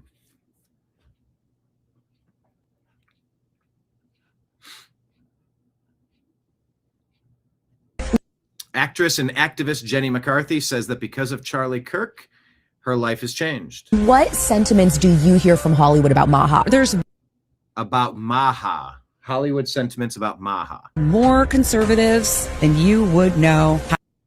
Stupid music. There's more conservatives than you would know hiding out in Hollywood. After Charlie was ended, you posted yourself listening and singing to worship music. She says, when he was shot, look at how many people came closer to God, including myself even. I completely surrendered when he passed. I'm so devoted. I just want Charlie to know that he changed the world. She asks, where do you consider yourself to be politically now? Conservative. You know, I feel more confident because the army has grown. There you go. I would have liked to hear her words, but there's too much music in the background. Did it? I don't fucking know. She just makes up new shit every day. Okay. Wow. Wow. All right. Well, this is a comedy skit here. Man, we're touching the third rail, aren't we? This Tyler Robinson and his lawyer discussing Candace Owens. Here, if I reset it, will it begin it again? Says the Jews did it? I think he says, what's the latest? She goes, I don't know. She's making up new shit every day. He goes, so she says the Jews did it? I don't fucking know. She just makes up new shit every day to entertain her idiot fan base. What? But I literally confessed to it on Discord and to my parents, and they found my DNA on the bolt-action rifle my grandfather gave me. Do you know how dumb people are? Do you know how dumb people on the internet are? Yeah. She said the Jews killed Charlie, then the French government, then Egyptians. Now she's saying it was Turning Point. That doesn't even really make any sense. How do you just kind of jump from thing to thing like that? Our fans are stupid? They actually think they're going to crack this case. But there's so much evidence against me. The average Candace Owens fan makes Forrest Gump look like Oppenheimer. That's funny. You can use that. Thank you. We have to enter a plea. I'm thinking insanity. Obviously, if you plead guilty, you'll get lethal injection. What do you want to do? I don't know. Any chance you think Candace cracks the case? Cracks what case? Everyone with half a brain knows you did it. I was just goofing, I just thought that might be a funny joke to make. Really funny stuff. I was almost in an improv troupe once, but you know the kind of guts you need to get up there? I love improv. It's the best. All right, the judge is about to be seated no matter what. Don't do any improv. Shit. No matter what, don't do any improv. Nothing funny about this case, but there's a lot of funny in this little clip. Says the Jews did it? I don't fucking know. She just makes up new shit every day. Yeah, this is way too believable. Needed a good laugh today, Button. Oh, man. Whatever you do. Don't do any improv. I think this is the clip I played earlier. The conditions that they left over and over and over again. And we mask the impact of immigration in every public policy issue we discuss. We talk about test scores. Well, if you subtract immigration out of test scores, all of a sudden our test scores skyrocket. If you subtract immigration out of healthcare, all of a sudden we don't have nearly the size of the healthcare challenges our country faces. If you subtract immigration out of public safety, all of a sudden we don't have violent crime in so many of our cities. Issue after issue, we talk about these things as they just happen to us. The schools just suddenly fail. Violent crime just suddenly explodes. The deficit just suddenly skyrockets. These are a result of social policy choices that we made through immigration. And Stephen, the conditions that they left over and over and over again. And we mask the impact of immigration in every public policy issue we discuss. Yep. It touches everything. That's for sure. What is this? Following video contains graphic or violent content. Breitbart. This is a car accident? You have a fire extinguisher? I got in the car. Suspect allegedly stole a vehicle, crashed it minutes later. At the scene of the crash, suspect claimed he was teleported into the vehicle and later thanked an officer for saving him from the aliens. I teleported or something. Where'd you get the car from? I don't know. You It's come on the Calvin. beach side? I don't know. I teleported. Officer, where's your fire? I don't know. I teleported. Come over here. Give me just 1 second. You saved me from the aliens. Bro, You saved me from the aliens.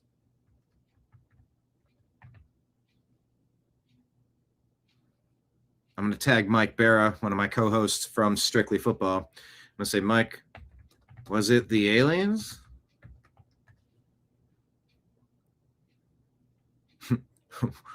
What in the Joe Biden is going on here? LSD. He teleported from Mexico to the U.S. Breitbart reporting here that at nearly every Somali household with children is on welfare. Why are we doing this? Asks Breitbart. More than 8 in 10 households headed by Somali refugees in the state of Minnesota are on one or more forms of American taxpayer-funded welfare.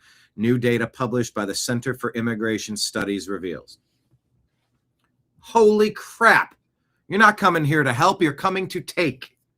You're chewing up all the crops.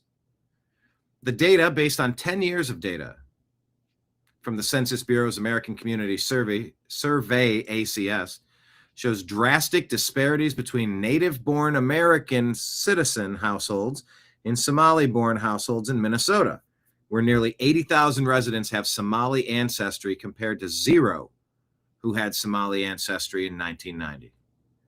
In particular, the data shows that 81% of Minnesota households headed by Somali refugees are on one or more forms of welfare, including 27% on cash welfare, 54% on food stamps, 73% on Medicaid. Compare this massive welfare use to native-born Americans residing in Minnesota, whereas only 21% of whom are on one or more forms of welfare. Just 6% on cash welfare, 7% on food stamps, 18% on Medicaid. Old school, send them home. This failed experiment is over. Send them back. Should we open up their gifts or her gifts or send them back? Our grandma got run over by a reindeer. Remember this gem from angry Kamala Harris? How dare we speak Merry Christmas? How dare we? How dare we speak Merry Christmas? Yeah, I'm good. I don't need to be lectured by you ever, lady. Well, guess what? We're saying Merry Christmas again. There you go. Rocking around the Christmas tree. In Home Alone. Yeah, that looks nice. That looks awesome. Actually. Oh, Trump's talking. Good. Merry Christmas to all, and to all a good fright. Ooh. Merry Christmas. How dare we? Nah, I'm good. I'm going to say Merry Christmas even louder for those of you in Rio Linda, California. I'm holding for you in my formerly nicotine-stained hand. Right here, it is a proclamation that says, Merry Christmas. A proclamation that says, Merry Christmas. For those of you in Rio Linda, California. Yeah, type Merry Christmas in the comments, shall we? Yeah, I'm going to do that. Merry Christmas button.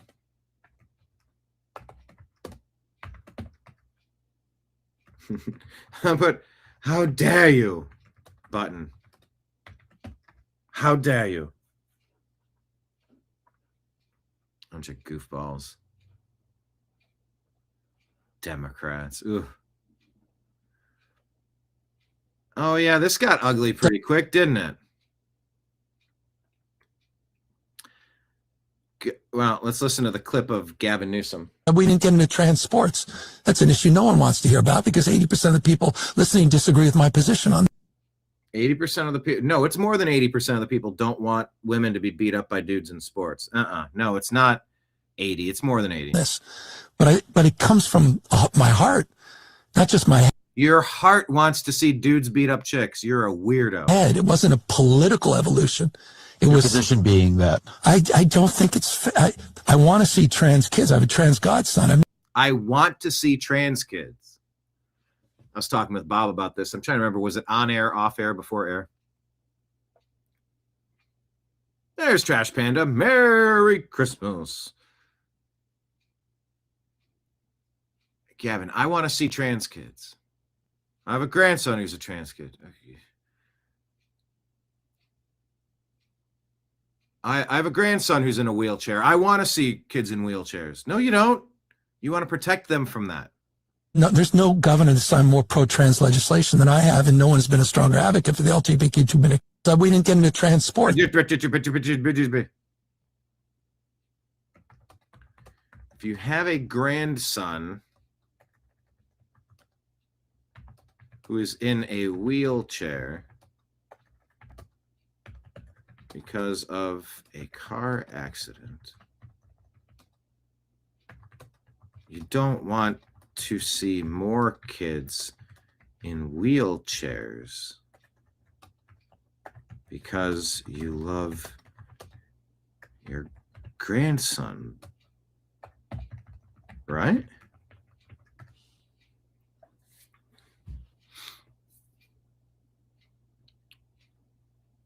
California Governor Gavin Newsom, I want to see trans kids. There's no governor that does more pro-trans legislation than I have. Elon says, I assume you're referring to my son, Xavier, who has a tragic mental illness caused by the evil woke mind virus you push on vulnerable children.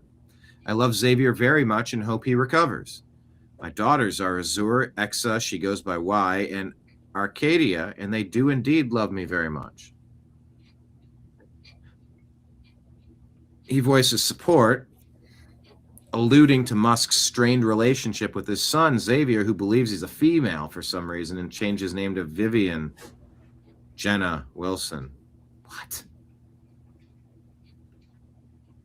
So Elon's like, I assume you're referring to my son, Xavier? Governor Newsom says, correct. We're sorry your daughter hates you. Elon's like, Yeah, my daughters do indeed love me very much. It's just gross. All right, we're going to pause it there. And then we're going to switch over to this show. This was our show about the Michigan cheating scandal.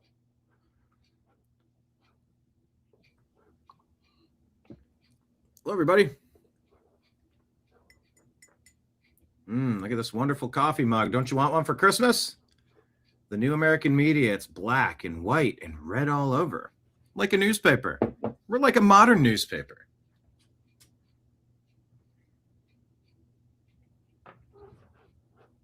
Thanks for being here. Oh, if you want a mug, right at the bottom of the screen, we got a Venmo app. Shoot $40 over. That'll include $10 of shipping and handling. And I will mail this out to you in the continental United States. Get yourself a mug that says the New American Media on it this Christmas. How fantastic would that be? Broadcasting to you live from the Orion spiral arm of the Milky Way galaxy, the solar system, planet Earth, North America, the United States of America, somewhere out there. My name is Brian Engelman, and today is the greatest day I've ever known. I recently purchased the most. Thank you all for being here. It's Thursday, December 11th, 2025. And this right here, the thing that you are watching, well, that thing is called the TNAM Daily Show. You're watching it here on TNAM, T-N-A-M. Well, that means the New American Media, because the old American media has failed you. Lake Leon, oh, you did it, laddie. Oh, you did it, lad. I would have 100% forgotten to go out of this screen, to go into YouTube, to click to monetize, to save it, then come back to restream and click to go live. I would have forgot to do it except for that comment, and I did glance at my comments. What I did not glance at was the mute button. Thankfully, I was not muted today. It's a lot to remember. It's a lot to engineer, produce, host, prepare. These are separate jobs, and I'm sort of doing 2.5, 3.5 jobs all at once. So yes, thank you for your assistance there. We did it. Woohoo! Thanks for being here on today's episode of the program. Well, you saw the thumbnail. Did you see that thumbnail? What a flippin' mess. Michigan specializes in cheating. Oh, yeah, Connor Stallions. Oh, yeah, Jim Harbaugh. Going up against the Ohio State University. You know what happened year after year? Loss.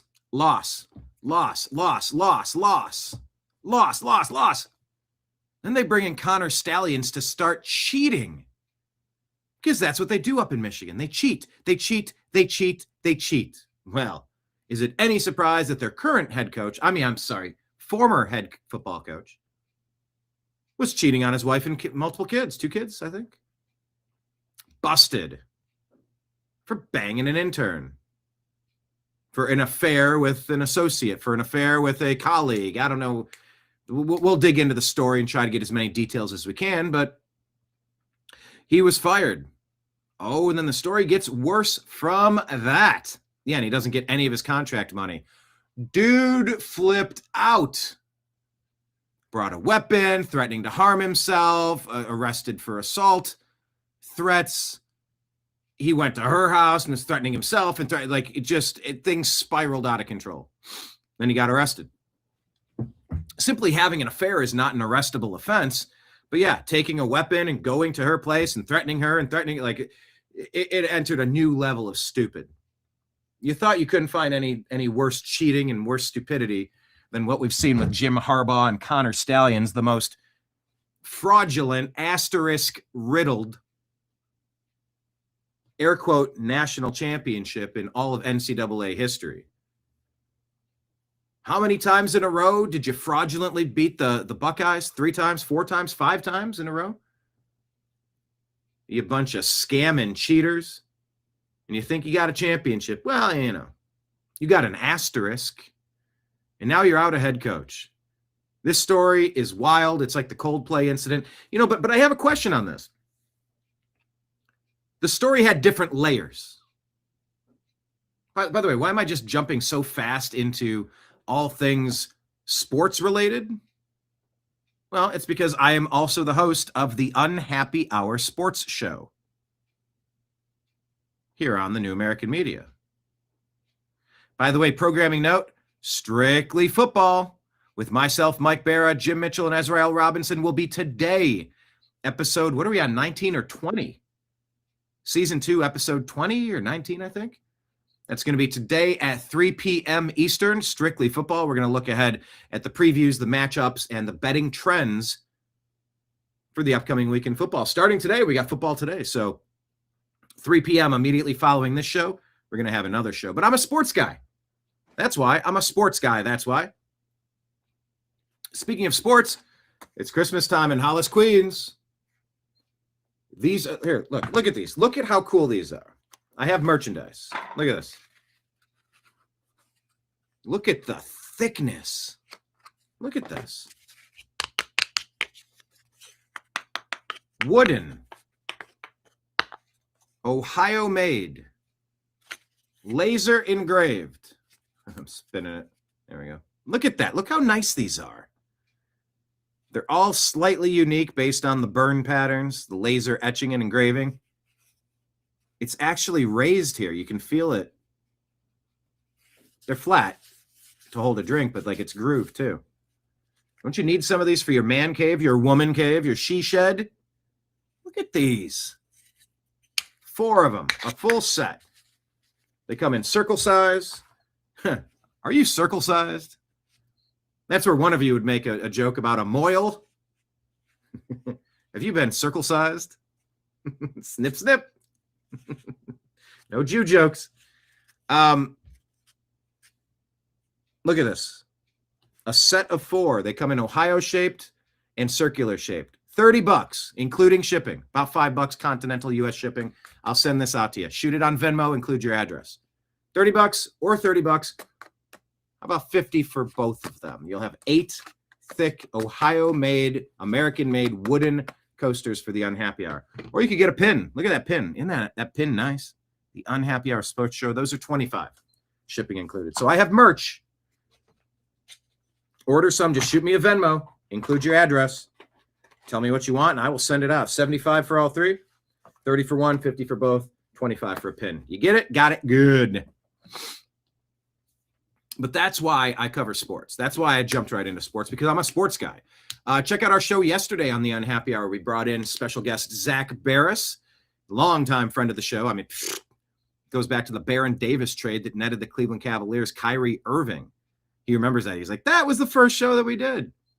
My God, that so long ago, a lifetime ago. But yeah, we talked about Shedeur Sanders and the Cleveland Browns. By the way, Shedeur Sanders and the Cleveland Browns are set to have perhaps one of the coldest games in NFL history. Wind chill in the -20, -30. I don't even know what we're talking about, what we're looking at, but it's going to be bonkers in Soldier Field, Chicago this weekend. It's going to be one of the coldest games ever played. There's supposed to be a winter advisory tonight. So take precautions. Make sure that you're in a freeze. Make sure that if you're in a freeze zone, you're going to go ahead and take those hoses off of the spigot and put those little insulating valves on there. It's getting down to single digits, people. So prepare for cats, dogs, birds, hose bibs. Just get prepared, okay? Fill up your gas tank, just because power lines can sag with ice, or a branch could drop. Power could be like just have a game plan, okay? That's all I'm asking. Get a game plan together, okay? Winter advisory tonight for certain regions of the world.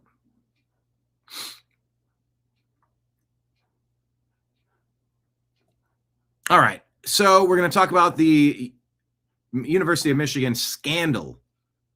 Whew, he got arrested. What a mess. Hello to everybody in chat. Let's go see who's here. Hi, John. His wife gonna be rich. Yeah, I meant his ex-wife. Yeah, Sharon Moore. Busted, Lake Leon. Marion, you like the picture for today's episode?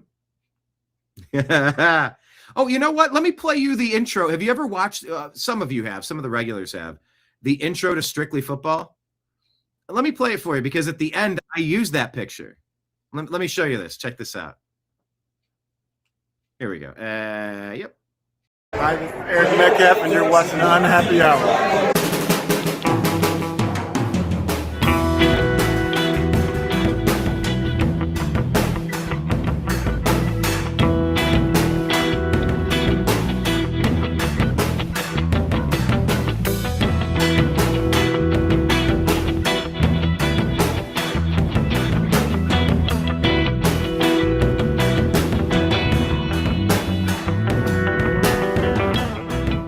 New American Media is proud to present a division of the Unhappy Hour sports show, Strictly Football.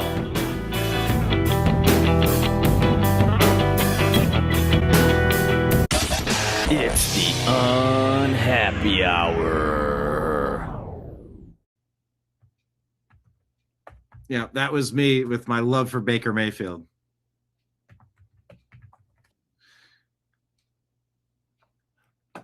It is a funny picture. I went with it. It's what a goofball, man. Couldn't happen to a worse school. You know, I'm taking a little bit of joy. I'm just so sick. Doggone cheaters. If they were Connor Stallions, if they weren't cheating, they wouldn't have beaten Ohio State in the past couple of years. No flipping way. No flipping way. Anyway. All right. Yes. Hello, everybody. Because it's your damn show. That's why. Plus, I can. It is my doggone show. Did I say that yesterday? What was that in response to? Because it's your damn show. Didn't I say that yesterday or a couple days ago? I don't know. I can't keep track of all my wheelings and dealings. Something like that. Kenneth is back in here, saying the weather outside is colder than a witch's freezer. Norm MacDonald would say, ooh, it's colder than, why, I say it's colder than a vampire's demeanor. Ooh.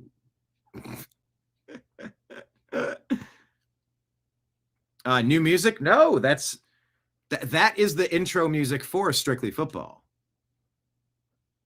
Well, if you want to hear the intro, both pieces of music composed by my brother Chris Engelman, by the way. Rest in peace. Cheers to you. I'll see you on the other side, said Ozzy Osbourne. So how about it? We're going to unpack that and other topics on today's program. So let's just launch into the proper intro for the T-Dam Daily Show here on the New American Media. And I need to redo this intro, by the way. I tell you this every time. I like the music from that one. Franciscan is the name of this song. Franciscan is the name of this song. I gotta put it on my to-do list and actually sit down and do it. Sooner rather than later. All right? Sooner rather than later. Yeah, that's the Strictly Football intro music. But here is the agree to disagree music that we're also using for the T-Dam Daily Show. So without further delay, buckle up, grab your beverage, share anything that you want me to see on X. So I get the notification at American_media_. And today, let's start our program right now.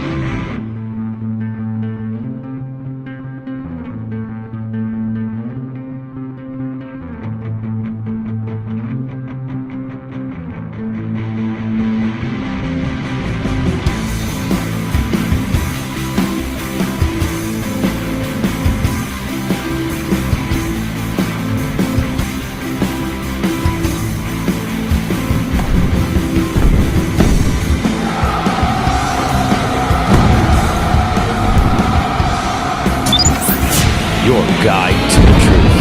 thenewamericanmedia.com.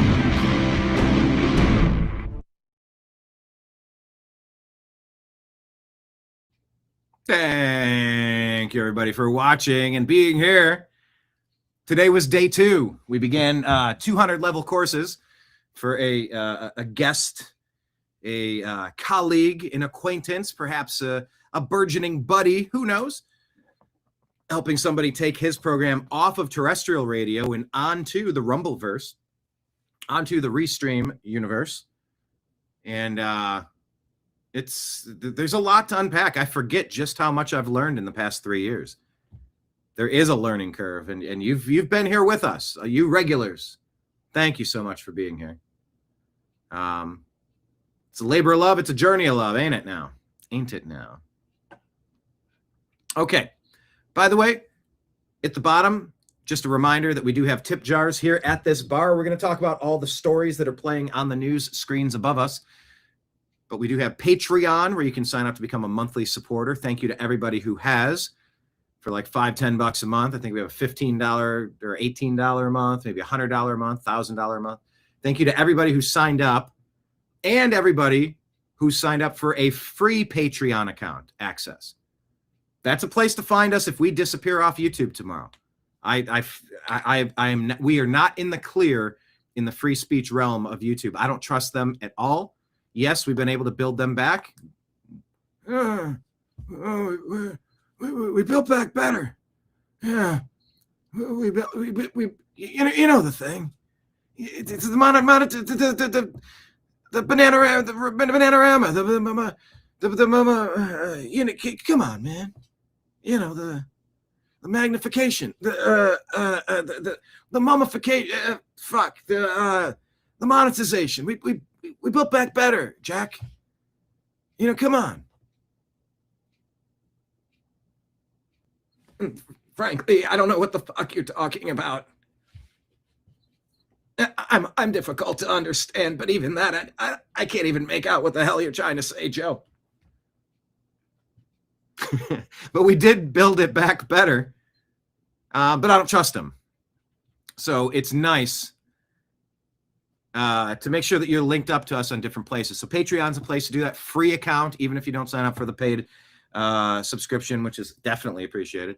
But we have tip jars out. You can do subscription on YouTube and Rumble.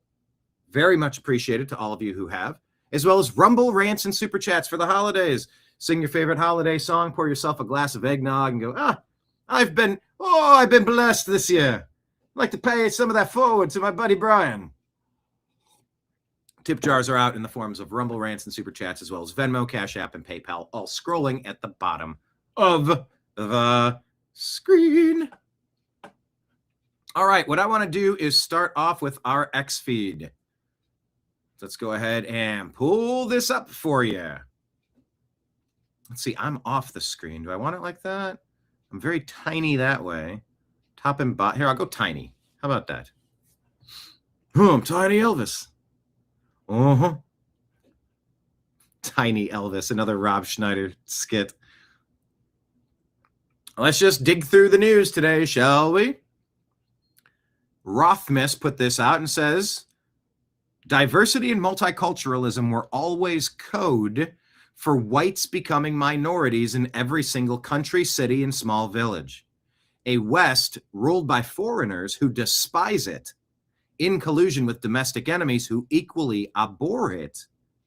Its institutions occupied, its morality inverted, intellectually subdued, occupied by ballots, invaded without an army, shamed into submission, and mustered no resistance.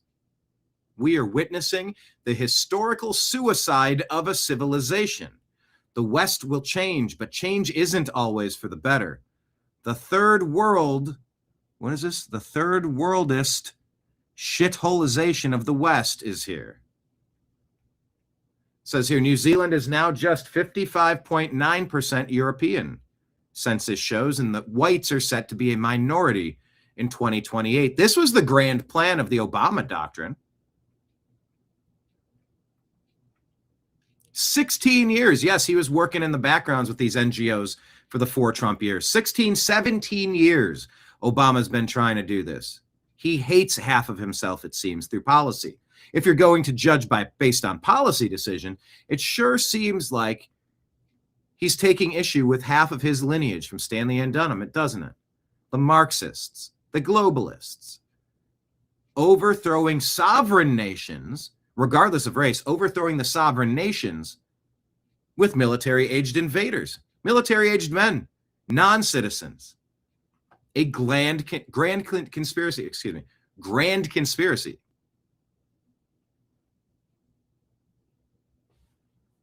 Third world, turd world, same thing.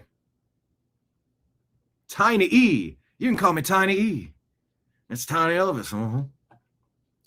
Such a dorky skit. Elon Musk responds to this and says the doom of Western civilization must be averted. I would agree. Please check out yesterday's program shared here on YouTube from our Rumble account. It says the TNM Daily Show, Trump mounts an offensive against deep state appointment traps because they're just not approving. They're not appointing. What is it? They're not confirming his appointments, I think is what the phrase I'm trying to say. KBJ shills for deep state from the Supreme Court. KBJ. Ketanji Brown Jackson. All right, TMB says this. For those keeping score in Ann Arbor, Michigan, let's just kind of check in. We know that Minnesota has been conquered by a foreign nation. We're well aware of that. But let's check in Michigan, shall we? FBI has arrested a Chinese national at the University of Michigan for smuggling biological materials. I covered that story weeks, if not months ago. And by the way, that's happened more than once. So I've covered it maybe years ago and weeks or months ago. The former offensive coordinator is on trial for hacking and stealing personal pics and information. There's a cheating scandal that landed the university a $34 million fine. Former head coach and his staff get show cause penalties and become the most penalized staff in college football history to add to their suspensions. Burgergate landed them more recruiting penalties. Former staffer has been arrested on pedo charges. Multiple coaches from Sharon's staff have been arrested with DUIs, and the head coach has been fired for cause inappropriate actions. That's Ann Arbor, people. You got a third world up there in Ann Arbor, Michigan. Something's rotten in Denmark. Something's rotten at the University of Michigan. Make no mistake about it. You know, but I do have a question. Sharon Moore, the football head coach for Michigan, that team up north, he was fired for inappropriate actions. Why have I read 100 stories on this and not heard that the woman was fired for her inappropriate actions? It takes two to tango. I want to know if she's been fired too. Ooh, I've never made a phone call live during a show. Man, do I still even have the...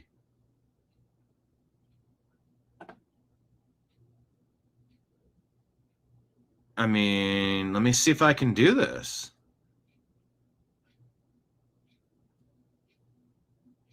How do I make calls? Oh, enter a number. Here, let me try this. By the way, this is the image that you all were enjoying. Busted, Sharon Moore. The only way it makes this better is if you put that fairly attractive blonde lady in this loving embrace, as if she was getting busted at a Coldplay concert. Let me call. Here, let me pull it up on a different. I'm going to call the University of Michigan. No, not new message. Hold on. There. We'll ask Croc. Phone number for U of M press department.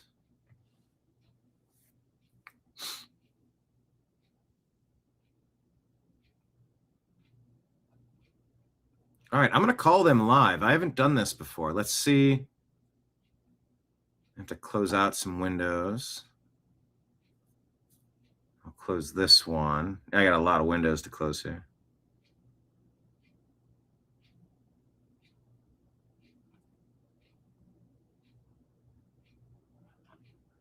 All right. There, the Unhappy Hour Sports Show done. Save. I can close this. Google Voice. Let's try it. I don't want to share all of this. How do I...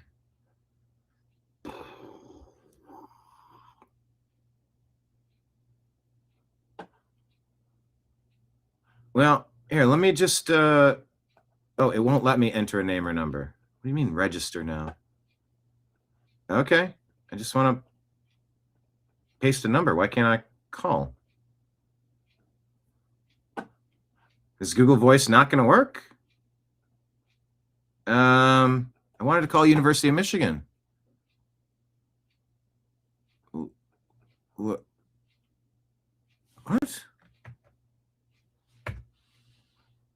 Yeah, I want to call this number. Why is it not letting me? Come on, make a call. Outgoing calls. Remove call history. Outgoing. Come on, just make a call. What is the problem here?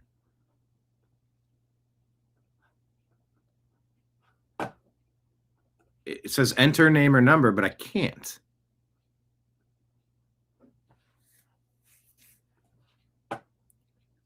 You know what? I'm going to call from my cell phone because I do want to know. Let's go ahead and make this call. Here, bear with me. Bum bum bum bum bum bum bum bum bum bum. University of Michigan Press. For a complete staff directory, please visit our website at press. All right, let's see. I'm calling University of Michigan. Thank you for calling the University of Michigan Press. For a complete staff directory, please visit our website at press.umich.edu. To request an examination or desk copy, please use our website. To order a title or to check availability, please press 1. Oh, boy. For questions about royalties or other business matters, press 2. No, not royalties. For all other inquiries, press 3. Yeah, you could just, for all other inquiries, press 0. Why is that complicated? It's up as loud as it can be, by the way.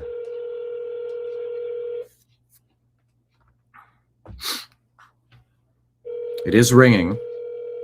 Will anyone answer? 1 ringy dingy, 2 ringy dingy.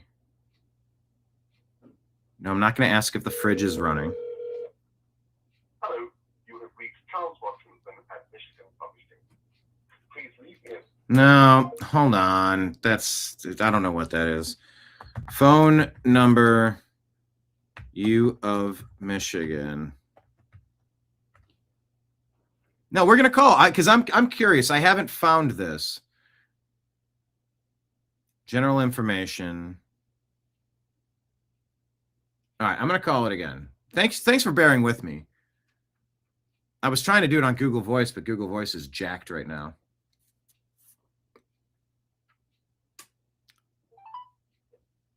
Thank you for calling the ITS Service Center. If you are UM, please listen carefully to the following prompts before making your selection. Your call may be recorded for training and quality. Okay, record my call for training, For please. assistance with Unish password resets and Duo 2-factor, please press 8. We are working to efficiently help all customers and solve each issue within 20 minutes. Please have specific information 20 to minutes? share with your representative.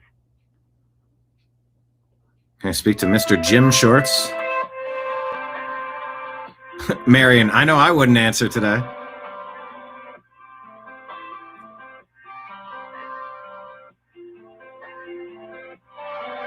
I know. I'm wondering how long I want to keep this. Sam, how can I help you? Hi, Sam. My name's Brian, and I'm doing a show looking for a little bit of information regarding the story that broke yesterday. Am I in the right spot to get an update on the Sharon Moore story, or is there a press department with somebody? I'm just trying to verify if the female employee was also terminated from her job. And I don't know if that was because I haven't noticed a press release. Give me just a moment. I appreciate it. Thank you.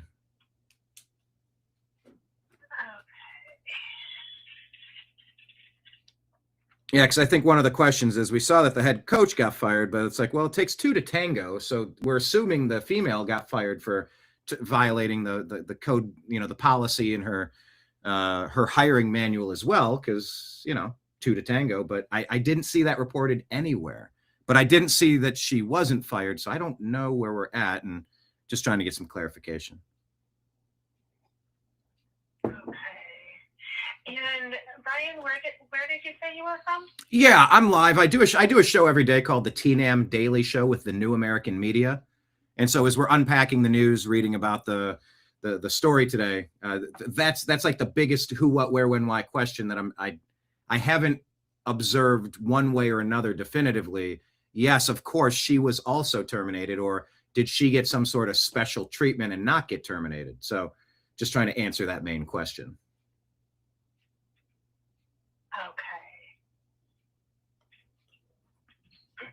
What I can do, I don't have that information. Oh. Is I can get a ticket, get this sent up to our communications team. Okay. And they can respond back to you. If you want to give me your email address and the phone number that you're calling from, is that the one that you can be reached at? Yeah, that's the best one. If a text message or a phone call and voicemail to that phone number, that would be preferable to an email if possible. Well, do you have an email as well, just in case? Yeah, I do.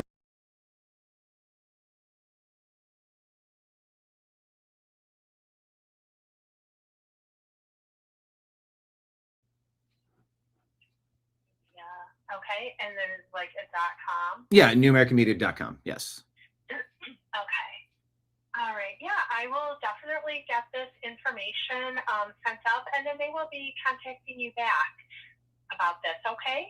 I appreciate it. What was your name again? Sam. Sam, I appreciate your help today. I hope you have a great rest of your day. Thanks. I hope you do too. And stay warm, by the way. It's a winter advisory this evening. Exactly. You stay warm too. All right. Take care. Thanks, Sam. Bye-bye. Bye. There we go. Well, you heard it in real time. I don't think I said it in the first sentence, but I'm like, yes, I'm live here on the TNAM Daily Show looking for an answer to this question. Because why would the lady get to keep her job? I certainly hope a progressive institution like the University of Michigan would be sexist enough to fire the man and not the woman. The homewrecker, some may argue the homewrecker committed a bigger faux pas, if you will. She knew he was married. She knew he had kids. What's she doing that for? He can't drive down the freeway unless she opens the gate. Unless, of course, there was something forcible, which has not been the claim. This appears to be a consensual, at least according to the reporting that I've seen. But it is weird that part of the story has not been reported, isn't it? Is it not weird? I find it to be weird. All right. Yeah, Sharon Moore is going to unseat the Coldplay couple as the face of cheating when it drops. Oh, boy. Yeah, and it didn't have to turn into a mugshot, but he lost his mind. I'll read you the updates on what happened here. I know. Look, there's a part of me that does not take great pleasure in this. Oh, and there's a part of me that takes great pleasure in this. Remember when Urban Meyer, Ohio State Buckeye coaching legend, went down to Florida to coach the Jacksonville Jaguars, and he was at a bar and there was a pretty lady dancing on it. He was at a bar stool and she was in front of him and he had his hand in her pocket or in her pants or something. Oh, he got maligned and embarrassed and Michigan laughed. Well, Urban Meyer didn't show up with a knife and threatening all this and that and get arrested afterward, did he? No. Couldn't happen to a worse program, that University of Michigan cheating. That's what they do best at Michigan, is cheating. It's what they do best. It's what they teach up there.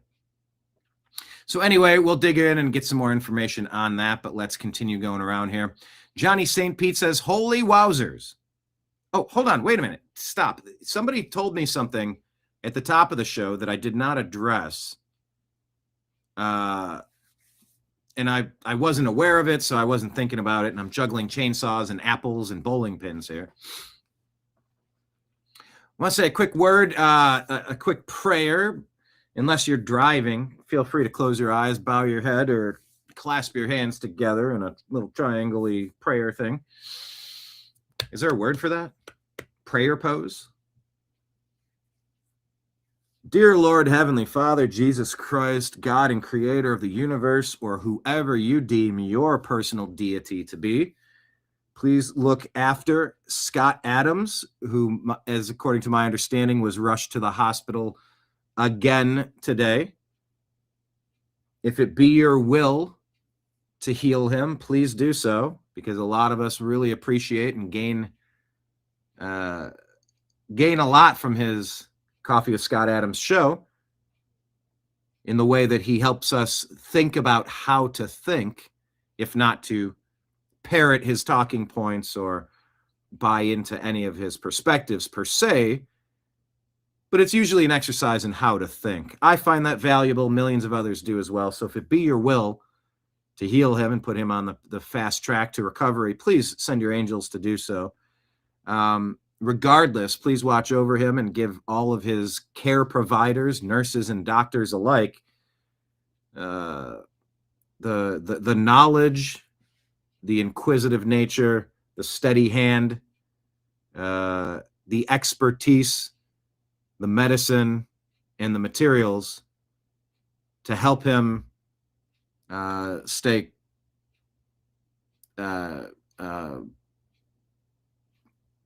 as pain-free as possible during this.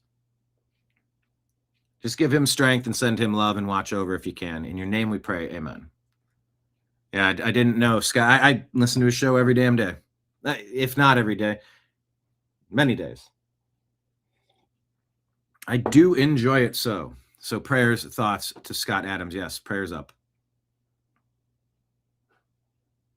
to Scott Adams. All right. Johnny St. Pete says, holy wowzers, Mike Benz is connecting dots like only he can. What if I told you an Obama Undersecretary of Defense wrote an article days after the 2017 inauguration with 3 ways to get rid of a Trump presidency? Wait till you see what their insane fourth option was. What if I told you she headed up the secret TIP, Transition Integrity Project, in June of 2020, a week after the Floyd riots began, and that it was done under the guise of if Trump clings to power?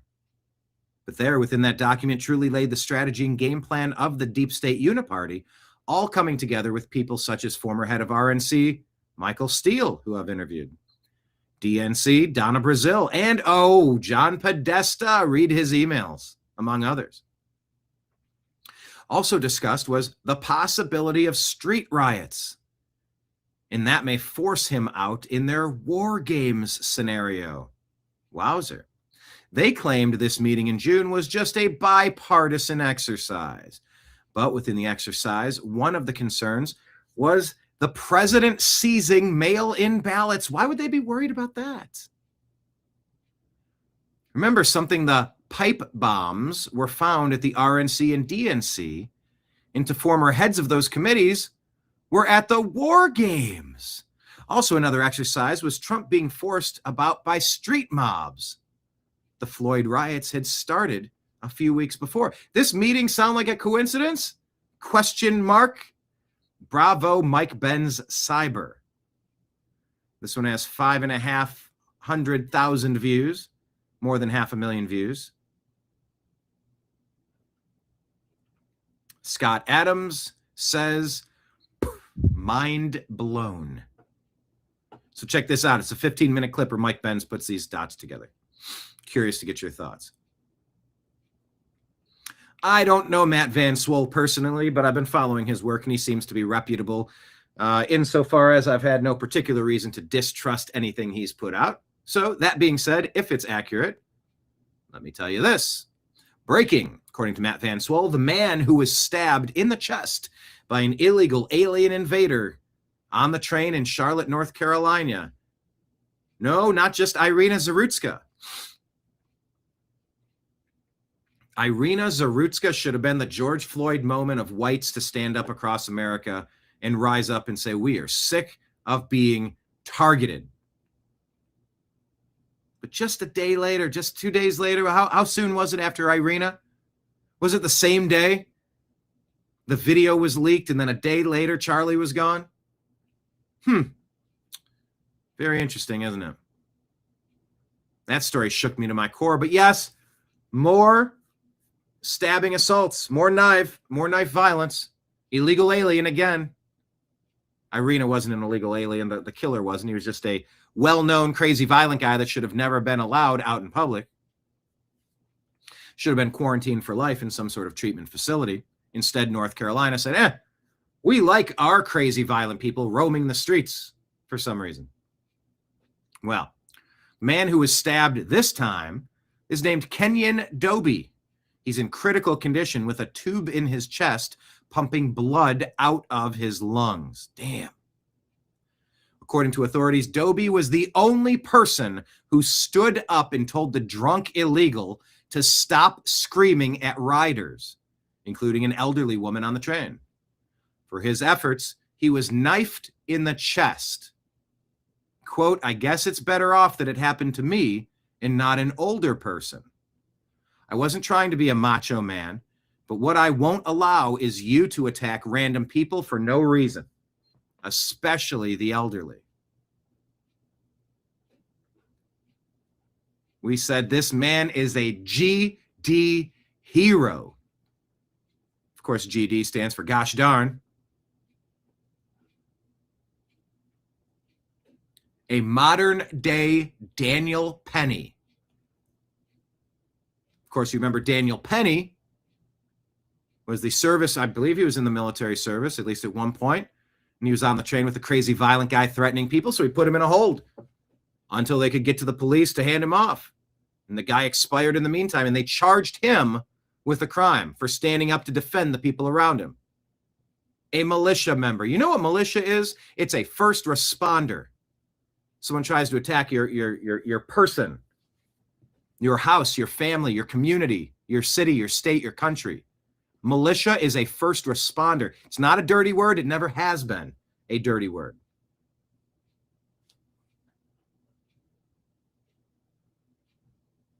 Kenneth asks,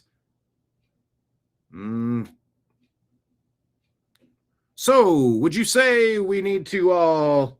Oh, hold on. I want to get this quote right.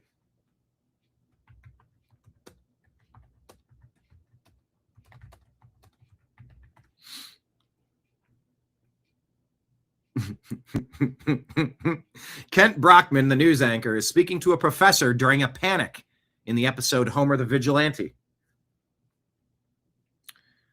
Kent Brockman says, would you say it's time for our viewers to crack each other's heads open and feast upon the goo inside?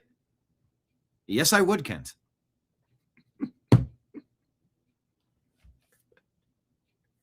Kenneth asks, so, Professor, do you say that we need to walk around wearing armor in day-to-day life? Yes, I would, Kenneth. That came together perfectly. Well done. This dude's a hero. Bless you. If this story is being reported accurately, Medal of Honor for this guy. And an apology to Daniel Penny, who many say was persecuted because he was white. Because in this day and age, after 20 years of the Obama doctrine, demonizing white people, every chance they get, oh, heaven forbid, there's a black subject that dies in an altercation with a white person. Oh, whitey's automatically evil. No. No more so than blackie's automatically evil. Whitey's not evil. Blackie's not evil. Every case is about the actions of the individual. Except that's not what the Democrats do. They only push anti-white bullshit, and they always gloss over and cover up anti-black stuff. They never hold them accountable when they're committing atrocious acts, be it Irina Zarutska. Look at how much press coverage was given to that compared to George Floyd.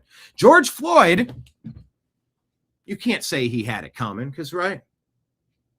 Wasn't he a guy that pistol whipped a pregnant woman during a home invasion? Dude was a trash human being with trash history. It doesn't mean he deserves to get snuffed out by the police, but that's not really what the video shows.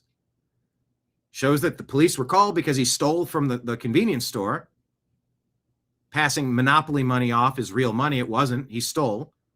And then when confronted, it looks like maybe he was swallowing fentanyl on his tongue during the freeze frame. And he was already saying, I can't breathe and I can't go back there, hyperventilating, freaking out, overdosing, having a heart attack. We don't know. But he was peaceably put into handcuffs, peaceably put into the back of the cop car. And if they had just closed that other door, you would have never known this guy's name.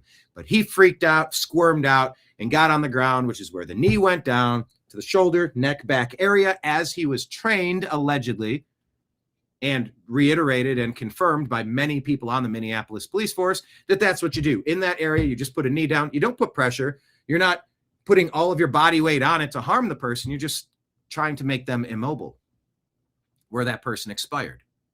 And he was blamed for it and charged with murder and convicted. It can be argued that from the theft to the swallowing of the fentanyl to squirming out of the cop car all led to his expiration. Walk me through the things that Irina Zarutska did wrong on her path to being executed. She existed. That's it. And was butchered. I said on a previous show, I've never in my entire life scrolled past a story that says crazy violent white guy slits the throat of innocent black woman on a subway. I've never seen that story, not a single time. I'm sure it's, I'm not sure.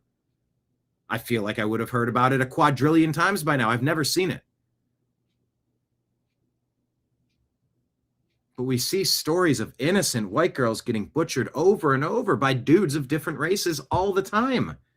It's an epidemic, it seems. But the media doesn't go balls to the wall and force people out in the streets to rile up people politically, to gain political power, to fundraise, to threaten, to break into stores, to set car dealerships on fire. You know, when Kyle Rittenhouse defended himself against multiple people trying to shoot him, crack his skull open and feast upon the goo inside with a skateboard.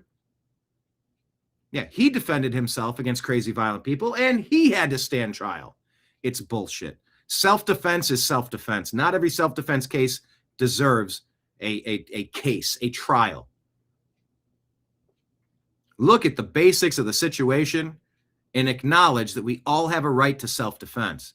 And you don't need to have your life turned upside down for defending yourself. So regardless of who it is, whether it's Daniel Penny or this gentleman here, this gentleman, according to Matt Van Swollen in Charlotte, North Carolina, named Kenyon Doby.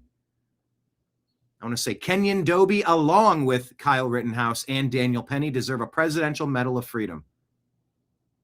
Because if we don't stand up to the crazy violent people harassing everyone around, we let the evil win. I don't think he woke up that day and wanted to get stabbed in the chest. Do you? Do you think Kyle Rittenhouse woke up that day and said, hey, I sure hope multiple people try to off me? No. I'm sure Daniel Penny didn't say, oh, I hope I get up today and have to deal with a crazy violent lunatic on the subway who's threatening all of us, and I got to jump in and take action to protect everybody, all these innocent people. Nobody asks for that. Well, Kyle Rittenhouse asked for it. Why do you think he had a firearm? Because we're an American, we have a right to defend ourselves against the people that want to try to end us. That's why. That's why. It's madness. This guy, if the reporting is accurate, is a hero. God bless you, Kenyon Doby. Man, oh man, do we appreciate you. Somebody posted this. Thomas Clay Jr. says, looks like things aren't so good in Republicanistan. Usha is a liberal, always has been. Apparently, they were having an argument loud enough to quiet the restaurant. Why is he wearing a T-shirt? 17.7 million views. Natalie Whittingham Burrell.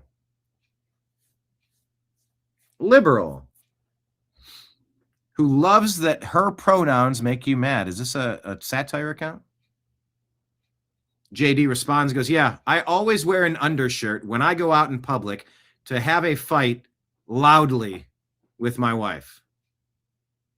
So if you're seeing that story, yeah, that appears to be AI, people. Let's have a little bit of discernment when... Don't be one of the 17.7 million people acting like a goofball, shall you? All right. Mike Cernovich here, who we interviewed previously. You can check out. Actually, Cernovich is in our intro to our show for the Agree to Disagree show. But if you search Mike Cernovich, Brian Engelman, I talked to him. Was it once? Was it twice? 3 times later. Mike Cernovich says, I believe it was a Garland, Texas situation. I don't have direct evidence regarding the Charlie Kirk case, but the FBI does have a secret unit, that plots mass shootings. Tear up Texas is the text that an FBI agent sent. The FBI has hidden his identity for a decade. Dan Maynard says, yeah, that's right. Yeah. After the trial, we found out that they had an undercover agent who was texting with Simpson less than 3 weeks before the attack saying, tear up Texas, which to me was an encouragement to Simpson. Tear up Texas undercover FBI agent told Islamic State shooter before the Garland attack. Undercover FBI agent claimed to be the Islamic State's eyes when they attacked a Muhammad mocking cartoon contest and even goaded one of the shooters, according to federal court records. Holy shit. That from the Dallas Morning News. We're connecting dots and putting puzzle pieces together, people. Connecting dots. Matt Walsh says, there is one obvious hole in the Charlie Kirk assassination story, which is that leftist trans freaks were posting about the killing before it happened. That would seem to indicate that there were potentially even more leftists involved in the plot. If there's a conspiracy, it's amongst leftist radical militants. But either way, all of the evidence points to this being the work of at least one, possibly a lot more than one, radical leftist scumbag. They want us dead. They had every reason and every motivation to kill Charlie. And they did. So there's a question of the day. Do you agree or disagree with Matt Walsh that it appears to be most likely that it was Tyler Robinson and a few leftists and the trans and the furries and the people. Like it seems to be, they were talking about it beforehand. They accomplished it. Like the story does actually line up. Do you agree or disagree with Matt Walsh that it was the lefties that did this? And we don't need to turn this inward on MAGA. Agree or disagree with Matt Walsh? Type it in the comments. Question of the day.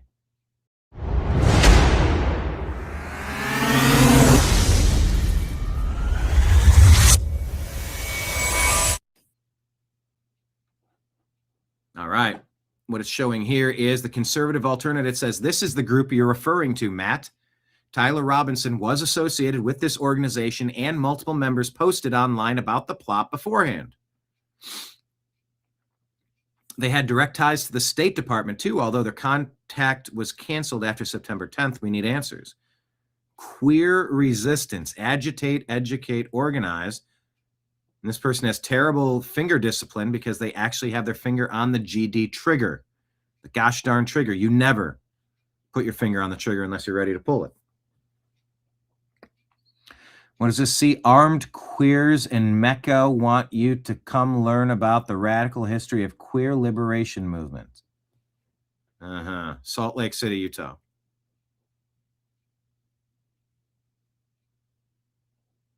Andrew says, notice how nobody in the Candace circle is just asking questions about this.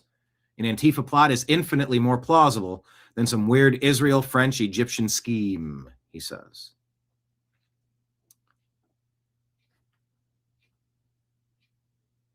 Patriotic Blonde says, hey, here's the epitome of grief. And shows Erica Kirk giving a thumbs up with somebody. I don't know who this guy is. Glenn Greenwald jumps in, though, and says, hey, people who have rigid, sanctimonious, self-righteous views of how to handle, process, and deal with extreme grief either never had to navigate it before or have zero empathy.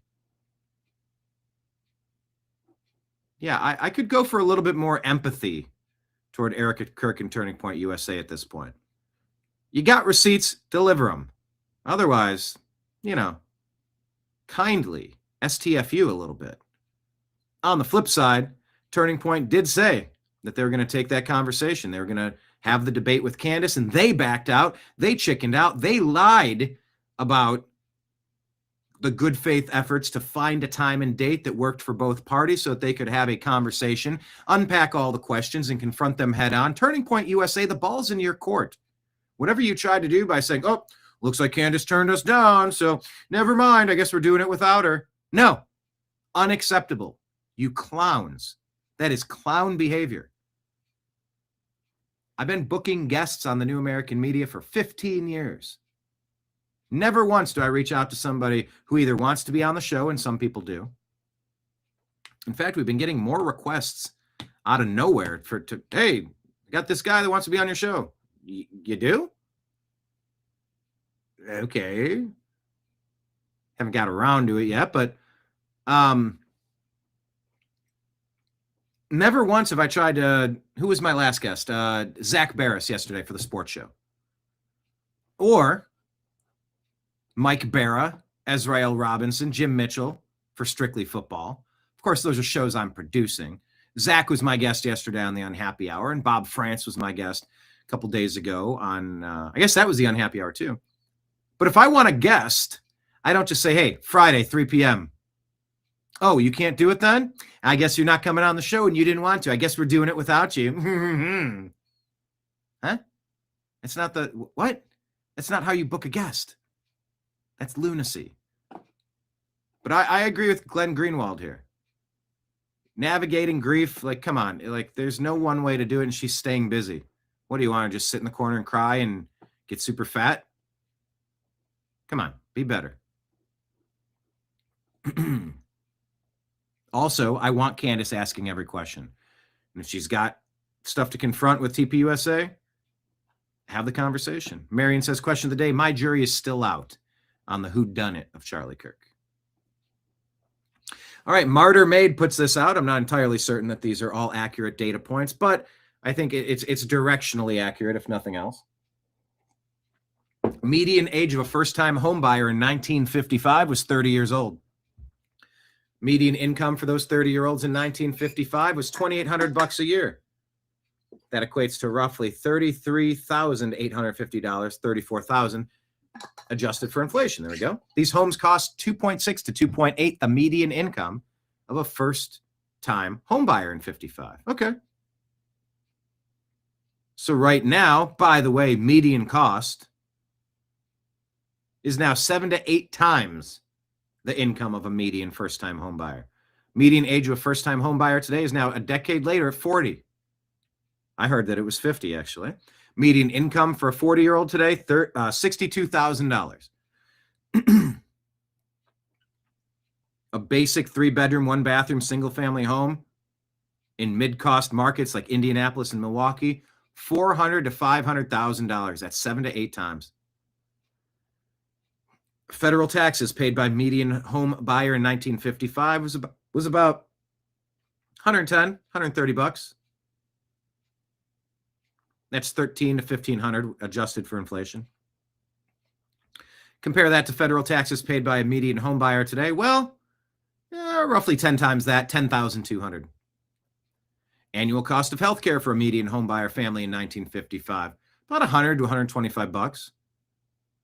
That's $1,500 adjusted for inflation. Yearly, $125 monthly or whatever. Annual cost of healthcare for median home buyer family today, $35,000. Often paid in part by employers with money that could otherwise go to higher wages and salaries that we're being robbed of. So, first-time home buyer today, buyers are 10 years older. They take on a mortgage debt that's much higher percentage of their income, which has hardly increased since 1955 when we factor in inflation, healthcare, tax burden, and childcare expenditures. Since the typical home buying family in 55 had one parent working and one parent raising the kids, while affording a mortgage today typically requires two incomes. Unlimited access to virtual entertainment is the only reason we're not experiencing political turmoil on an unprecedented scale. We're being baffled by bullshit. We're being lulled to sleep with bread and circuses while we suffer, while we struggle.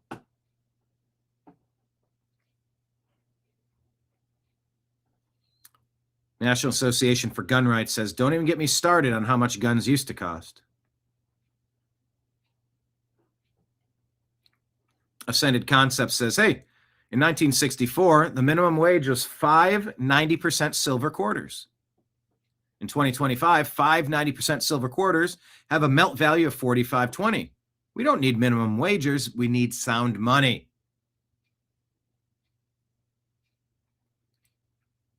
Jamal Bubbins here says, 10 of these gold bars would buy you an average home in 1920.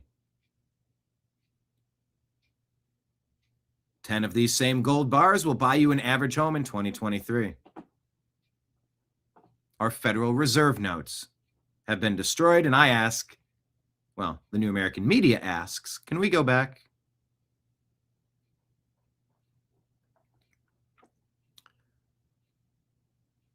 Let's play a clip from our two least favorite Muppets. Defiant L's put this out and says, Jennifer Welch. Well, just let her say this in her own words, shall we?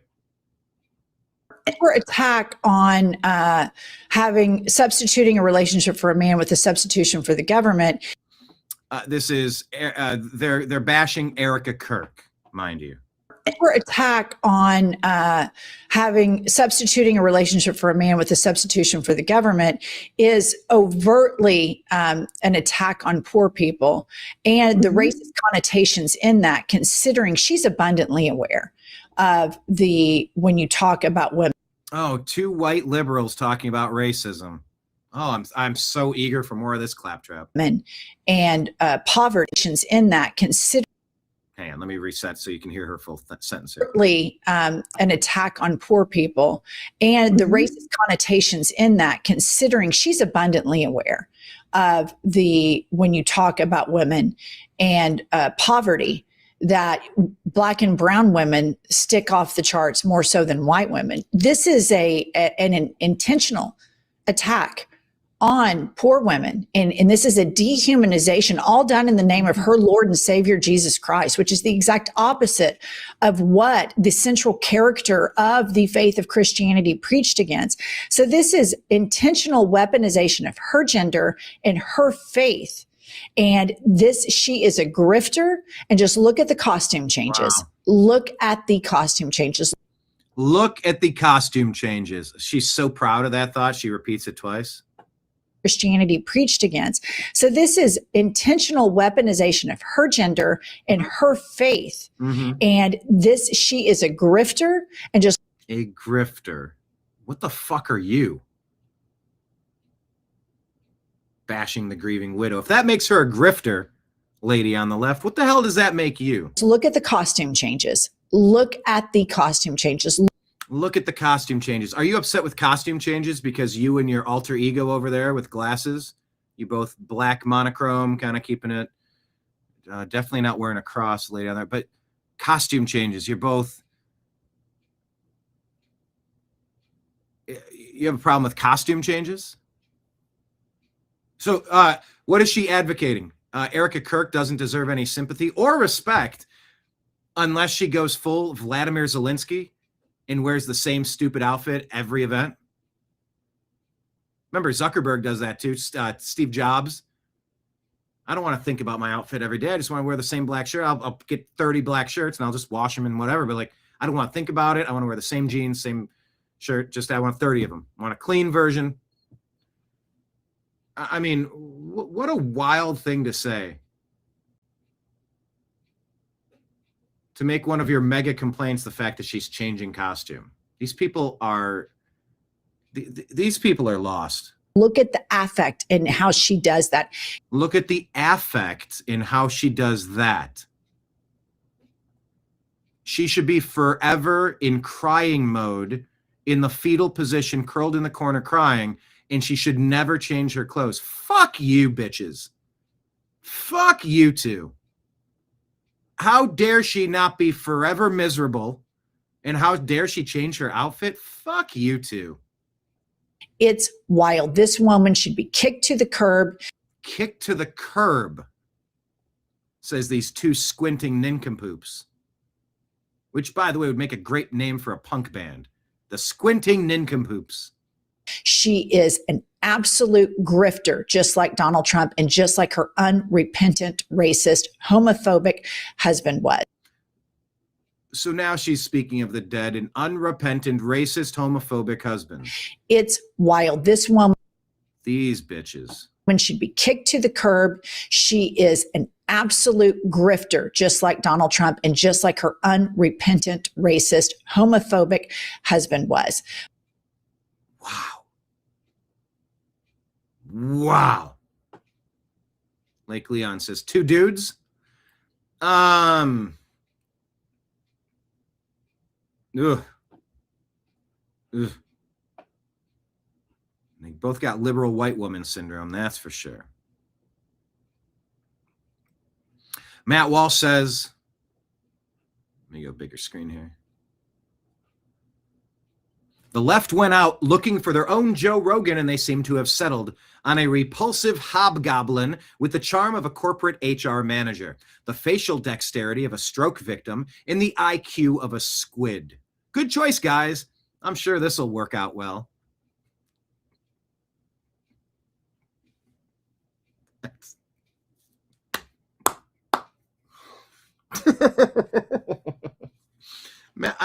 Matt Walsh is I do appreciate reading and listening to Matt Walsh, that's for sure. Sometimes there's not too much you can add. The left went out looking for their own Joe Rogan, and they seem to have settled on a repulsive hobgoblin with the charm of a corporate HR manager, the facial dexterity of a stroke victim, and the IQ of a squid. Good choice, guys. I'm sure this will work out well. Oh, that's good. Sweet. So this is what I put. I like. They just look like a couple of Muppets. I don't know. I'm sure we all look like something, but the vile things that they're saying about the assassinated man Charlie Kirk and his family, they can fuck right off to hell as far as I'm concerned. We said, meet the 2 most despicable ladies of the left. Swing and a miss, hoping they would be the Joe Rogan with ovaries. Just a bunch of goofy little Muppets. What do you think? Do you think I got the point across with the 2 Muppets dancing in unison? I think it conveys the point, but I digress. Fed detector says a 30-06 didn't take out Charlie, Matt Walsh. There is no evidence linking Tyler Robinson to the crime. It's literally all circumstantial or clearly fake.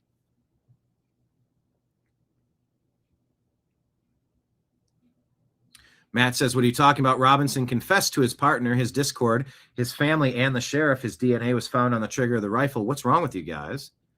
Fed detector says, okay, well, so if that's all true, why is he pleading not guilty? So he turns himself in 33 hours after the shooting.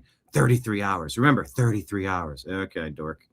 Don't forget how many hours went by now. And immediately after 33 hours, he's turned in and begins pleading not guilty. Why? He says, are you as dumb as Tim Waltz?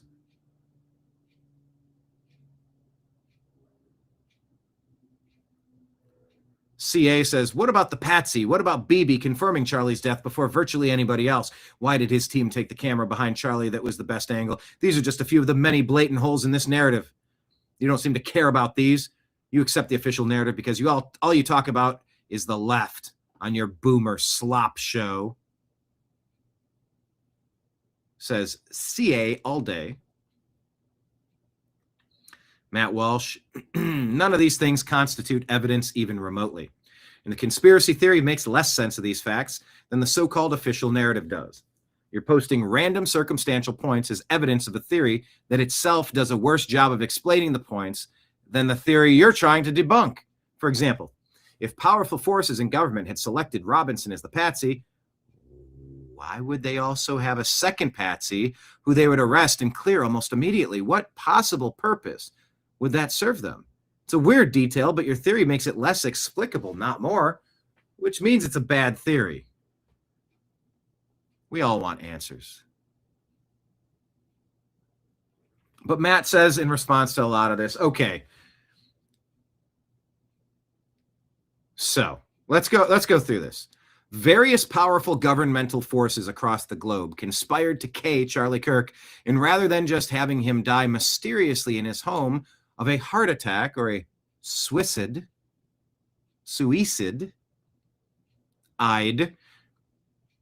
which they could have easily arranged, or sniping him while he checked the mail one day and making sure the assassin was never found, which they could have also easily arranged.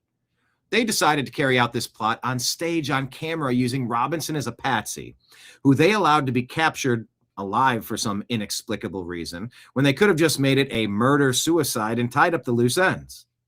Okay? So on top of all that, they used the wrong ammunition in the official story, along with leaving a trail of various other breadcrumbs that the internet could follow. Okay? So on top of that, they somehow convinced Robinson's own parents to go along with this charade, persuading them to offer their innocent son up to be executed, while also letting them stay alive. While also letting them stay alive. That's what you're going with? You honestly find that to be more plausible than a leftist freak simply shooting Charlie Kirk, a man who is despised by every leftist freak in the world? Really? Really? Really? Yeah, I don't know about that. Are you sure about that? Are you sure about that? Yeah. Are you sure about that?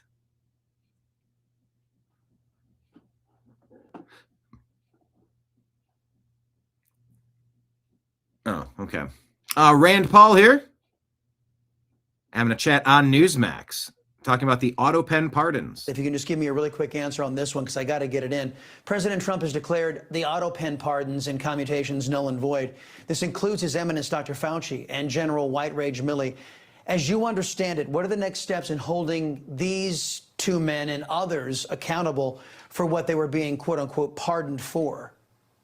Yeah, I agree with President Trump on this, and we should pursue it. The only way to pursue it is to go to court. So I have presented evidence that Anthony Fauci lied to Congress, which is a felony. I've also presented evidence that he instructed others to delete and destroy federal records. This is a crime as well. If you're in the executive branch, you're not allowed to delete or destroy records. These are crimes, and they would need to be tested in court, and then his pardon would be tested. So the Trump administration, the DOJ, would need to bring charges, bring him to court, and then his pardon would be challenged in court. If you can just give me a really quick answer on this one, because I got to get it in. Please do this. Rand Paul says President Trump is right to void the auto pen pardons. Ooh, I had a missed phone call. Did I get an update? Ooh, let me see. Did I get a voicemail? It looks like I'm getting a call back from Ann Arbor, Michigan. Let me see if I have an update on this. Fingers crossed. Can you hear it? Can you hear the ring? Hello, you have reached Charles Washington at Michigan Publishing. Please leave me a message.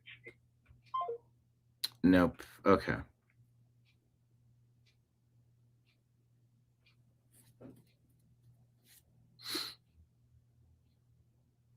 Okay, let me grab this real quick. Hold on 1 second.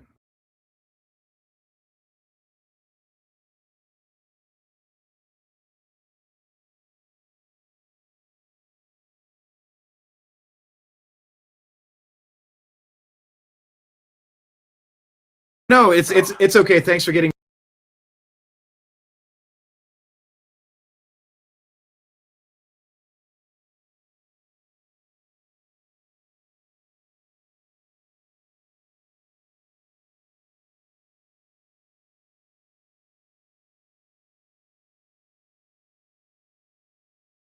that I had was wondering if both University of Michigan employees were terminated for cause. What I keep reading is that the coach was, but I haven't been able to confirm if the second person was.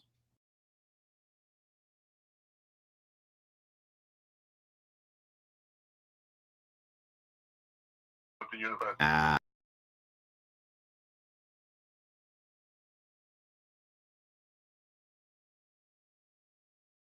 Just search news service and vice president for communications. Okay, that would be the right place to go.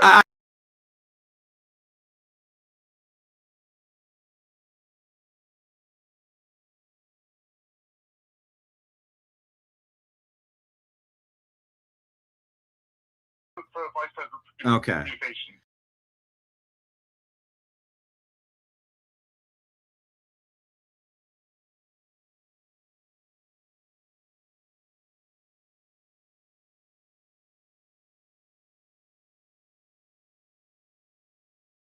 There's a tradition there, so that's always the case.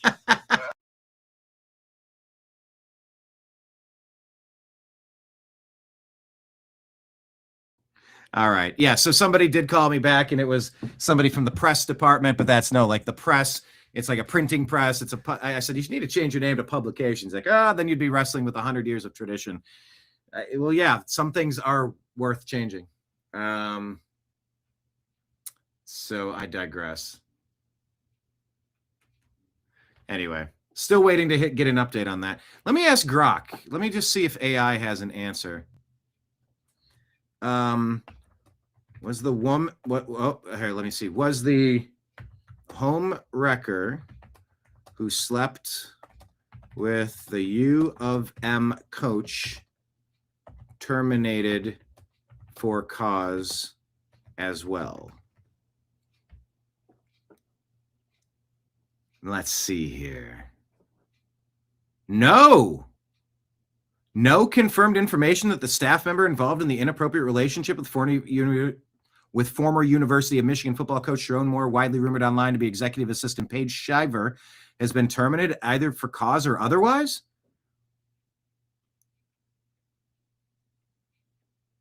Why are there no updates on this? You can't fire the man and not the woman. Oh, I'm going to have a big problem with this if they fire the man and not the woman. No. You don't get to be a home wrecker and get away with it. If you're terminated for cause, you're both terminated for cause. You don't just take down the man. Oh, no, he had a position of power.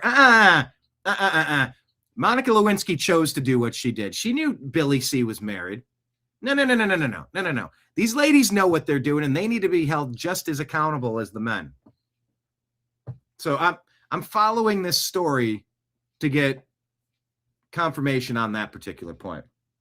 Okay? Okay. Yes, I did hit mute that time on purpose, by the way.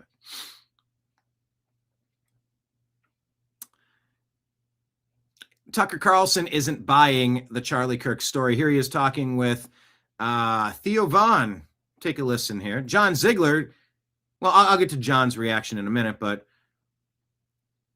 Kat says Tucker Carlson breaks his silence. Was he really silent about it, though? I don't know if he was silent, but maybe he's getting more specific now. Take a listen. Okay, I would like to hear, how does he know this to be true?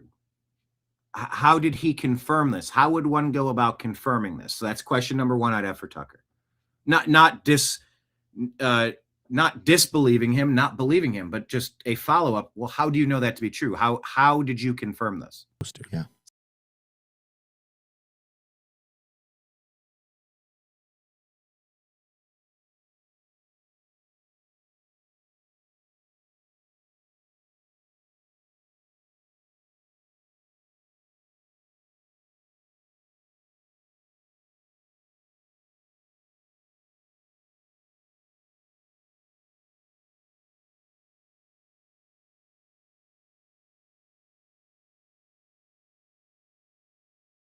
Oh, there we go.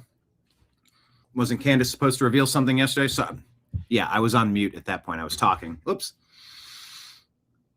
Marion says, wasn't Candace supposed to reveal something yesterday? I can't keep up with all her claims. Start showing proof instead of just yapping about it. Yeah. Kenneth says, justice or just us? Yeah, just them, maybe.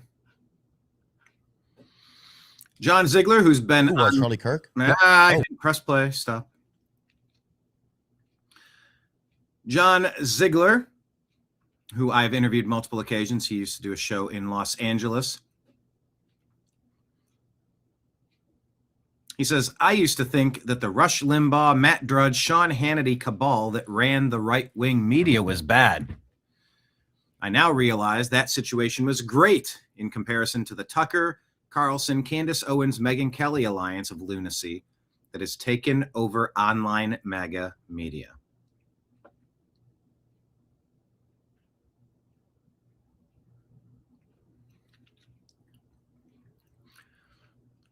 We had a lot of feedback on our posting yesterday about this. The New American Media shared, these FBI agents, 1, joined the mob by kneeling. 2, were fired. 3, now they're suing. Andrew says if they bow to the mob, they obviously would collapse under any other adversary that intimidated or scared them. No guts. Donald Lane said, here's their top lawyer strategizing with the suing FBI agents. It's an infringement on your constitutional rights. It's outrageous, egregious, preposterous. Jackie, was it Jackie Childs? Is that his name? Jackie Childs? On Seinfeld? It's outrageous, it's egregious, it's preposterous. If the glove don't fit, you must acquit.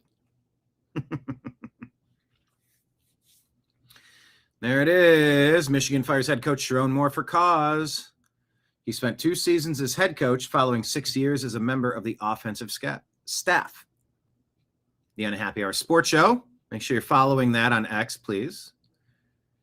It says, oh, is that because he lost to OSU? Was that the cause?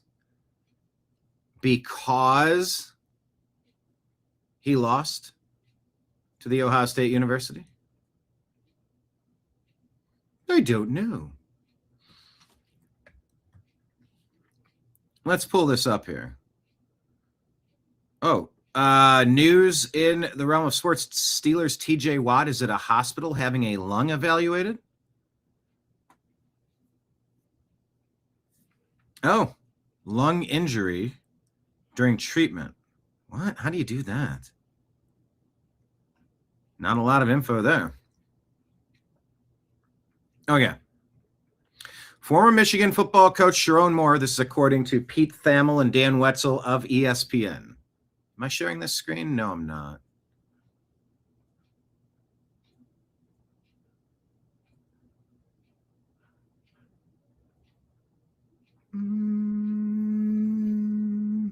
Go like that.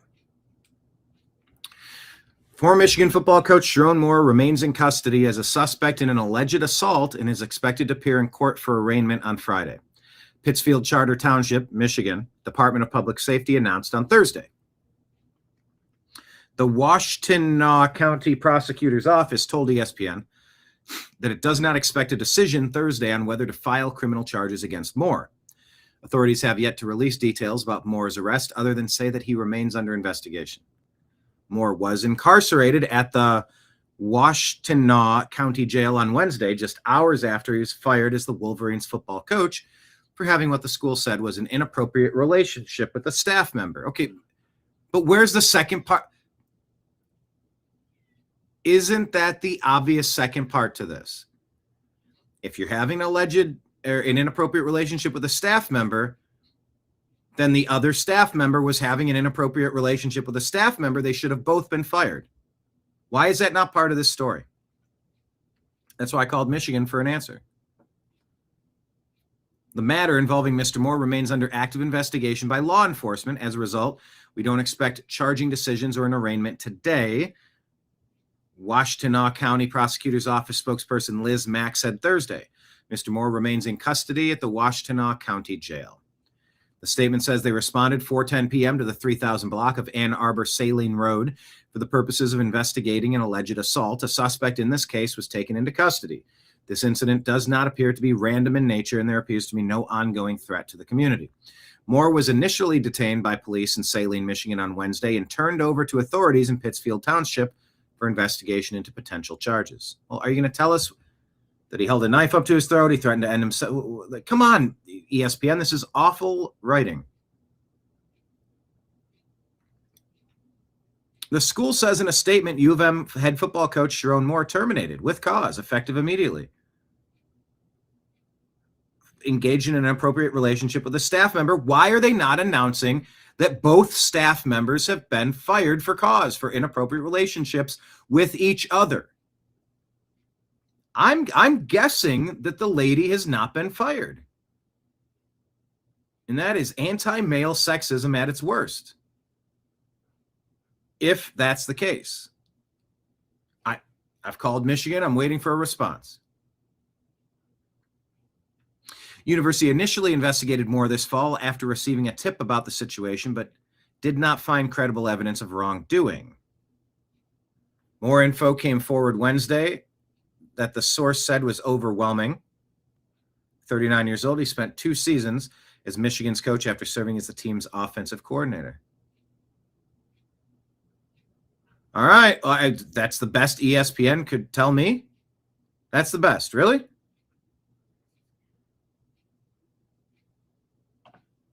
All right, well, that's the best I got. That's why I, your diligent reporter, I'm seeking additional information directly from the source. No, we do have a name.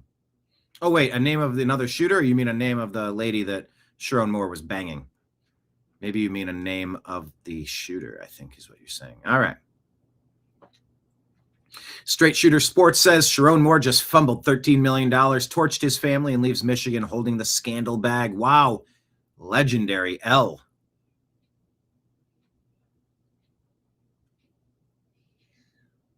This accusation is that Sharon Moore cheated on his wife and got a staff member pregnant 2 weeks before Christmas with 3 kids at home as well. What a clown. And he has Christ follower in his bio. This is his wife. He was fired from Michigan for inappropriate relationships. So there's a lot of unconfirmed things floating around now.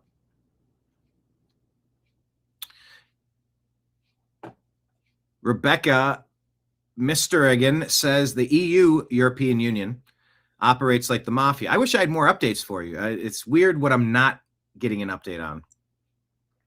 The European Union operates like the mafia, says Rebecca. Sweden is now paying the EU what is that, a comma, but only 9,019 million. I don't know what that means. $9.19 million to buy itself out of the, or million euros to buy itself out of the union's mandatory asylum quota. Who the hell makes a European Union mandatory asylum quota? And who votes on the union? Like, it's just goofy. Think about that for a second. What type of democratic cooperation forces member states to pay protection money just to avoid having its own society de-established? Or, I'm sorry, destabilized. When a country must hand over cash to escape a policy that harms it, the structure stops looking like a union and starts looking like organized coercion. Let's call the EU what it is. It's a mafia organization. Abolish the EU. Elon says, why do citizens in Sweden, Hungary, and elsewhere have to pay a ransom to bureaucrats in Brussels for the right to save their country? Of course, here's a link to our show yesterday. Shedeur Sanders looks sensational in the Browns lost. Buckeyes humbled, but will it help them win it all? Kobe EC letter says breaking. The Fed says it will begin purchasing U.S. Treasury bills on December 12. $40 billion worth of T-bills in 30 days. Federal Reserve officially cuts interest rates by 25 basis points in their 3rd interest rate cut of 2025. Great. Cut it down to 1% and stop fleecing us with stupid interest rate theft already. Banksters have stolen too much for too long. Hashtag end the Fed. Hey, you want to hear something goofy? Talk about wimpy white women, wimpy woke white women being perhaps the worst part of our society. Andrew Cooperider says, Kentucky Representative Sarah Stalker talks about white kids needing the opportunity to feel what? In an educational setting? Look at this droopy dog face. Look at this morose MFer. Check this garbage out. I'm going to be honest. I don't feel good about being white every day for a lot of reasons. Because it's a point of privilege that I get to move through the world in a way that so many of my other colleagues and friends and family members of the community don't get the privilege to do. And I'm just a female, but just a woman, just a white woman. If I was a white man, I would be functioning from a point of an even greater privilege. I think we're missing an opportunity when kids have a moment to reflect about how the color of their skin does and does not allow them to move through the world. Running to them and trying to stifle that and trying to say you shouldn't feel bad, so we don't want to ever expose you to something that is going to make you have to pause and have maybe some internal feelings. It's a missed opportunity for some really good dialogue.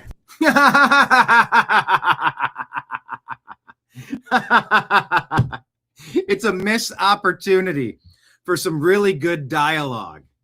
This lady has Stockholm syndrome. She's been abused, manipulated, degraded, devalued. The brain damage instilled upon this lady to hate who she is for things she didn't do. You know, I'm almost sympathetic to people that have absorbed this level of brainwashing and not been able to spit out the poison they've consumed, but it's their fault for drinking it. We all know not to drink poison, except this dumb white lady. She wants to drink the poison of self-loathing. She wants to be belittled. She wants to feel bad. She doesn't always feel good. Well, you know, because things happened to other people that weren't me, by people that weren't me. So I don't feel good. What twisted logic? What type of witchcraft and sorcery was needed to make somebody hate themselves like that? That is Stockholm syndrome.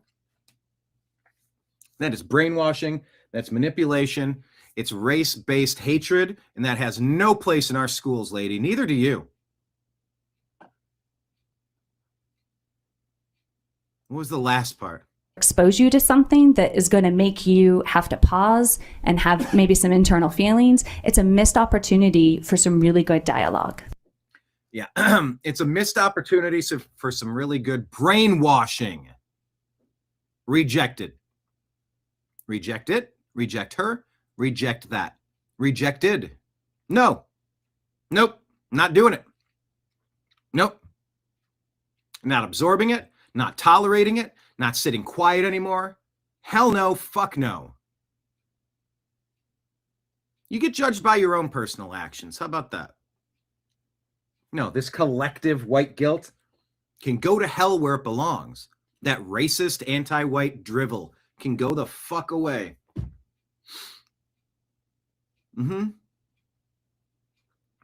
Wow.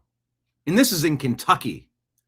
Imagine how bad it is in the other blue cities, in the blue states. Marion, I don't drink Kool-Aid. It's a good idea. Like Leanne says, I will check police reports later on today. Yeah, for the Sharon Moore, I want to know. Tell me she was fired too. They said they'll get back to me. Wow, that is vile. Declaration of Memes puts this out. It's a picture of a lady. It says, we are witnessing the greatest act of cuckoldry in human history. An entire civilization willingly giving away its land, its women, its children, because the alternative is being called a racist. Declaration of Memes says we need to save America, then the entire West. Elon Musk agrees. Oh, I'm so sick of it. Reminder, please check out the TNAM Daily Show, as it is right here. Trump mounts offensive against the deep state appointment traps. And KBJ shills for deep state from the Supreme Court. That's yesterday's link to our Rumble feed of the TNAM Daily Show.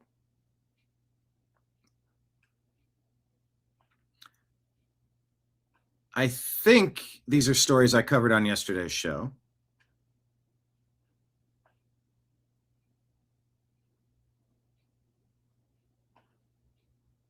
Did I cover all? Yeah, I did cover these. All right.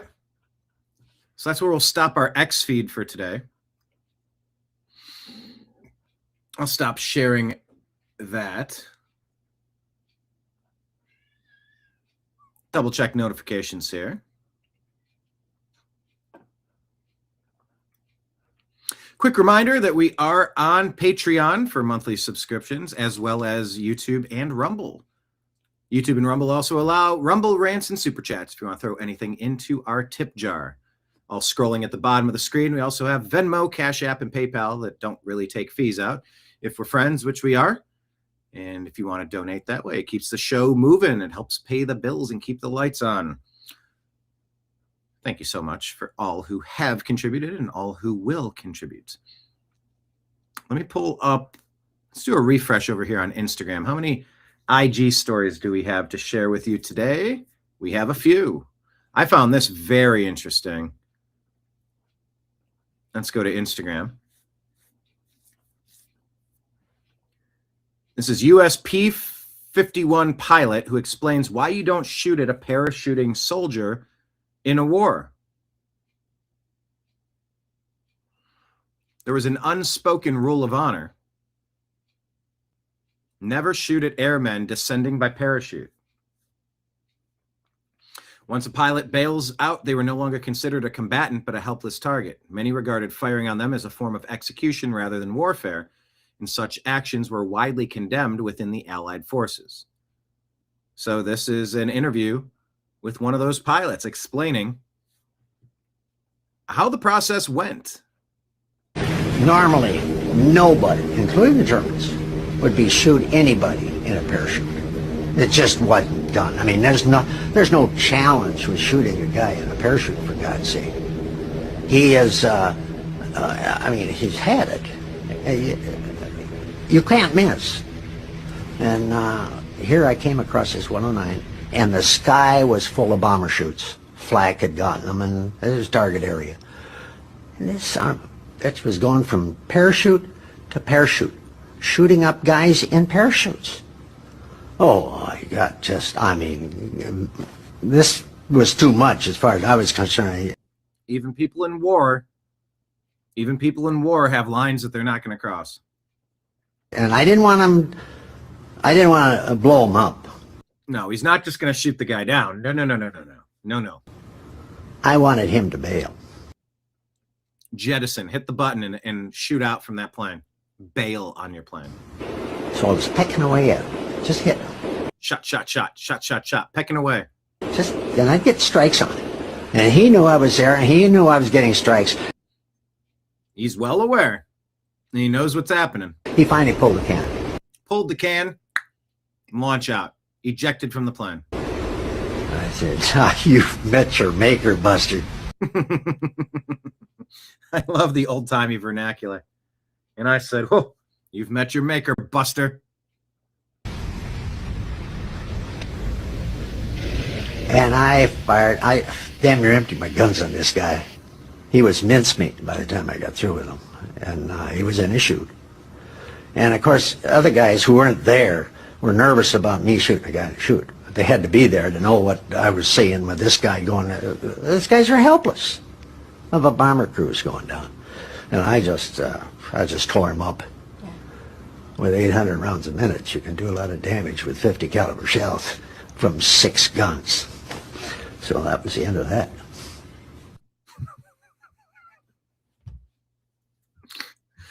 So that was the end of that. Street justice. You know, I mean, you're violating the code, turn you into mincemeat. I just found that super interesting. Maybe not necessarily timely or relevant, but my God. But it speaks to the code of honor. And that stuff does still matter. Erica. Who is this?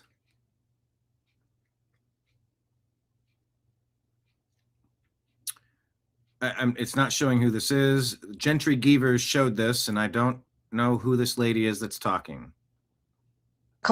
One of the most alarming things about Charlie's murder was the way that some people in this country reacted to it. Yeah. And not just online. This this was an idea that you encountered a lot. And the idea was this. They kind of justified it. They basically said that because Charlie said or believed things that they believed were controversial or even hateful, that he somehow had it coming. What do you say to people who justified his death? You're sick.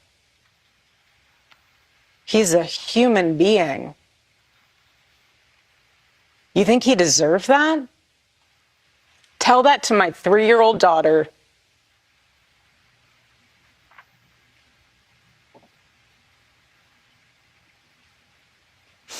Excuse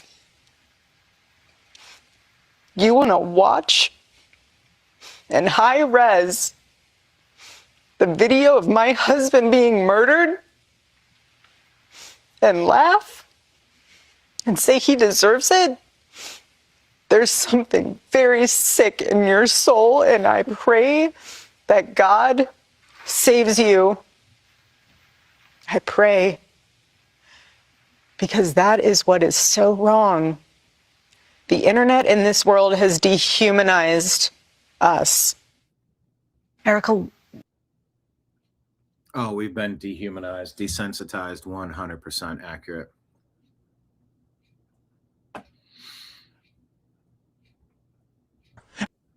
All right, so this one here is, hold on.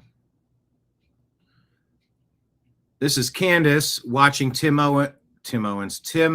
Pool's rant about Candace and then her reaction to it. As you power, scared that she'll put you on her thumbnail and claim you benefited from Charlie Kirk's assassination, which he's doing to me right now. Yeah, that was the... I'm done with these people. She has security, just not on the level of you. Oh, yeah, the one fat guy you mentioned with no wall and no barrier in a suburban neighborhood with neighbors. She doesn't give two no one's out for her. She's lying about all of this. You told me you went to her house and she's got a 4-foot wall and one fat guy. And she doesn't give a about her security. Meanwhile, I get bullets fired at my property and I have to go live in the middle of nowhere. And I got strangers coming up to my house in Maryland, breaking in. I got people showing up and beating up the residents who try to live there. How the am I even supposed to sell this property?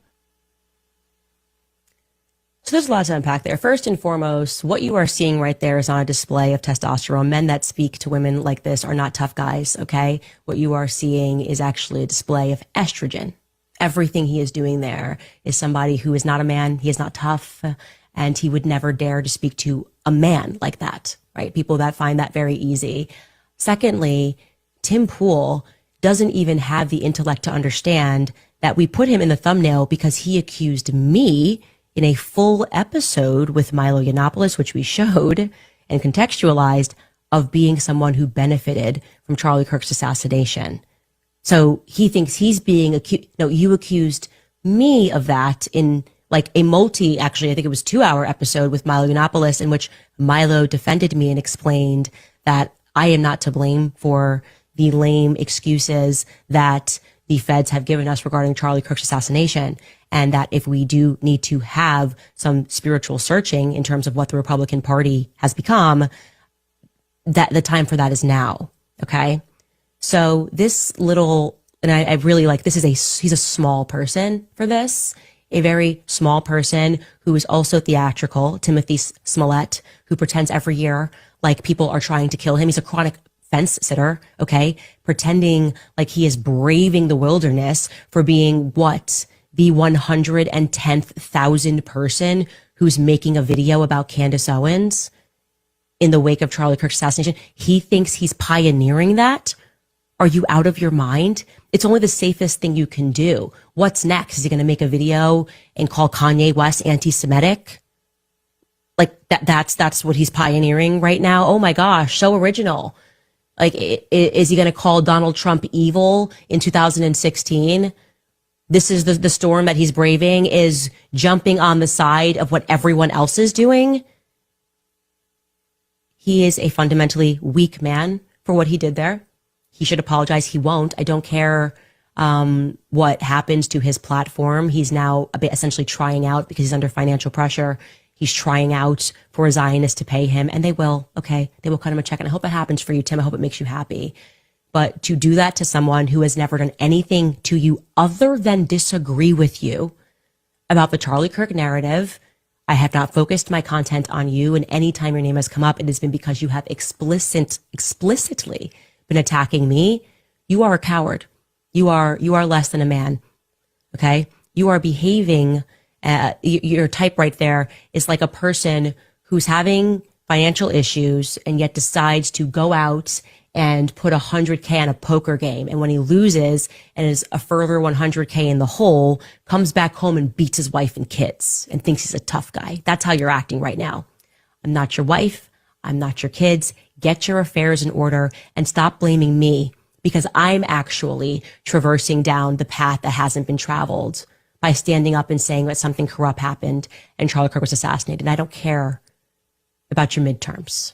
Okay. I don't care about your next year midterms and whether or not the Republican Party is united. Okay. Because I don't want to stand next to people that would cover up Charlie Kirk's assassination. I hope that I have made my point perfectly clear. So they're covering up Charlie Kirk's assassination. What's your evidence? Can we see what you're talking about? Because really, at some point, STFU. Because yeah, it is leaving the door open to give the Democrats power.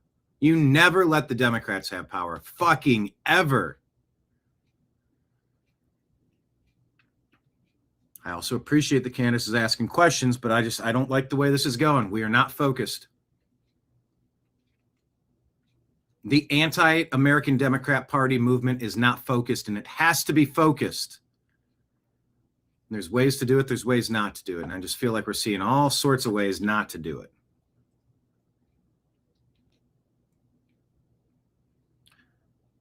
Here's Elon talking about President Trump. Who's the funniest person you know in real life? You know, President Trump is very funny. He's got a great sense of humor. President Trump is very funny. He's very funny. He's like naturally funny, but it's like somewhat effortless. I mean, you know, when he had Ed Mamdani in the office, and they asked him if he still thought the president was a fascist, and the president said, "Just say yes. It's easier that way." Yeah. Don't worry about it. Just say yes. That was awesome. He's like, yes.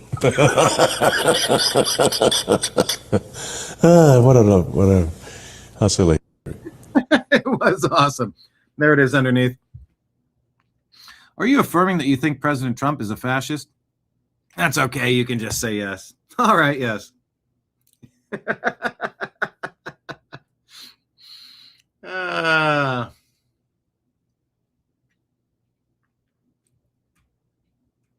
That's funny.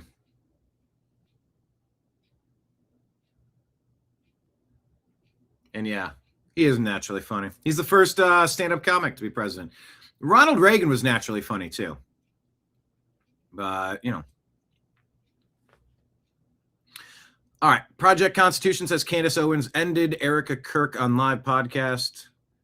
Here, what's the clip? Now, I wasn't sure about Erica. I was waiting kind of a situation for her to be in, obviously having lost her husband, becoming the CEO and the chairman of a company. It's just a lot of transition, and it's nice to wait for more information before you prejudge or just assume, make an assumption about somebody, and it maybe is not based in reality.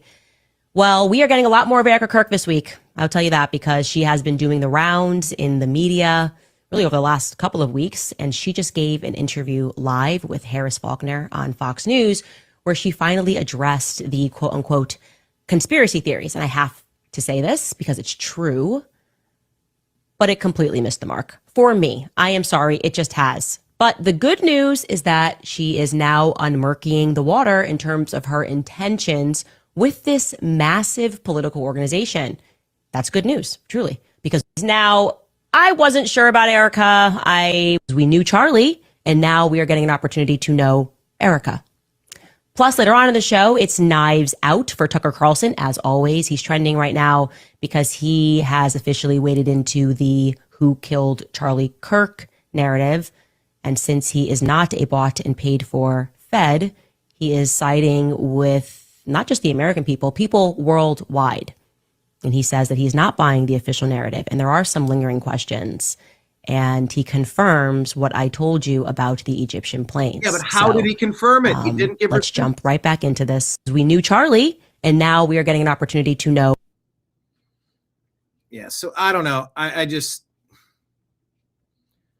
whatever. If Tucker's putting that information out there, that's great and all. But where's his evidence?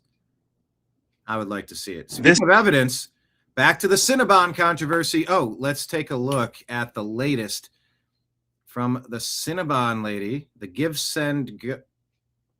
I have to hit refresh. The Cinnabon lady. There's a give, send, go here. Cinnabon lady has raised $149,615 to start a new life since she's been doxxed and she has lost her job over an interaction with people that came up to the Cinnabon. So let's take a watch of this here. This is, I don't know who this is. TJX Shippuden. Timothy Murphy. Okay, let's see what he has to say about this. Cinnabon controversy is amazing, and I love it. I don't want to hear no black people crying. Shut up. Because remember what happened? There's a little too much music in the background, but I do want to hear what you have. When a random black teenager murdered a random white teenager at a track meet in cold blood. Yeah, that was Carmelo Anthony. Of course we remember that. For no reason. What reason? They said that he was hanging around their equipment, potentially trying to steal equipment. He was told to leave, and he didn't like being told to leave, so he came back and ended the life of one of the twins. His family started a GoFundMe, raised over $500,000. What did that guy do that was wrong? Well, you know, I mean, not much. He just ended the life of a twin for no reason. And that raises how much? Over $500,000? And what did they do? Didn't use it for legal fees. They knew their little demon was cooked. They bought a house and an Escalade. And now this woman has raised 6 figures because she doubled down on her racism because some Somalians were antagonizing her at her job, and she stood 10 toes. And to be honest, I respect it. They never show what happened. They only show the result of what happened. They didn't show themselves antagonizing that woman. Yeah, but I believe this video clip has more video that I haven't seen before, I think. They didn't show themselves causing problems in what? This just comes out of nowhere? Hello, welcome to Cinnabon. I'm going to say the most offensive things I can. By the way, have you ever been in an altercation with anybody? You know, step one is they're going to use offensive words. They're going to try to say things to make you feel insecure. They're going to try to say, you know what Antifa does? BLM, the whole AstroTurf Soros funded, allegedly, perpetual protest machine across the country. When they confront people, they always quickly talk about how ugly you are. I've covered this in Portland. I've covered this in Chicago. I've covered this New York, wherever the rent-a-mob happens to be. As soon as they identify somebody that doesn't drink their line of happy horse shit, they try to offend the person. They say things to insult them. That's what every argument does. Husband, wife. You know what? They devolve pretty quickly. Brother, sister, brother, brother, sister, sister, friend and friend. Yeah, people insult each other when they get angry. A ruckus for no reason. Now, I'm not saying that you should go around calling customers at your place of employment the N-word. What I have done... There's too much music in the back here. Would I have done something like that? Probably not. I don't know. What's he say? But white people have been told that they are outcasts in their own countries. It has too much music. He says it's been publicly and socially acceptable to condemn whiteness and continue blaming them for slavery, even though there's literal slavery in Africa right now. White people, the only demographic to categorically disband slavery. Negroes still want to constantly keep yelling at white folks, says this guy, Timothy Murphy, and villainizing and demonizing white people as if anybody alive today had anything to do with any enslavement of any of your ancestors. It's your ancestors who sold you to white people. Every single demographic has been a slave. You're not special. Yeah, every type of person has been. And it's universally rejected in white society, in American society, not in African society. There's literal slaves in the Middle East and Africa right now. But no, like that teacher in Kentucky was saying, you know, you don't feel good about who you are. You know, you miss an opportunity to make someone feel bad about who they are. No thanks. You're not reparations. No reparations. And I am so glad that this lady is now in a wonderful financial position and she can just move on. You think she cares about her Cinnabon job? She just got 6 figures. She's about to be chilling. Hopefully she makes smart investments. Call me an accelerationist, but I think this is great, he says. I think this is great. You're going to keep poking the bear and telling white people they're evil and telling them that they got issues and they're racist and they need to apologize to you. Well, guess what? Enough of that. And there's going to be white people that say, you know what? Matter of fact, I wasn't racist, but I'm going to be now. I'm going to be racist now. I don't care. And I'm going to say it to your face. And it was the Somalian invaders anyways. I don't want any of them in our country, period. He says, categorically, get them the freak out. W. White Lady, L. Somalians. Now, this isn't the one I thought it was. I just, by the way, clipping this out of context shows me saying all these things. It's this guy saying it. But there was a video that I shared that had additional footage from behind the 2 people that were filming. I want to see this. I thought it was in this clip. Oh, it says here, funny part is that the woman was a liberal. Maybe not anymore. Shira, the word racist is so played out. Just one artist says, I'm black, and y'all know what? Good for her. Stop messing with people and leave them alone, or you'll have your feelings hurt. It's simple as that. Parson, good for her. We're over it.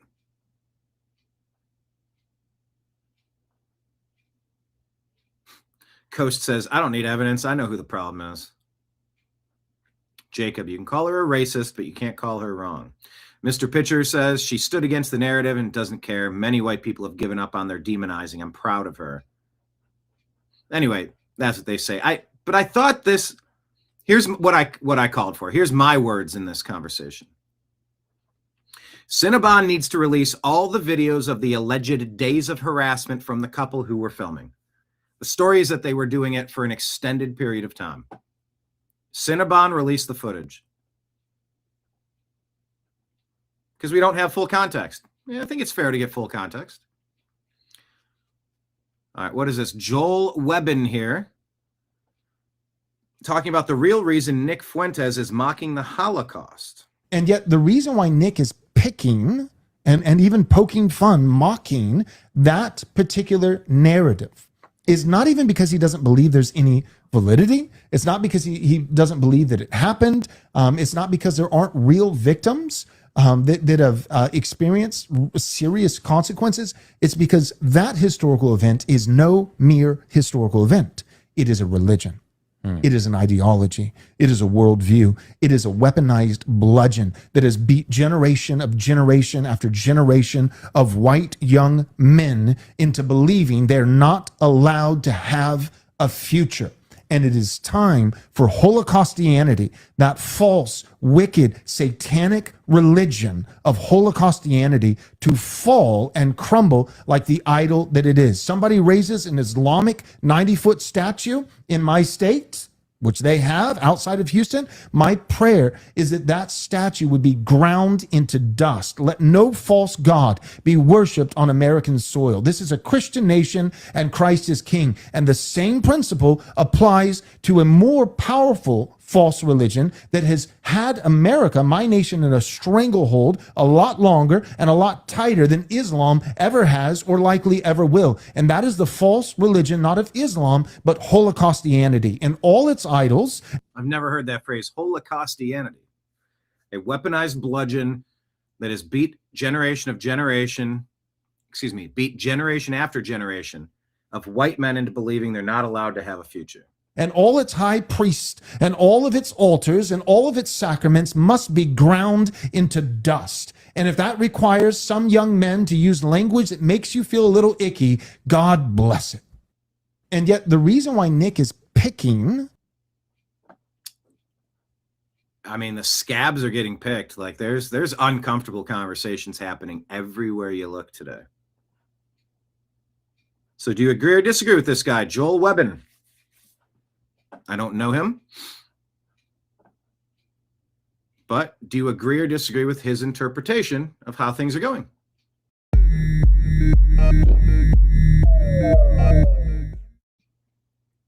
All right, next. Candace responding to Erica Kirk. You want to keep telling me to come down while we're building? I don't have time for that. But here's my breaking point on that. Come after me, call me names, I don't care. Call me what you want, go down that rabbit hole, whatever. But when you go after my family, my Turning Point USA family, my Charlie Kirk Show family, when you go after the people that I love, and you're making hundreds and thousands of dollars every single episode going after the people that I love because somehow they're in on this, no.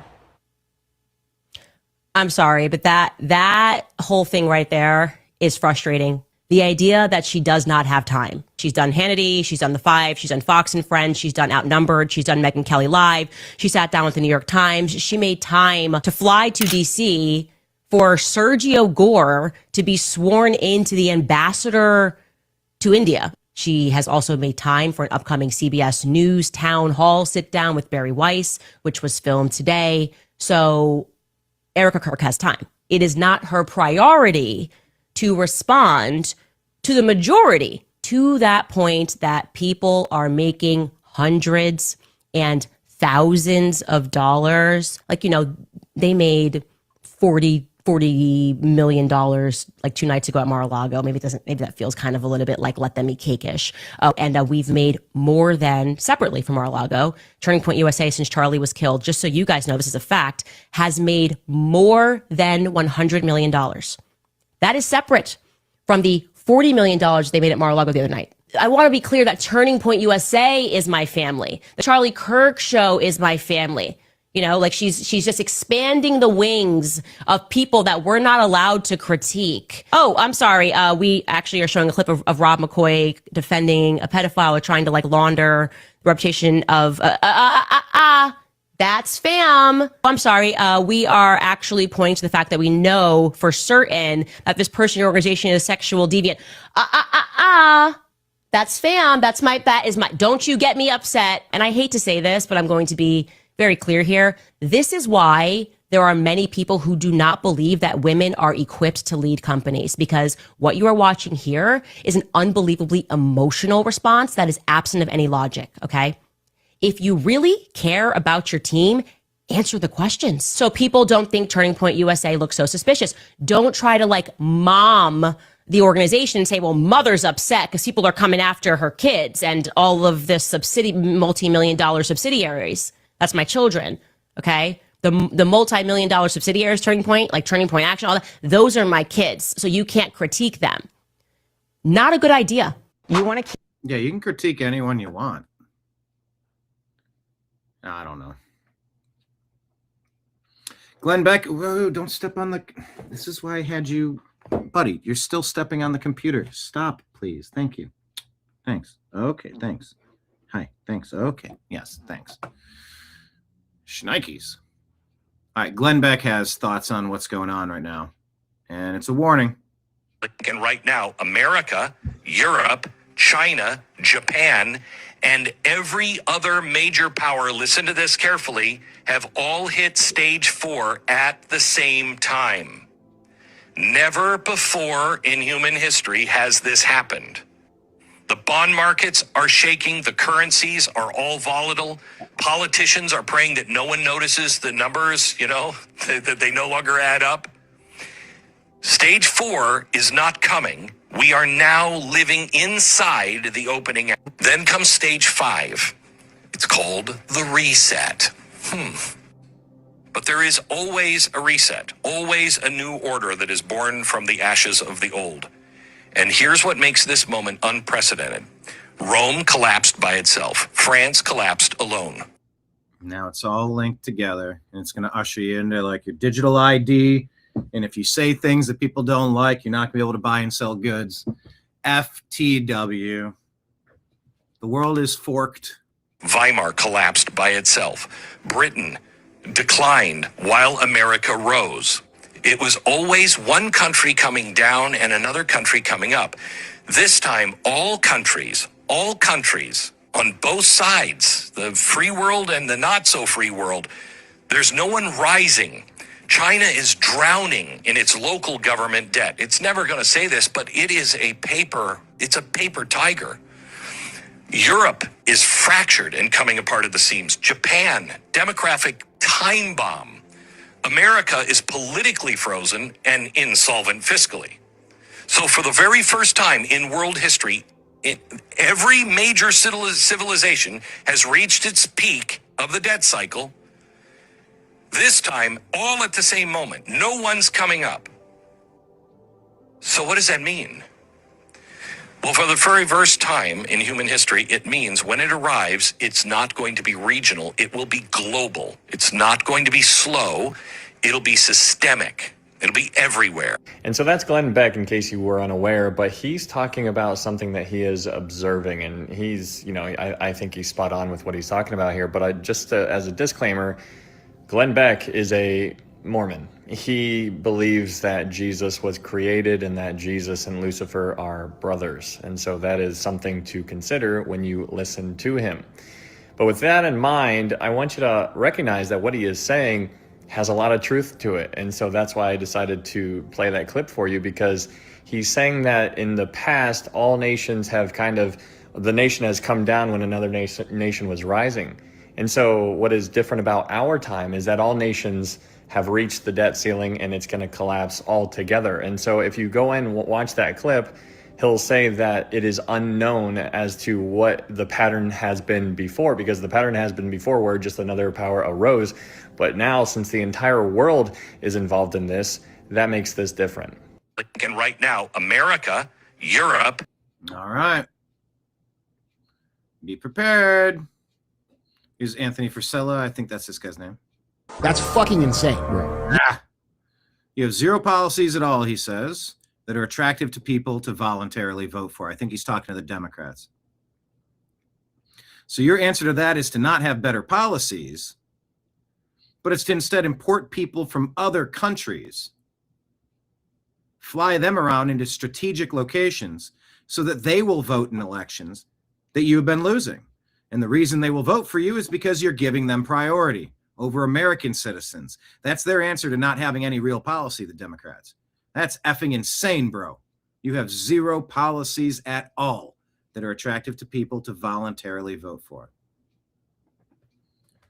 Retire every Democrat button.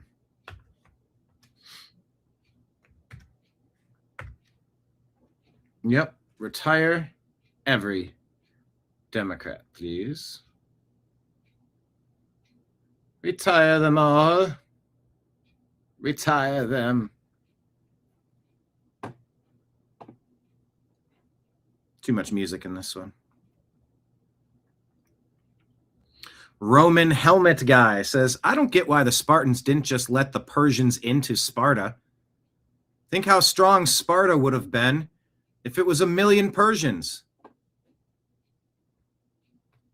Think of the GDP. Yeah, that's how dumb the Democrats and the rhinos sound. Yeah, just let all the illegal alien invaders in, conquer the country, because just think of the GDP. No, I'm not thinking about the GDP. Andrew Tate says, in England, you pay 50% in taxes so they can feed people who stab you to death.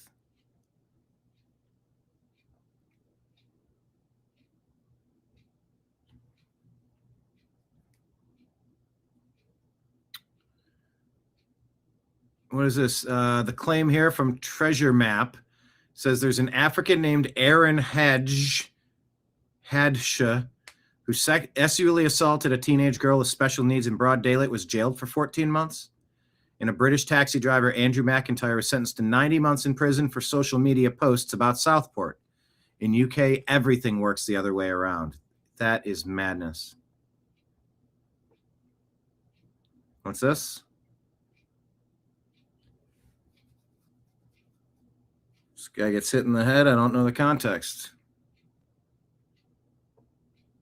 I don't know what the rest of this is. I was just U.S. government at war with its own people. U.S. college seniors studying computer science outperform their foreign counterparts by almost a standard deviation.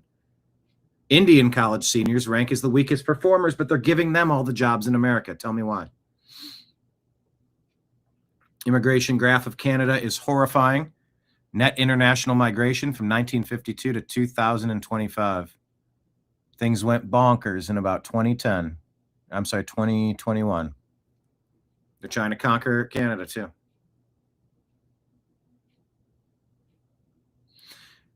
Roman helmet guy says, then the poor, deprived of their land, were no longer eager for military service and had few children, so that soon all Italy was bereft of free men and filled with gangs of foreign slaves, through whom the rich cultivated their estates, having driven away the free citizens. Does that sound like it? Things are happening today? Similar to the way things are falling in place today? Perhaps.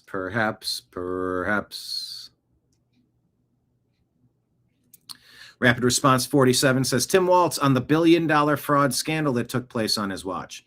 I take responsibility for putting people in jail. It's not just Somalis. A, Waltz didn't do jack other than let it happen. These are federal cases. B, 71 of the 75 people charged are of East African descent. So yeah, if it's not just Somalis, it's just 71 of 75. I mean, you might as well say it's a huge problem. Just think of the GDP, would you? Libs of TikTok said, so far, 75 Minnesotans charged so far in the connection to the massive billion-dollar Feeding Our Future Somalian fraud scheme. There you go.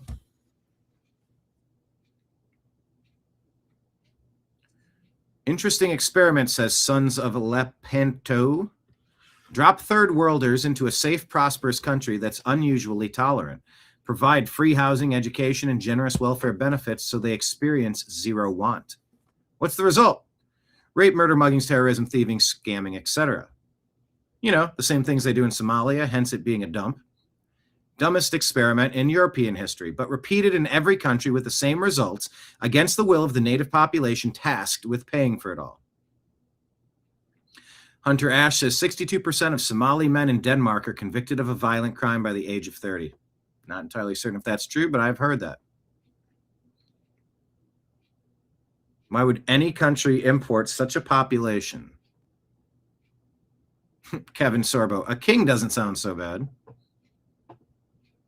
Well, something's got to give. All right, rapid fire round here. Miss Muckraker says Representative Thomas Massey has introduced legislation to end America's membership in NATO. Yeah, that's a good line. Hi-ho silver. That could be used to describe silver. Representative Jasmine Crockett proposes no taxes for black people. Okay, racist. Buck Sexton says about 60% of black households already pay zero federal income tax. Wide Awake Media reports, this is Dr. John Campbell saying, according to a recent Italian study, people who received at least one dose of the injection are 34% more likely to get a lot of things and 54% other bad things. Can't report on that stuff here because YouTube is totalitarian and they want me to tell you that you need to, where's it at? I need to put it on the screen. Go find countervailing views on health and elections. Go to cdc.gov, who.int, and cisa.gov/rumor control. Nicholas Holscher says 2 landmark studies, well, increasing your risk of 7 major cancers. Okay, well, beware.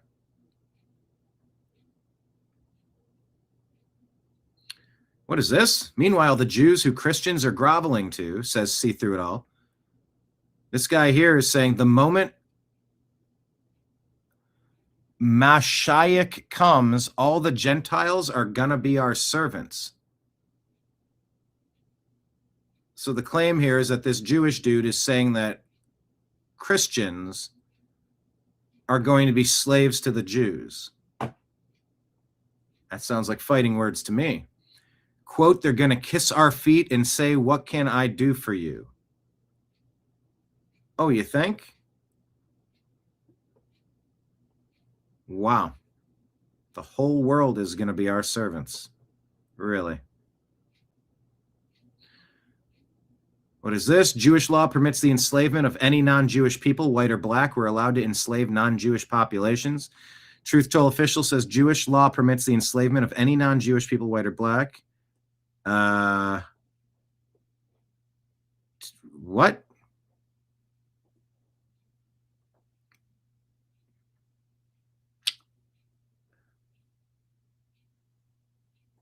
Oh, this is Brigitte Macron.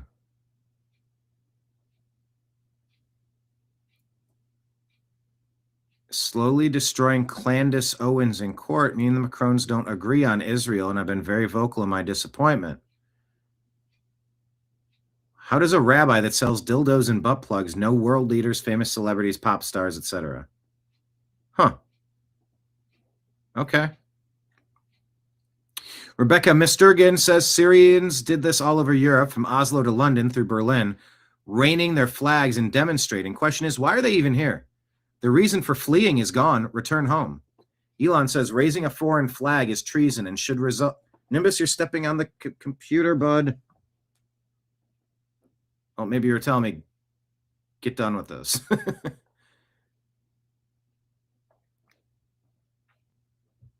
This is a lot of stories, though, and I do need to get my second show set up. Raising a foreign flag is treason and should result in immediate deportation. Evan Kilgore says, I agree. Deport Randy fine. He's got an Israeli flag behind him instead of an American flag. Israelis celebrated crushing a U.S. peace advocate under an IDF bulldozer by throwing a pancake party to mock how she was flattened. Is that real? Imagine crush a human being with a bulldozer, then host a pancake party to joke about it. This is the real face of a most moral army. Huh. All right, Miss Muckraker is going super anti-Israel today. Another post. AF Post says Microsoft CEO Satya Nadella announced a plan to invest $17.5 billion into India to support the country's ambitions. Meanwhile, in 2025, Microsoft, that same company, lays off 15,000 employees, also while receiving approval for 7,400 H-1B visas. Yeah, Microsoft is not working for America right now, it seems. Indian CEOs are ripping the largest American companies apart to send jobs and their money to their own country, India, a BRICS nation, which is not an ally. This is BRICS economic warfare against America, and nobody's doing a thing about it. It's time to do something about it. Ms. Muckraker says federal judge grants Trump and AG Pam Bondi's request to unseal Jeffrey Epstein grand jury records in New York. That was yesterday, so here you go. Federal judge grants Trump and Bondi the unsealing of Epstein grand jury records in New York. Secretary Scott Bessent says the largest tax refunds in history are coming in 2026. End the Fed. Trump policies to come in 2026. No tax on tips. No tax on overtime. Social Security deduction. No tax on American-made car loan interest. Green New Scam regulations cut, lowering cost of cars by $1,000 to $2,000. And child tax credit expansion to $2,200, indexed to inflation. Breaking, the CIA reportedly pays individuals to spy for them, and if they ever try to stop, they blackmail them, according to former CIA Director John Brennan. Wiz, the Tinder for Kids app exposes kids to predators, and Congress must act. All right.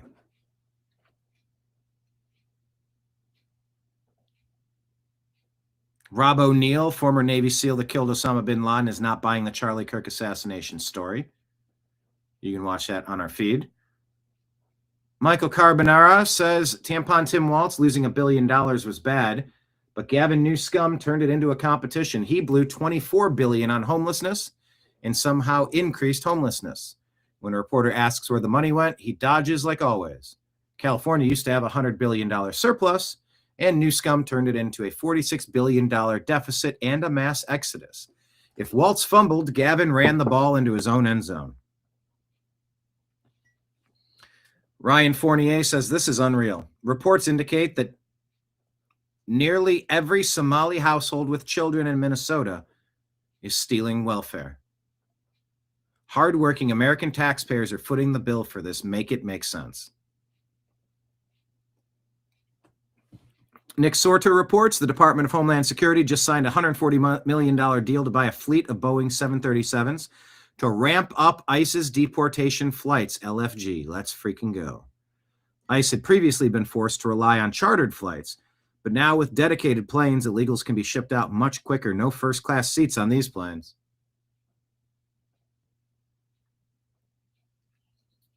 Elon says we dodged a real bullet if Trump had lost. Trump had lost, there would never have been another real election again, because Trump is actually enforcing the border. If you have open borders and you provide a ton of government handouts, which creates a massive financial incentive for people from other countries to come to your country, and you don't prosecute them for crime, they're going to be beholden to you, and they will vote for you. And that's why Obama and Hillary went from being against open borders to being in favor of open borders. It is a winning strategy. If they are allowed to get away with it, they will import enough voters to get supermajority voting, and then there is no turning back. We talked about this before the election, and then Yes. you literally pointed towards the camera, you faced the camera and said that if you do not vote now, you might not ever be able to do it again because Right. it'll be futile. It'll be overrun. Yes. They'll keep the borders open for another 4 years, and their objective will be achieved. Correct. If Trump had lost, there would never have been another real election again, because Trump is actually enforcing the border. If you have open borders and you provide a ton of government handouts, which creates a massive financial incentive for people from other countries to come to your country, and you don't prosecute them for crime, they're going to be beholden to you, and they will vote for you. And that's why Obama and Hillary went from being against open borders to being in favor of open borders. It is a winning strategy. If they are allowed to get away with it, they will import enough voters to. All right, that looped over into a repeat. Anna Paulina Luna says the U.S. government should not be giving $400 million to Ukraine, especially with Zelensky refusing to respond to the president on the peace deal. The Ukrainian government was just busted for public corruption, and you can guarantee money laundering is involved. The fact that Congress is still sending them funding is horrifying. This needs to be taken out of the National Defense Authorization Act, says Representative Anna Paulina Luna. Can't we just use catapults? Maybe for Nimbus. Maybe dogapults? Squirrelapults? See, now I'm doing word games too. All right, everybody. Thank you for being here on the TNAM Daily Show. We're going to be back tomorrow at noon. Might have a special guest. Stay tuned on that one. And I'm going to cue things up. We're going to hit relaunch here. And we're going to be back on Strictly Football with myself, Mike Barra, Jim Mitchell, Ezrael Robinson, doing previews for this week in the NFL. So thank you, everybody in chat. I definitely appreciate you all being here. Oh, Lake Leon got a free silver coin headed your way right now. It's a giveaway from where you buy from. That's awesome. Heck yeah. Silver, man. That's where it's at. Oh, yeah. Lake Leon sent one of these. Here, let me show you, and I'll wrap the show. Silver Town. What's this say? Gotta change it for the new American media. Look at that. Look how cool this is. 0.999 fine silver. 1 ounce. The Trash Pandas.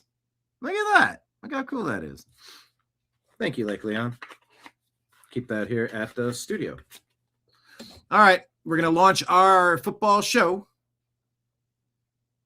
So thank you all for being here. We'll be back in just a couple of minutes. I appreciate you. I love you, and we'll talk to you again soon. Take care, everybody. Peace.